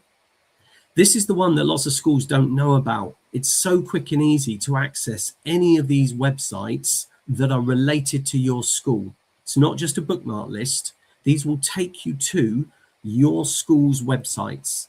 So for example, I'm straight here to a governing body where I'm listed here as the governor. If as a spot check, you want to make sure that GIAS has got all your up-to-date information on governors, or I saw earlier questions in the chat about financial benchmarking, all of those are all available in Perspective Light underneath the Useful Websites tab at the top. So what we're going to be introducing from 16th of September is we'll put a little banner when you log in, so you don't even need to remember. You'll suddenly see this appear if your LA has turned this on. And I'd love to say this is available for everyone, but every LA is different. Some give these Perspective Light to everyone along with data. Some bundle it into a traded service. Some charge for it. So it does vary LA to LA. But if you do, there's a brand new data and funding check. And the first one we're dealing with is EAL. So it will list the pupils, and it will, in this case, it's showing you language, their language, and whether they're recorded as EAL in the MIS. So of course, this is flagging that there are some potential missed opportunities for funding here, because where someone is French or German and you haven't marked them as EAL, there's a potential funding op.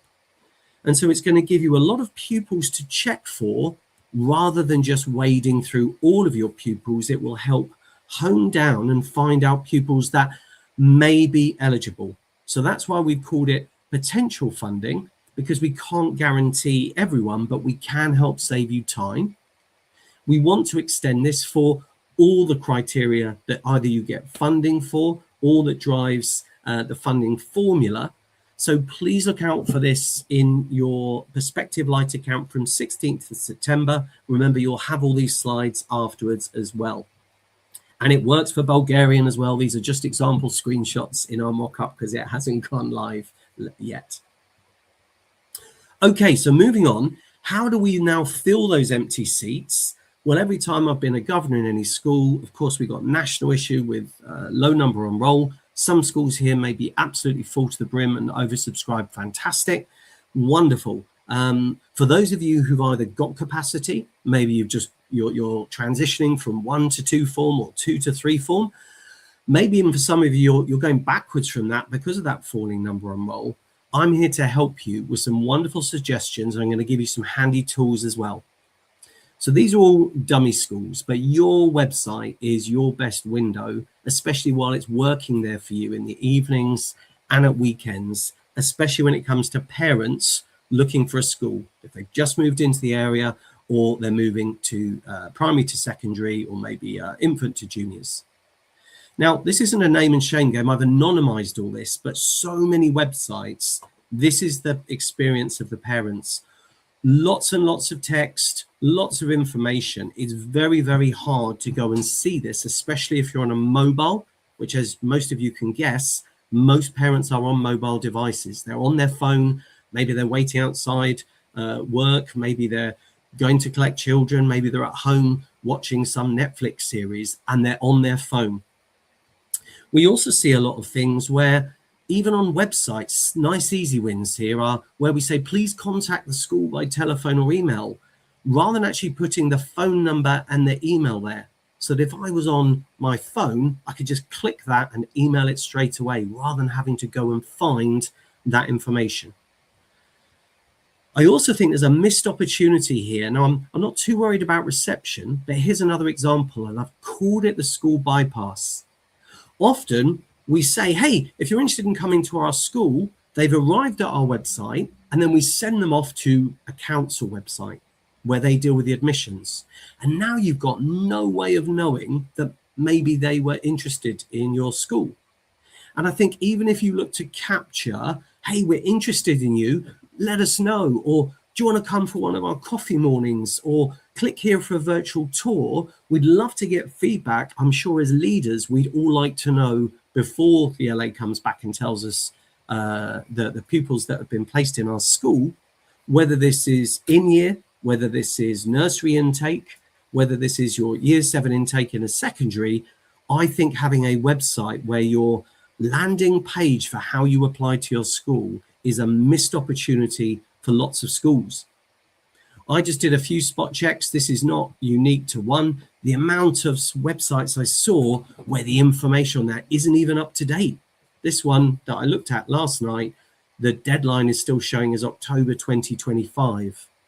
Now, I'm not naming and shaming. I haven't named any schools in this, but I think all of us would use that as the, oh, I better go and check mine then. So let me show you just a few good examples to show you what's possible. The first thing I want to show you is, I'm not going to watch the whole thing, but this is St Michael's Catholic Primary in Liverpool. I love the fact that they've just done a little virtual tour. They've obviously recorded it, so don't panic if you're thinking, I haven't got the resources to do that. I'll help with that in a second. Hello, welcome to St Michael's. My name is my help is St Michael's. Scrub through a little bit. You can see they've got pupils. And I'm going to stop there mainly because of the time, because all the links for this are all here. So you can watch this video for yourself. Don't get caught in the, we can't do that, we haven't got the kit. That's a nightmare for the parental consent forms for videos. I think whatever works for your school, there's a missed opportunity in engaging your school community to find out who builds websites, who's in marketing or PR and comms. Don't always feel that you have to do something yourself.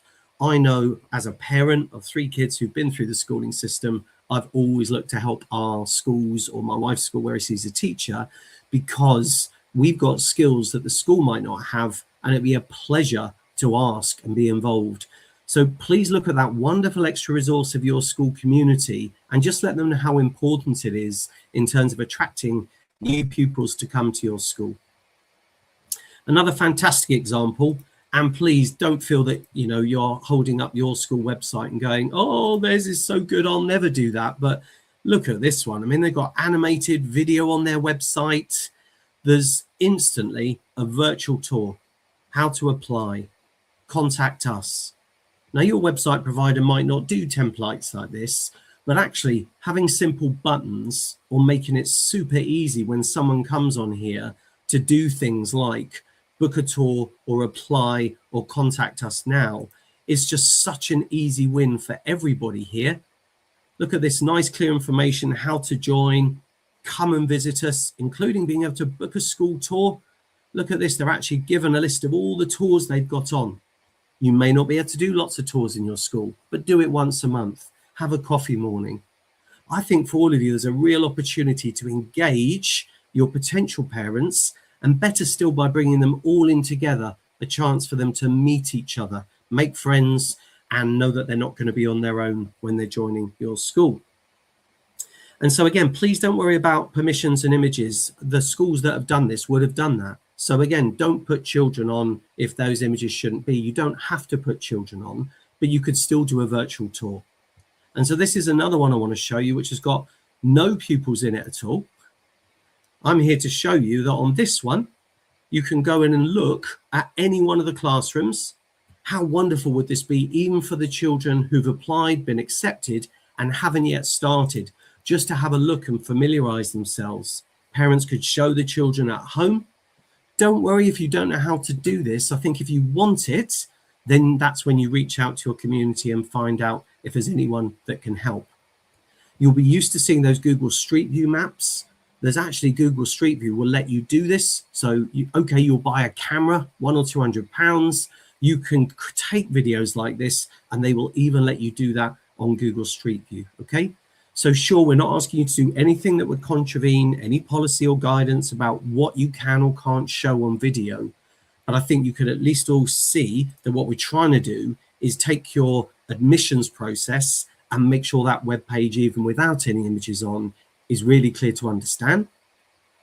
One bit of, I don't want to use the word homework because it's the summer, but please do check your website on your phone, because as I've said before, most of your parents will be looking on their phone. They're not on their desktop necessarily using that, or their laptop. So if you got your phone out and you opened your school website, can you see how you can get to reception, how I can apply there? Is it easy to see a tour of your school or to book a visit? If you can't do that in 30 seconds, then as you know, short attention spans everywhere. It may well be that they'll pass and they'll move on and look at something else. And please always try and use the rule of 3. Can we get to that bit of information with just 3 clicks or less? If it's hidden under some sub navigation anywhere, is it where you think it would be? Is it under information for parents? Is it under useful information for our school? Make sure that your parents can find information like this, because as you know, each additional child is worth that funding. I've got a school directly opposite me. I only know that because all the lovely parents block me in my driveway. But because I know the head teacher, I never shout at him. We're on a shared mission to try to make sure that the offenders don't keep offending. But you will all know this. They will keep doing that. It's only the good ones that don't. If you search your school, have a look on the right in Google and just make sure that the information in there is right. And if you haven't done this already, you can click on Own This Business, and they'll tell you how you can almost say, no, that's us, that is. And you can then make sure that you and only you are the ones that can update that. So that's always put in a prominent place on Google searches. So see if you can own that, especially if the details are there are wrong. So I'm not going to read through all this now because you're all grown professionals and the slides are going to be made available. But I think what I wanted to do is really make sure that you've got a really great website. If nothing else, just make sure your admissions page is clear, nothing's out of date, and it works for anyone applying to your school. I'm giving you all a free website audit. I've written a huge prompt, which is available. You can download this to use in any tool. So you can apply that, and all you need to do is put your school website where it says here. Here's the instructions for how to use your prompt. So all you're going to do is copy everything below here, and you can either paste that into Copilot as a chat here. And I've got, I think, one I did here earlier. And you can see here, it's going to go through everything and go what it was going to do if you were going to do your, oh, I've given away a cheeky little image there. I've done the same for ChatGPT. So what I've done is I've shared this all ready to paste your school website in. So for anyone watching, you can scan this QR code, or if you scan or click on this one afterwards, it will download that Word document. So whichever AI tool you use, it will go through and review specifically related to admissions, to applying to your school as far as a parent's concerned. You don't have to do all the recommendations in there, but let it find the broken things, the things that are out of date, and recommendations. So a quick website before we finish on the AI run. Please walk before you run. Don't feel you have to have that all-encompassing video-based website. I'm sure a lot of work went into that. Please do engage your school community, because there will be talent or expertise or people they know, even your local businesses. It's really worth it. You can keep focusing on saving money, but after a while, it's very hard for all of us schools, isn't it, and heads to keep finding money to save. A nice simple question you can ask people, it's often missed. How did you find out about our school? Are there places you can keep promoting things? Are there common places? Are there places you didn't know? If you can, get the children and teachers involved, even coming up with things that they think are great about the school. Capture that, get those in quotes. And you know what, whether you're a head that loves chatting to people or you've got a deputy that does that, I really suggest you group together group tours, or offer to do tours if people can't make them. But think about those virtual tours. It can save you time and makes your school feel very friendly and accessible. Do look, I know there's a lot of negative connotations with social. I know parents can sometimes use WhatsApp and it can get quite toxic, but be in control of your presence. If you've got that capacity and you've got someone who can update Facebook and Instagram based on your policies, put things in there that are going to make it look like, wow, I wish my child went to this school. And a couple of other things you can do. Do look at those local schools. If you've got good relationships with them and they're full, we see a nice easy win is just ask them if they'd be willing to, you know, point people or give them some leaflets they can hand out if someone came in. Get them to signpost them to your school, so that rather than leaving it to chance, they're going to be turned away from that school and try and find you. See if your local full schools could signpost and recommend you if not already. And please do stay jargon free. Now, I know I was slightly delayed starting. I'm going to wrap up this session with the last bit on AI. We all remember Clippy. He was super helpful, wasn't he? I think it was more exciting having the animation. I noticed you want to read a document, to write a letter, and it kind of just put in the address and a yours sincerely. So of course now, I always like to start with this one. You just got to remember AI is obviously fantastic if it's used well. But I love this example. I want to wash my car. The car wash is 50 meters from here. Should I walk or drive? You should walk. It's only 50 meters away. Driving such a short distance would actually make things more complicated. Just hover over on foot. You need to understand, as I'm sure you've experienced, that no matter which tool you use, you've always got to remain the professional, and you're going to use it to help you, but you're going to stay in control of sanity checking and making sure the responses are correct. I haven't got time to do all this, but I am 100% up there with AI policies, data protection. As a company, we're ISO 27001, Cyber Essentials Plus, the DfE trusts us with national pupil data sets. So I take it very seriously, but what I am going to do now is a quick focus on what you can do. So I'm not going to get embroiled in all that's dodgy. I'm going to show you and run through. So hold on to your hats, because everything I'm going to show you here is in my slides with the prompts that you can try. So the first thing is, if you are getting started, I really like to remind people, you don't need to be a super duper prompt engineer, and please don't stop if you get stuck.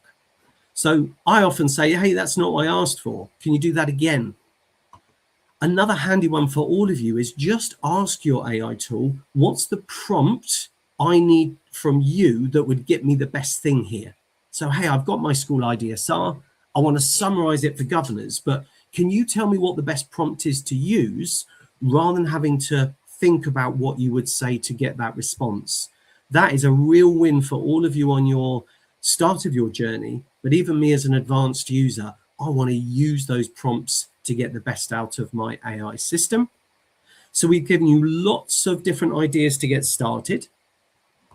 Please understand as well that generative AI, where it's coming up with content, creating images, and then the content you put in there, I wouldn't put our private schools, IDSR, or my budget into a tool like ChatGPT because it's not a secure, not trained on version.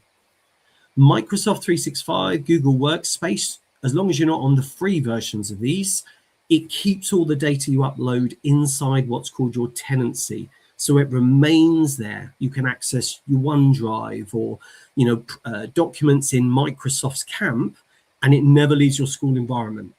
So it's a given that I'm not expecting anyone to put something into ChatGPT that actually should be in a secure environment. But I've included here, as you go through, all sorts of examples, including if you haven't got an AI policy, something from Mark Anderson, where you can download that as a starter for 10. Checking policies, use it to download your policies, use it to summarize the changes in 2026. I've included suggested prompts you can use regardless of the AI tool you're using. Use it for job descriptions, for checking contracts. Use it to check through to say, is there anything we could add or enhance or anything that needs legally updated? I wouldn't replace your HR or legal advice. Use it to analyze your school data inside your school environment. Upload your school IDSR. I think I just did one earlier in here.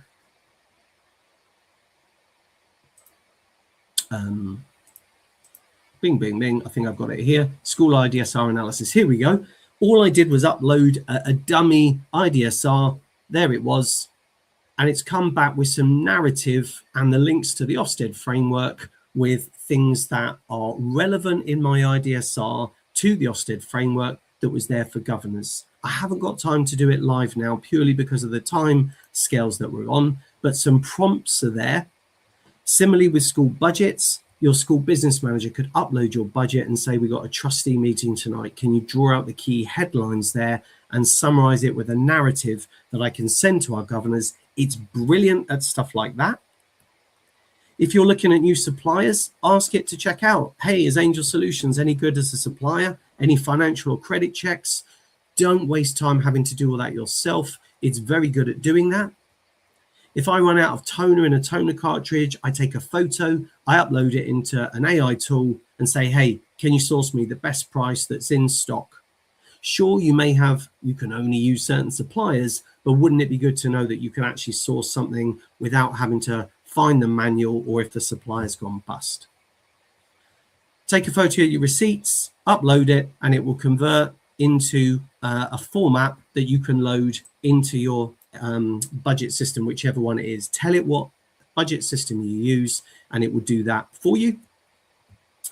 And then upload a school logo. I did this for all the school business managers in Islington. Gillespie Primary School was there. I said, just make an image for me in ChatGPT. Doesn't need to be secure. It's just a logo and a masthead. Look at these beautiful suggestions it came up with.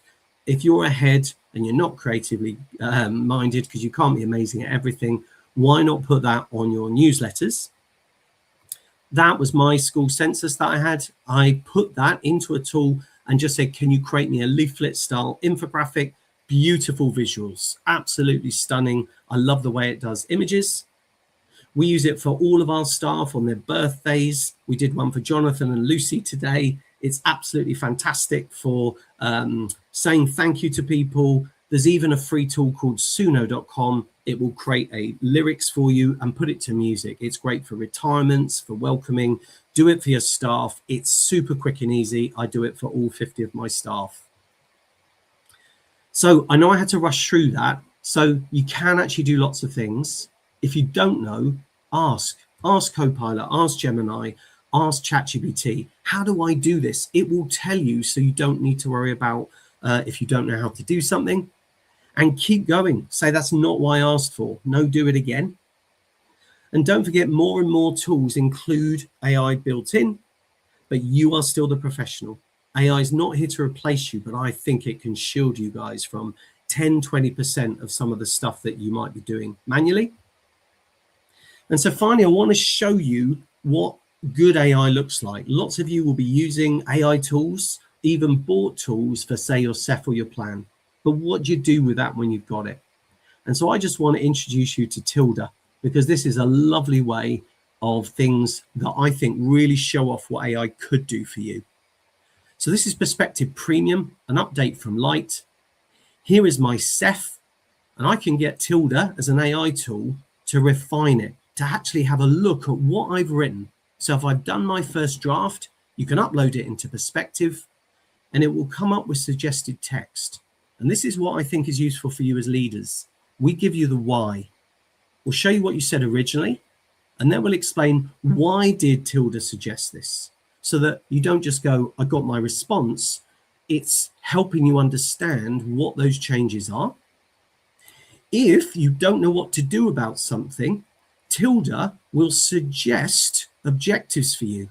So it's actually come up here with something that says, I'm going to do something about attendance and punctuality, and it will give you a suggested description and strategy, and you can tweak it. We have low parental engagement. We don't have much budget.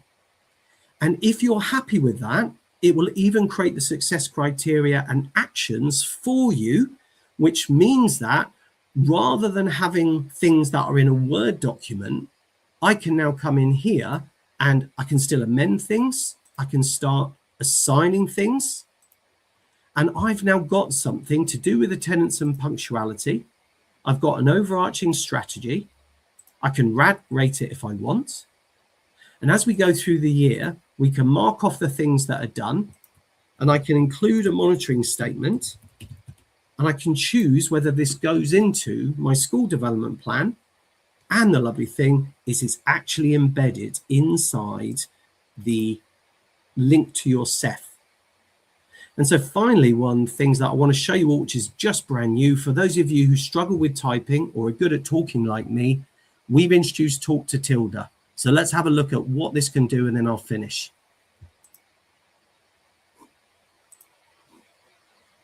I want to increase attendance of boys in year 4. We have high percentage of EAL and low parental engagement. So I'm just going to ask Tilda to go and generate me an objective. I know what I want to do. Just like before, it's coming up with a description and a strategy which I can tweak. It will come up with these success criteria and actions for me. And now it's something that I can add into the system. It's something that I can track and keep up to date. So all of those tools in Tilda, I've included some screenshots and animations to remind you when you download. That's all there. I think importantly, we give you the why and we let you talk to Tilda. So if you don't want to type, you can choose that as well. So we've been doing this for a long time now because I'm really old. These are all the schools using Perspective, so you'll be in good hands. And we get lots of MATs now rolling this out across their schools, including recently St. Gabriel's, the big Catholic MAT in Birmingham. So today, I know I've got a very limited amount of time, but I hope you remember this Be More Tortoise, because you're surrounded by information everywhere. But just stopping and slowing down, investing maybe in yourself and using AI, and making sure you focus on those checks that we did earlier. If you quickly scan that, feedback's coming in for this talk. Oh my goodness, that's amazing. Thank you so much for that lovely feedback that's come in live. I'm going to give you a link at the end, which if you want, you can choose to get a copy of that Watched spreadsheet. Find out if you're not sure if you've got access to that free Perspective Lite account. If you want to have a demo of Perspective Premium to get access to Tilda and see how it can help you with CEF and planning, or if you'd like a copy of the slides, you can have one or all of all these options. That's all going to be there from this link here, which I'm going to share in the chat too. And to finish with, P.S. You're all awesome.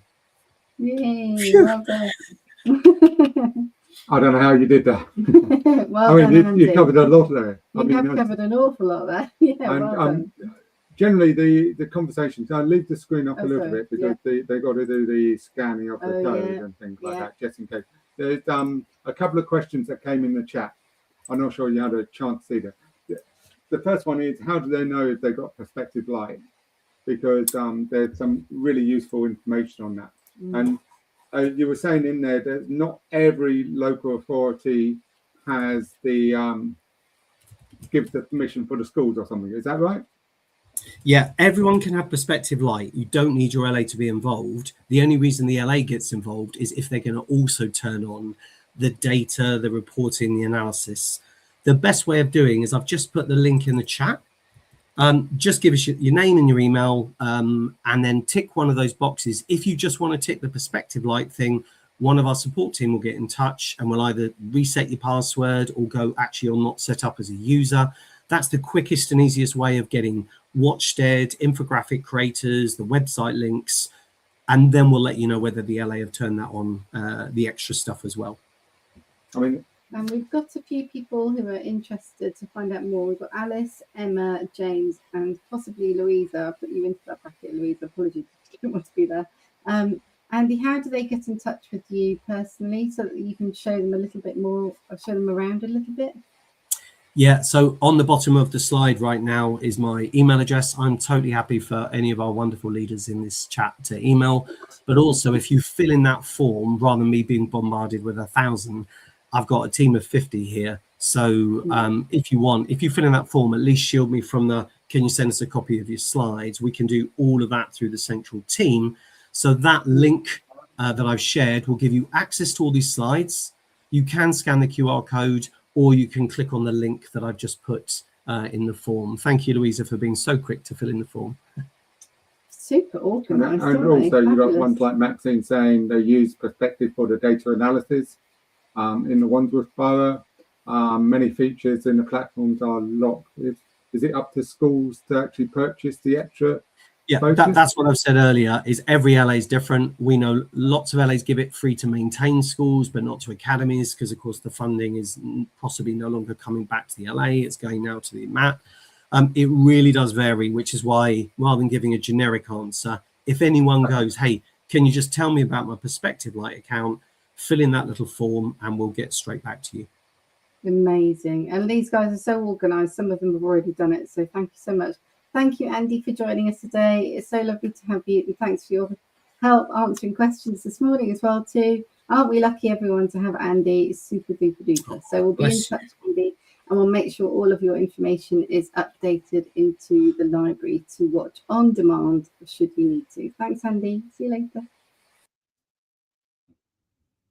Okay, so next we have the wonderful Emma from, here she comes, Emma Ralph from Mighty Writer, and Emma is going to be talking to you about why writing starts with language. It's actually a really interesting session.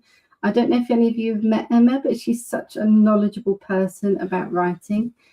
So if you have writing as a target in your school, this is just a 15-minute section of a whole hour's webinar. Again, all of the information that Emma is talking about is in the library.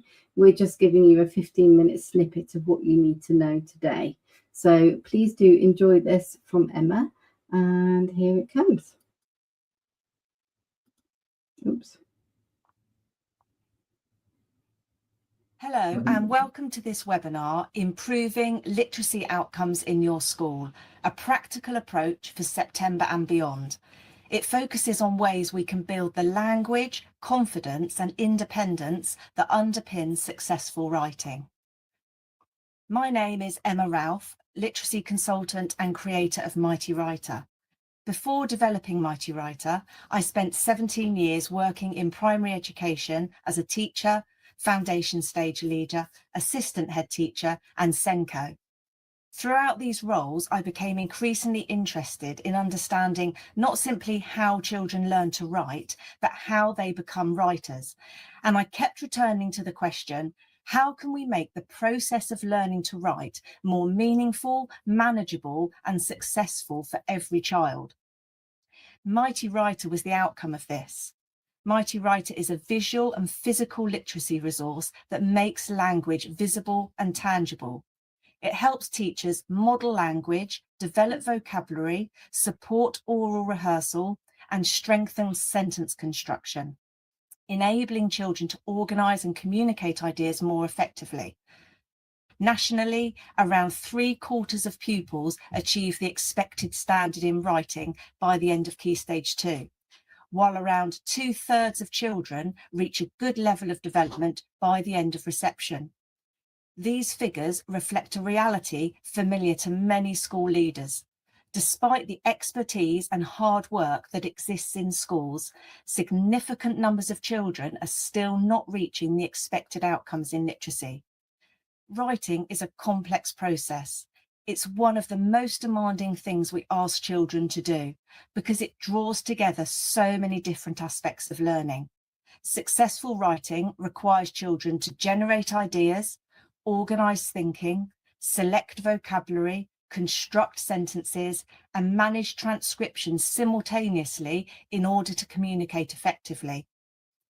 Because so many elements are working together at once, the reasons children struggle with writing are not always straightforward. Difficulties may be linked to language development, vocabulary knowledge, sentence construction, the ability to generate and organise ideas, transcription skills, or a combination of these factors. For some pupils, additional barriers relating to SEND, specific learning difficulties, English as an additional language may also influence how successfully they are able to communicate ideas in writing. Before children become writers, they first develop as communicators. The ability to express ideas in writing is built upon language, vocabulary, conversation, and the opportunities children have to develop and communicate their thinking. Independence develops when children begin to understand how language works and can make increasingly informed decisions as writers. Independence is not about children working without support. It is about children understanding how to make choices as writers and use the support available to them purposefully. As understanding grows, so does confidence, helping children take greater ownership of their writing. Ownership develops when children are given opportunities to make choices and communicate their own ideas. When children feel that their ideas and imagination are valued, writing becomes more meaningful and purposeful. They begin to see themselves as authors rather than task completers, building confidence in their ability to communicate, make decisions, and express themselves successfully. Language can be very difficult to organise and manipulate mentally. A child may understand an idea when it is discussed, but struggle to retain and develop it when writing independently. Making language visible can help bridge that gap.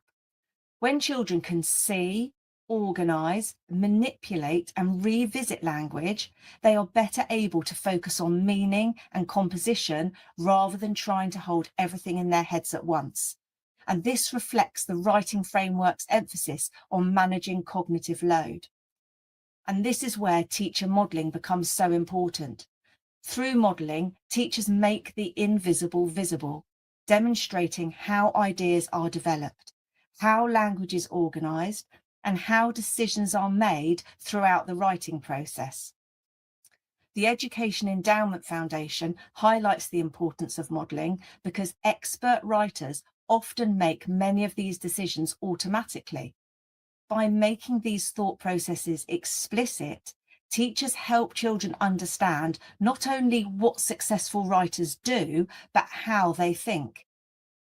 Making language visible is not simply beneficial for children who are struggling, it can deepen understanding for all children by helping them see how language works and how its different elements come together to create meaning.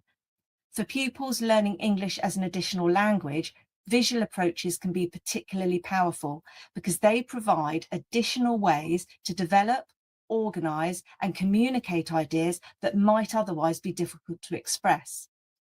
Many schools are already doing a great deal well. The challenge is rarely identifying something completely new. It is focusing on the approaches most likely to improve outcomes and implementing them consistently across the school. For school leaders preparing for September, this often means focusing on a small number of high-impact priorities. Across the schools I work with, the areas that consistently make the greatest difference are strengthening oracy, developing vocabulary, improving teacher modelling, securing sentence construction, and ensuring scaffolds promote independence. And these are the practical priorities we'll explore shortly. As we prepare for September, there are 5 areas that are worth particular consideration because they support the language, understanding, and confidence that successful writing depends upon. First, prioritise oracy. The importance of talk runs throughout both research and practice. The Education Endowment Foundation identifies oral language approaches as one of the highest impact strategies available to schools. This reinforces the importance of talk, discussion, and oral rehearsal in developing successful writers. Children benefit enormously from opportunities to discuss ideas, rehearse vocabulary, and organise their thinking before writing. Where high-quality talk is embedded, writing often becomes more purposeful, more detailed, and more fluent. Second, strengthen vocabulary development. Children do not learn new words simply by encountering them once. To use vocabulary accurately and confidently, children need repeated opportunities to hear it, discuss it, understand its meaning, encounter it in different contexts, and apply it themselves. This is why vocabulary development is most effective when it is viewed as a whole curriculum responsibility. The schools that make the strongest improvements are often those where important vocabulary is introduced, revisited, and used consistently across different subjects and contexts. Over time, repeated exposure helps children develop a deeper understanding of words, how they are used, and when they are appropriate. The goal is not simply for children to recognise ambitious vocabulary, but to understand it well enough to use it purposefully when communicating their own ideas. Third, focus on the quality of teacher modelling. One of the most powerful tools available to teachers is their ability to make thinking visible. When children see and hear writing modelled, they gain insight into the decisions writers make. They see how ideas are developed, how sentences are refined, and how language choices are made. They can hear how a writer can change their mind, choose an alternative word, extend a sentence, all of which have powerful implications for developing confidence in language exploration, giving children permission to change their mind rather than thinking they have made a mistake. Effective modelling allows pupils to observe the writing process rather than simply the finished outcome. It helps them understand that successful writing is built through a series of decisions. By making those decisions explicit, teachers help children understand not only what to write, but how writers think. Over time, children begin to internalise these processes, developing greater confidence, understanding, and independence in their own writing. Importantly, modelling gives children access to thinking that would otherwise remain invisible. It allows us to expose even our youngest learners to ambitious vocabulary, sophisticated ideas, and the decision-making processes of an author. Fourth, focus on sentence construction. The new Department for Education writing framework makes a compelling case for schools to prioritise sentence construction. It argues that all writing is built from sentences and that teaching pupils how sentences work should sit at the heart of any writing curriculum. Rather than focusing too quickly on extended pieces of writing, schools should ensure that pupils can construct, control, and manipulate sentences with confidence. Strong sentence teaching provides the foundation for fluent, effective composition, and helps pupils make the transition from spoken language to the more complex structures of written language. This is why it is so important for schools to think carefully about how sentence construction is taught, modelled and developed across the primary years.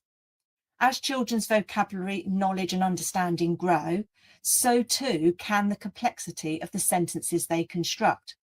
Children benefit from opportunities to hear, discuss, manipulate and experiment with language so that they develop an understanding of how sentences work and how meaning can be shaped through vocabulary, sentence structure and word order. Fifth, review the role of scaffolding. As a SENCO, this is something I've always found particularly important. Effective scaffolding is not about lowering expectations. It is about giving every child access to ambitious learning. Using writing scaffolds might include sentence stems, word banks, vocabulary maps, story maps, graphic organisers, model texts. When used effectively, these supports help children organise their ideas, construct sentences and develop confidence as writers. However, the best scaffolds do more than help children complete a task in that moment. They build understanding, encourage independence and support pupils to make increasingly successful decisions for themselves. Perhaps the most important question for leaders is not whether scaffolds are being used, but what those scaffolds are helping children to do more independently over time. Are they discussing ideas with confidence? Are they drawing upon newly taught vocabulary? Are they organising and refining their thinking? Can they explain what they want to communicate and why? Very often, the earliest signs of progress can be heard in classroom talk before they can be seen on a page. And this is why monitoring literacy involves more than reviewing outcomes. It requires us to understand the experiences that are helping those outcomes develop in the first place. This creates an interesting challenge for leaders. When we visit classrooms, are we simply monitoring writing or are we monitoring the development of writers? And that distinction matters. A piece of writing can tell us what a child produced on a particular day. Mighty Writer is a practical way of making language visible. It helps children organise ideas, rehearse language, explore vocabulary, develop sentence construction, and understand the thinking that lies behind successful writing. The intention has always been to support the kind of teaching we have discussed throughout this session. Teaching that values language, makes thinking visible, develops understanding, and gives children opportunities to communicate, rehearse, and refine ideas before they write. Mighty Writer is proven to be a highly effective way of helping schools bring those principles to life. One of the reasons schools find it easy to implement is that it works alongside existing curriculum approaches rather than replacing them. Schools do not need to rewrite their curriculum or abandon approaches that are already working well. As you prepare for September, prioritise language, talk, vocabulary, sentence construction, and effective support for all learners. Get those foundations right, and you create the conditions in which literacy can flourish. Ultimately, improving writing is about understanding how children become writers and ensuring that this understanding shapes practice consistently across the school. Thank you for joining me, and I hope the session has given you practical ideas to support literacy improvement in your school in the year ahead. Thank you very much for listening.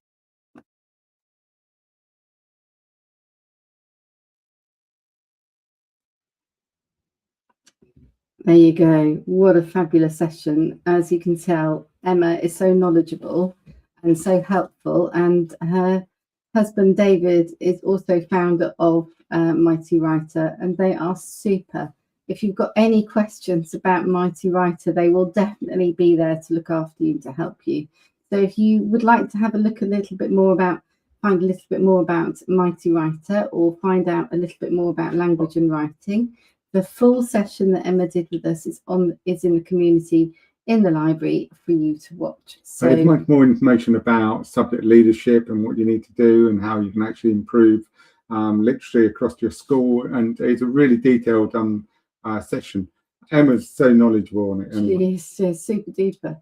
So next we have the lovely Charlotte. Now, if you haven't heard of Charlotte before, Charlotte's founder of Chatterboxes, and she's got a lovely mission, and her mission is that nobody should go through school without having the ability to communicate well.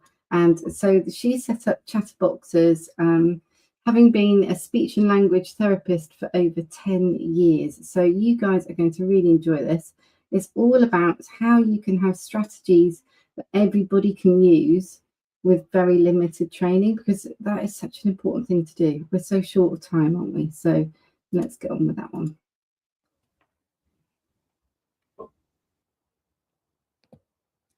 Hello, I'm Charlotte Freakley, and I am the founder and director of Chatterboxes, an independent speech and language therapy provider. I set up Chatterboxes to help provide the best quality and consistent support for children, helping them to communicate to the best of their ability. I now have a team of 11 therapists who, across 30 schools in Birmingham and the West Midlands, provided speech and language therapy to over 1,500 children last academic year. I have been a children's speech and language therapist for over 10 years, and my career has been focused on providing therapy in schools. So in that time, I've seen firsthand the rise in communication needs that are coming into schools, with teachers and SENCOs struggling to keep up with the level of need, provide the best support possible, and still deliver the curriculum. So my aim for today is simple. I want to give you some super quick tips that you can take into the classroom in September and improve communication across your school that will make a difference. No expertise required. Firstly, I want you to think about what speech and language needs you have in your school. And then what provision is currently in place in your school to support these needs? A lot of my schools tell me they are having to wait years for speech and language support. And then when qualified support arrives, children are seen once and then discharged, or staff are left to deliver therapy programs that they are either unsure of or not confident delivering. Sound familiar? Stress no more. I am here to help.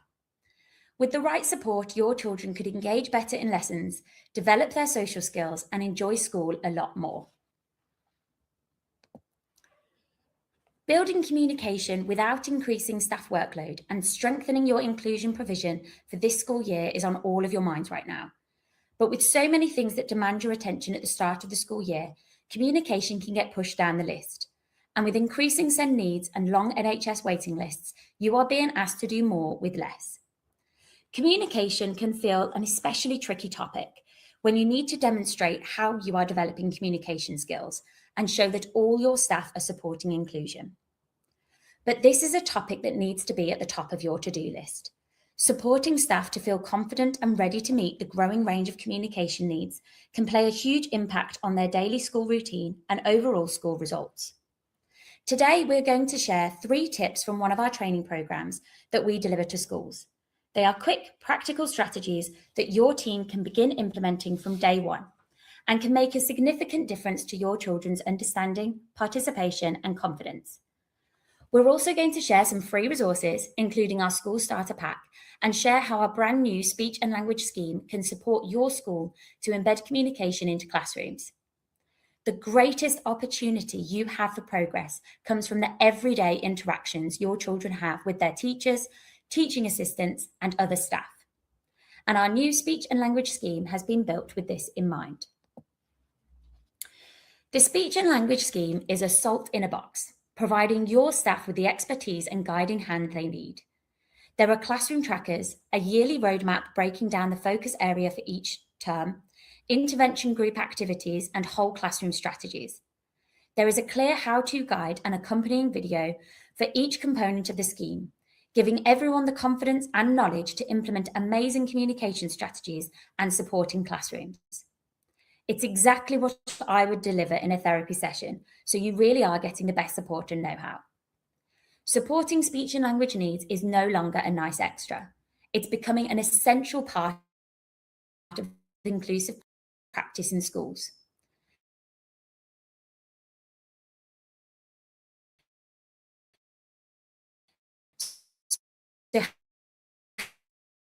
having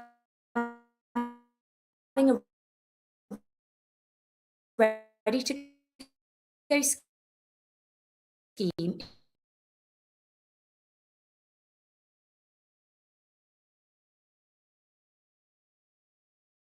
is non-questions. As adults, and especially teachers, we are really, really good at asking questions. Imagine you're looking at a picture or a book with a child. It can feel like a bit of an interrogation. What's happening? What are they doing? How are they feeling? What's going to happen next? Why is he doing that? Question, question, question. The children can feel then quite overwhelmed, and if there are difficulties either understanding the question or forming their answer, this can result in a non-answer, the child kicking off, or a random response. Questions are important. I'm not saying we can't ever ask a question, but by balancing questions and non-questions, we can actually elicit more communication from the child. So the hand rule is that for every one question, we have 4 non-questions. This could be a comment, repeating what the child has said, expanding on what the child has said, or an explanation. So if we imagine looking at that picture scene again, or that book, we could make a comment. I see a dog. And then we pause. We allow an opportunity for communication to happen.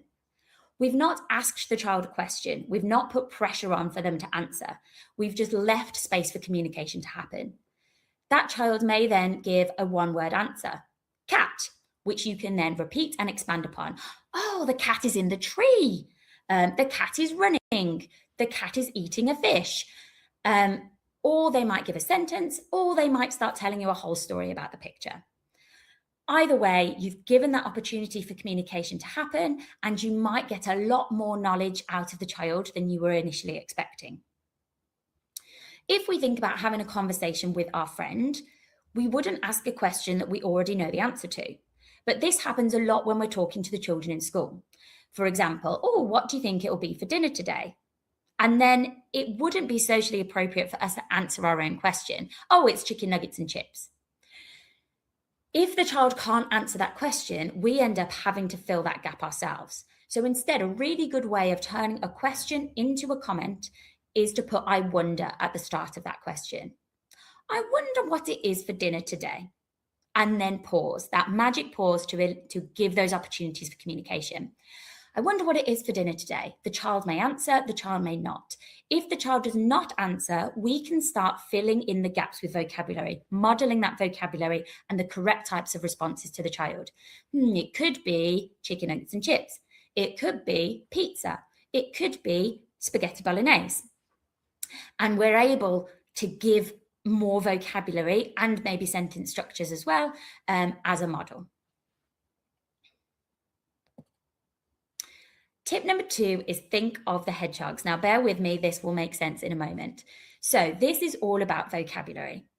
When we are learning new vocabulary and having to store it, we store different information about that word. There is the semantic information about the word, which is all about the meaning, what it is, what it does, where we find it, everything about the meaning of the word. We also store phonological information about the word. That's all about the sounds. Think phonics, the sounds that make up the word, how it can rhyme with other words, so that when we retrieve that word, we know how to say it. When we are teaching new words, it's really important that we give information about the meaning and the sounds of the word. And I like to think of each word as a little hedgehog. Each information about that word is like a spine on the hedgehog. So if we imagine, if we've never heard the word before, it's a little hedgehog without any spines whatsoever. The different types of information that we then give are more spines into that hedgehog. And it's our job as teachers and support staff to make sure that hedgehog has as many spines as possible and that those spines stay in the hedgehog. If, for example, the child has never heard the word lion before, we then see a picture of a lion. We talk about a lion. We might see a video about a lion. We might go to the zoo and see a lion. They start to build up the spines on the hedgehog. It has 4 legs. It can roar. It has a mane. It eats meat. But also the phonological, it begins with L, it rhymes with iron, it has 2 syllables. If the child never sees, hears, reads, talks about a lion again, the spines start to come out of the hedgehog, and the child then forgets the word hedgehog. So we need to keep repeating vocabulary, seeing it in context, ideally across multiple contexts, to really embed the spines into that hedgehog. We also need to teach one concept at a time. So remember, our concepts are individual little hedgehogs. If we teach the opposites at the same time, so for example, wet and dry at the same time, some of the spines might get mixed up and they might go to the wrong hedgehog. So instead, we're going to teach the concept and not the concept. It's wet and not wet. We teach that on its own, and then a separate time, we can teach dry and not dry. This sounds simple when we're talking about those early years concepts such as wet and dry. But as we move further up the school, things like evaporation, condensation, more specific concepts, that's when the spines, it's really important that they go into the right hedgehog. So teach one concept at a time. Filing cabinets. I think of my filing cabinet in my brain. My filing cabinet is really organized. There are different drawers for different categories, and each drawer has subsections with subcategories in it. So I have an animal drawer, and in my animal drawer, I have farm animals, zoo animals, pets, jungle animals, sea animals, etc. So that when I need to retrieve a word, I go to the right filing cabinet drawer, go to the right subsection, and I pull out the word that I need. The children in your classrooms, they might be missing whole drawers in their filing cabinet. Their filing cabinet might be completely disorganized. There might be files in the wrong place. So it's our job to organize that filing cabinet. And playing category games, any vocabulary games will help to sort out that filing cabinet. Repetition is the key here with vocabulary. Whenever we're teaching that new word, making sure we're using words that the children understand to then link that with the new word. When it comes to EAL learners, unless there are other needs in play as well, they already have their hedgehogs. They already have the spines in their hedgehogs. They have the meaning, the semantic information. They have the sounds for their own language. What we need to do is just add the English spine. So they've already got the hedgehog. We just need to add the English word. So hopefully that makes the staff in your school be a little less daunted by having an EAL learner in their classroom. My final tip is all about blank levels of questioning. The blank levels of questioning were kind of discovered by a speech and language therapist called Marion Blank, and she identified 4 different levels of questions that the child can understand. So this is about, can they actually understand the question in the first place? Level 1 is all about that vocabulary level. So questions like, what's this? Or point to the bottle, the apple, the lion. Very much that vocabulary based. It's literal, you can see it. Level 2 is still quite literal. So it's any who question, or what doing question, or where question, anything about describing or categories. Most 3 to 4 year olds can understand level 2 questions. Level 3 is where it starts to get more abstract. So it could be any questions about what people or characters are thinking, how they are feeling, what could they say, retell tasks, sequencing tasks, prediction tasks. So kind of what I think of all of those kind of story type level. Level 4 is then your hardest level, and it's the most abstract. So any sort of why question, a how do you know, problem solving, justifying, all of that type of question is your level 4. Most 5 to 6 year olds can understand level 4 questions. However, I have been in schools where children across the whole of the school can struggle with different levels of question. There is usually a clear cutoff point. So asking questions at the different levels, if they then can't answer a question, they're at the level below. So we can then use questions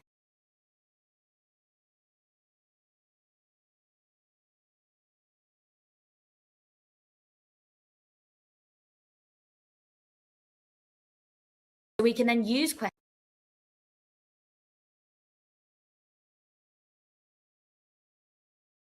We can then use questions.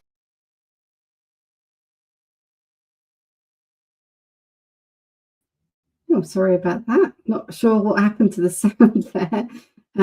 The Wi-Fi gods are definitely not listening today. But anyway, as you can see, Charlotte's very knowledgeable and shares some superb tips for supporting pupils with their language. We will upload that full video into the library, as with all of the others. So it is actually longer than what you've just watched. You do get a proper session.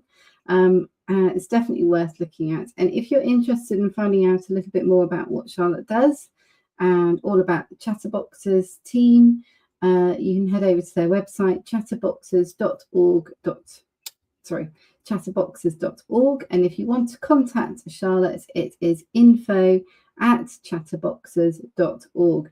Certainly worth checking out, especially if you have pupils in your school who could really benefit from. And I know that there are a lot of children nowadays who have who could benefit from Charlotte's services. So definitely have a little look at that. And if you need any help to get in touch with Charlotte afterwards and you think, I can't remember what it was and I didn't write it down fast enough, no worries, just tell us. With any of our speakers today, we will always put you in touch.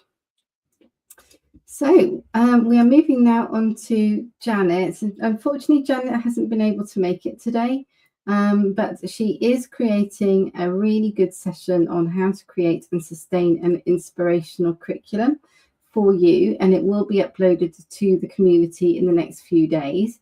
Janet is a former deputy head teacher and literacy lead and has worked with Cornerstones for over 10 years.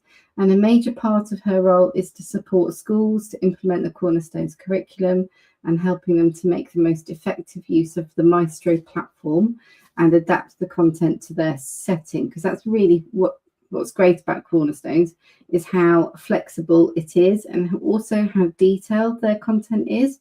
I personally really like it. I used it when I was teaching, and they do put an awful lot of thought and effort into it. So they are coming to do a video for you, a webinar for you, which will be uploaded to the community platform at some point in the next few days. If you want to have a look at Cornerstones Education in the meantime, it's cornerstoneeducation.co.uk and j.carroll@cornerstoneseducation.co.uk if you'd like to contact Janet. So, exciting news coming soon. Grab your pen and paper. These are the dates that you need to know. As Jonathan touched on to earlier, we do have some panels. Yeah. This is the first one that we have confirmed. It's the 16th of September. That will be in the events section of the community. It's already in there, so you can sign up. There's quite a few that signed up already. It's about getting a good relationship with your deputy head. So we've got a few deputy heads involved and we've got a few head teachers involved, and talking about how to strengthen that relationship, really. Yeah. Because from all the messages in the community and in our Facebook group and on Twitter, the relationship with the deputy head is key. Yeah. Oh, and I like, sorry, I'm just going to jump slightly back to Fiona's comment about mixed stage classes. It's a nightmare with curriculums. I do feel for you, Fiona. I have been there myself. It's so fiddly. And actually, Cornerstones does solve it, doesn't it? So I'm really pleased to hear that they have helped you with that. So yeah. So going back to the what's coming soon, we have another session just like this one called Ready to Lead Spring Term, and that is on the 9th of December. So put that in your diary because we'll be giving you another update. Yes, definitely. And then the news everybody is asking me is like, when are the new planners coming out for next year? Well, I can tell you straight from me, top secret. Well, it's not top secret. No, it's not. They are in design now. The 2027-2028 planners are just going through the final checks on the files. We have updated quite a lot for next year because of the changes that we've seen. And we will be opening the shop on Valentine's Day. So make a note in your planner. for next year's planner, because a lot of them sold out. So we sold out of nearly all of them. We've only got within a few weeks of opening. So yeah, we got a few deputies, we got a few Senkos, and we got not a lot, but we got a few head teachers as well. We had to disappoint a lot of people, particularly the school business managers. So they were sold out. So we promise we will order more next year, but we are only a little business and they're expensive to print, I'm sure you can imagine. So we only do a small print run. So make sure that date is in your diary. And then we will have another Ready to Lead summer inset day on the 17th of March 2027. Obviously, there will be a lot more events than the ones that we just advertised there, but we didn't want to bombard you with everything that's happening. So you will be able to check out all of the other nice things that are happening in the community. They will be up in the events section. So please do check out, especially that coffee and chat. I'm really looking forward to that. Yeah. And also bringing Joanna back in to do a longer session with Joanna, because that would be really, really good. So thank you so much, everybody. Don't forget your free planner offer is on until Friday the 4th at 4 o'clock. We've had so many of you join today. I feel actually quite emotional because this is so important to us, that we are here to support you.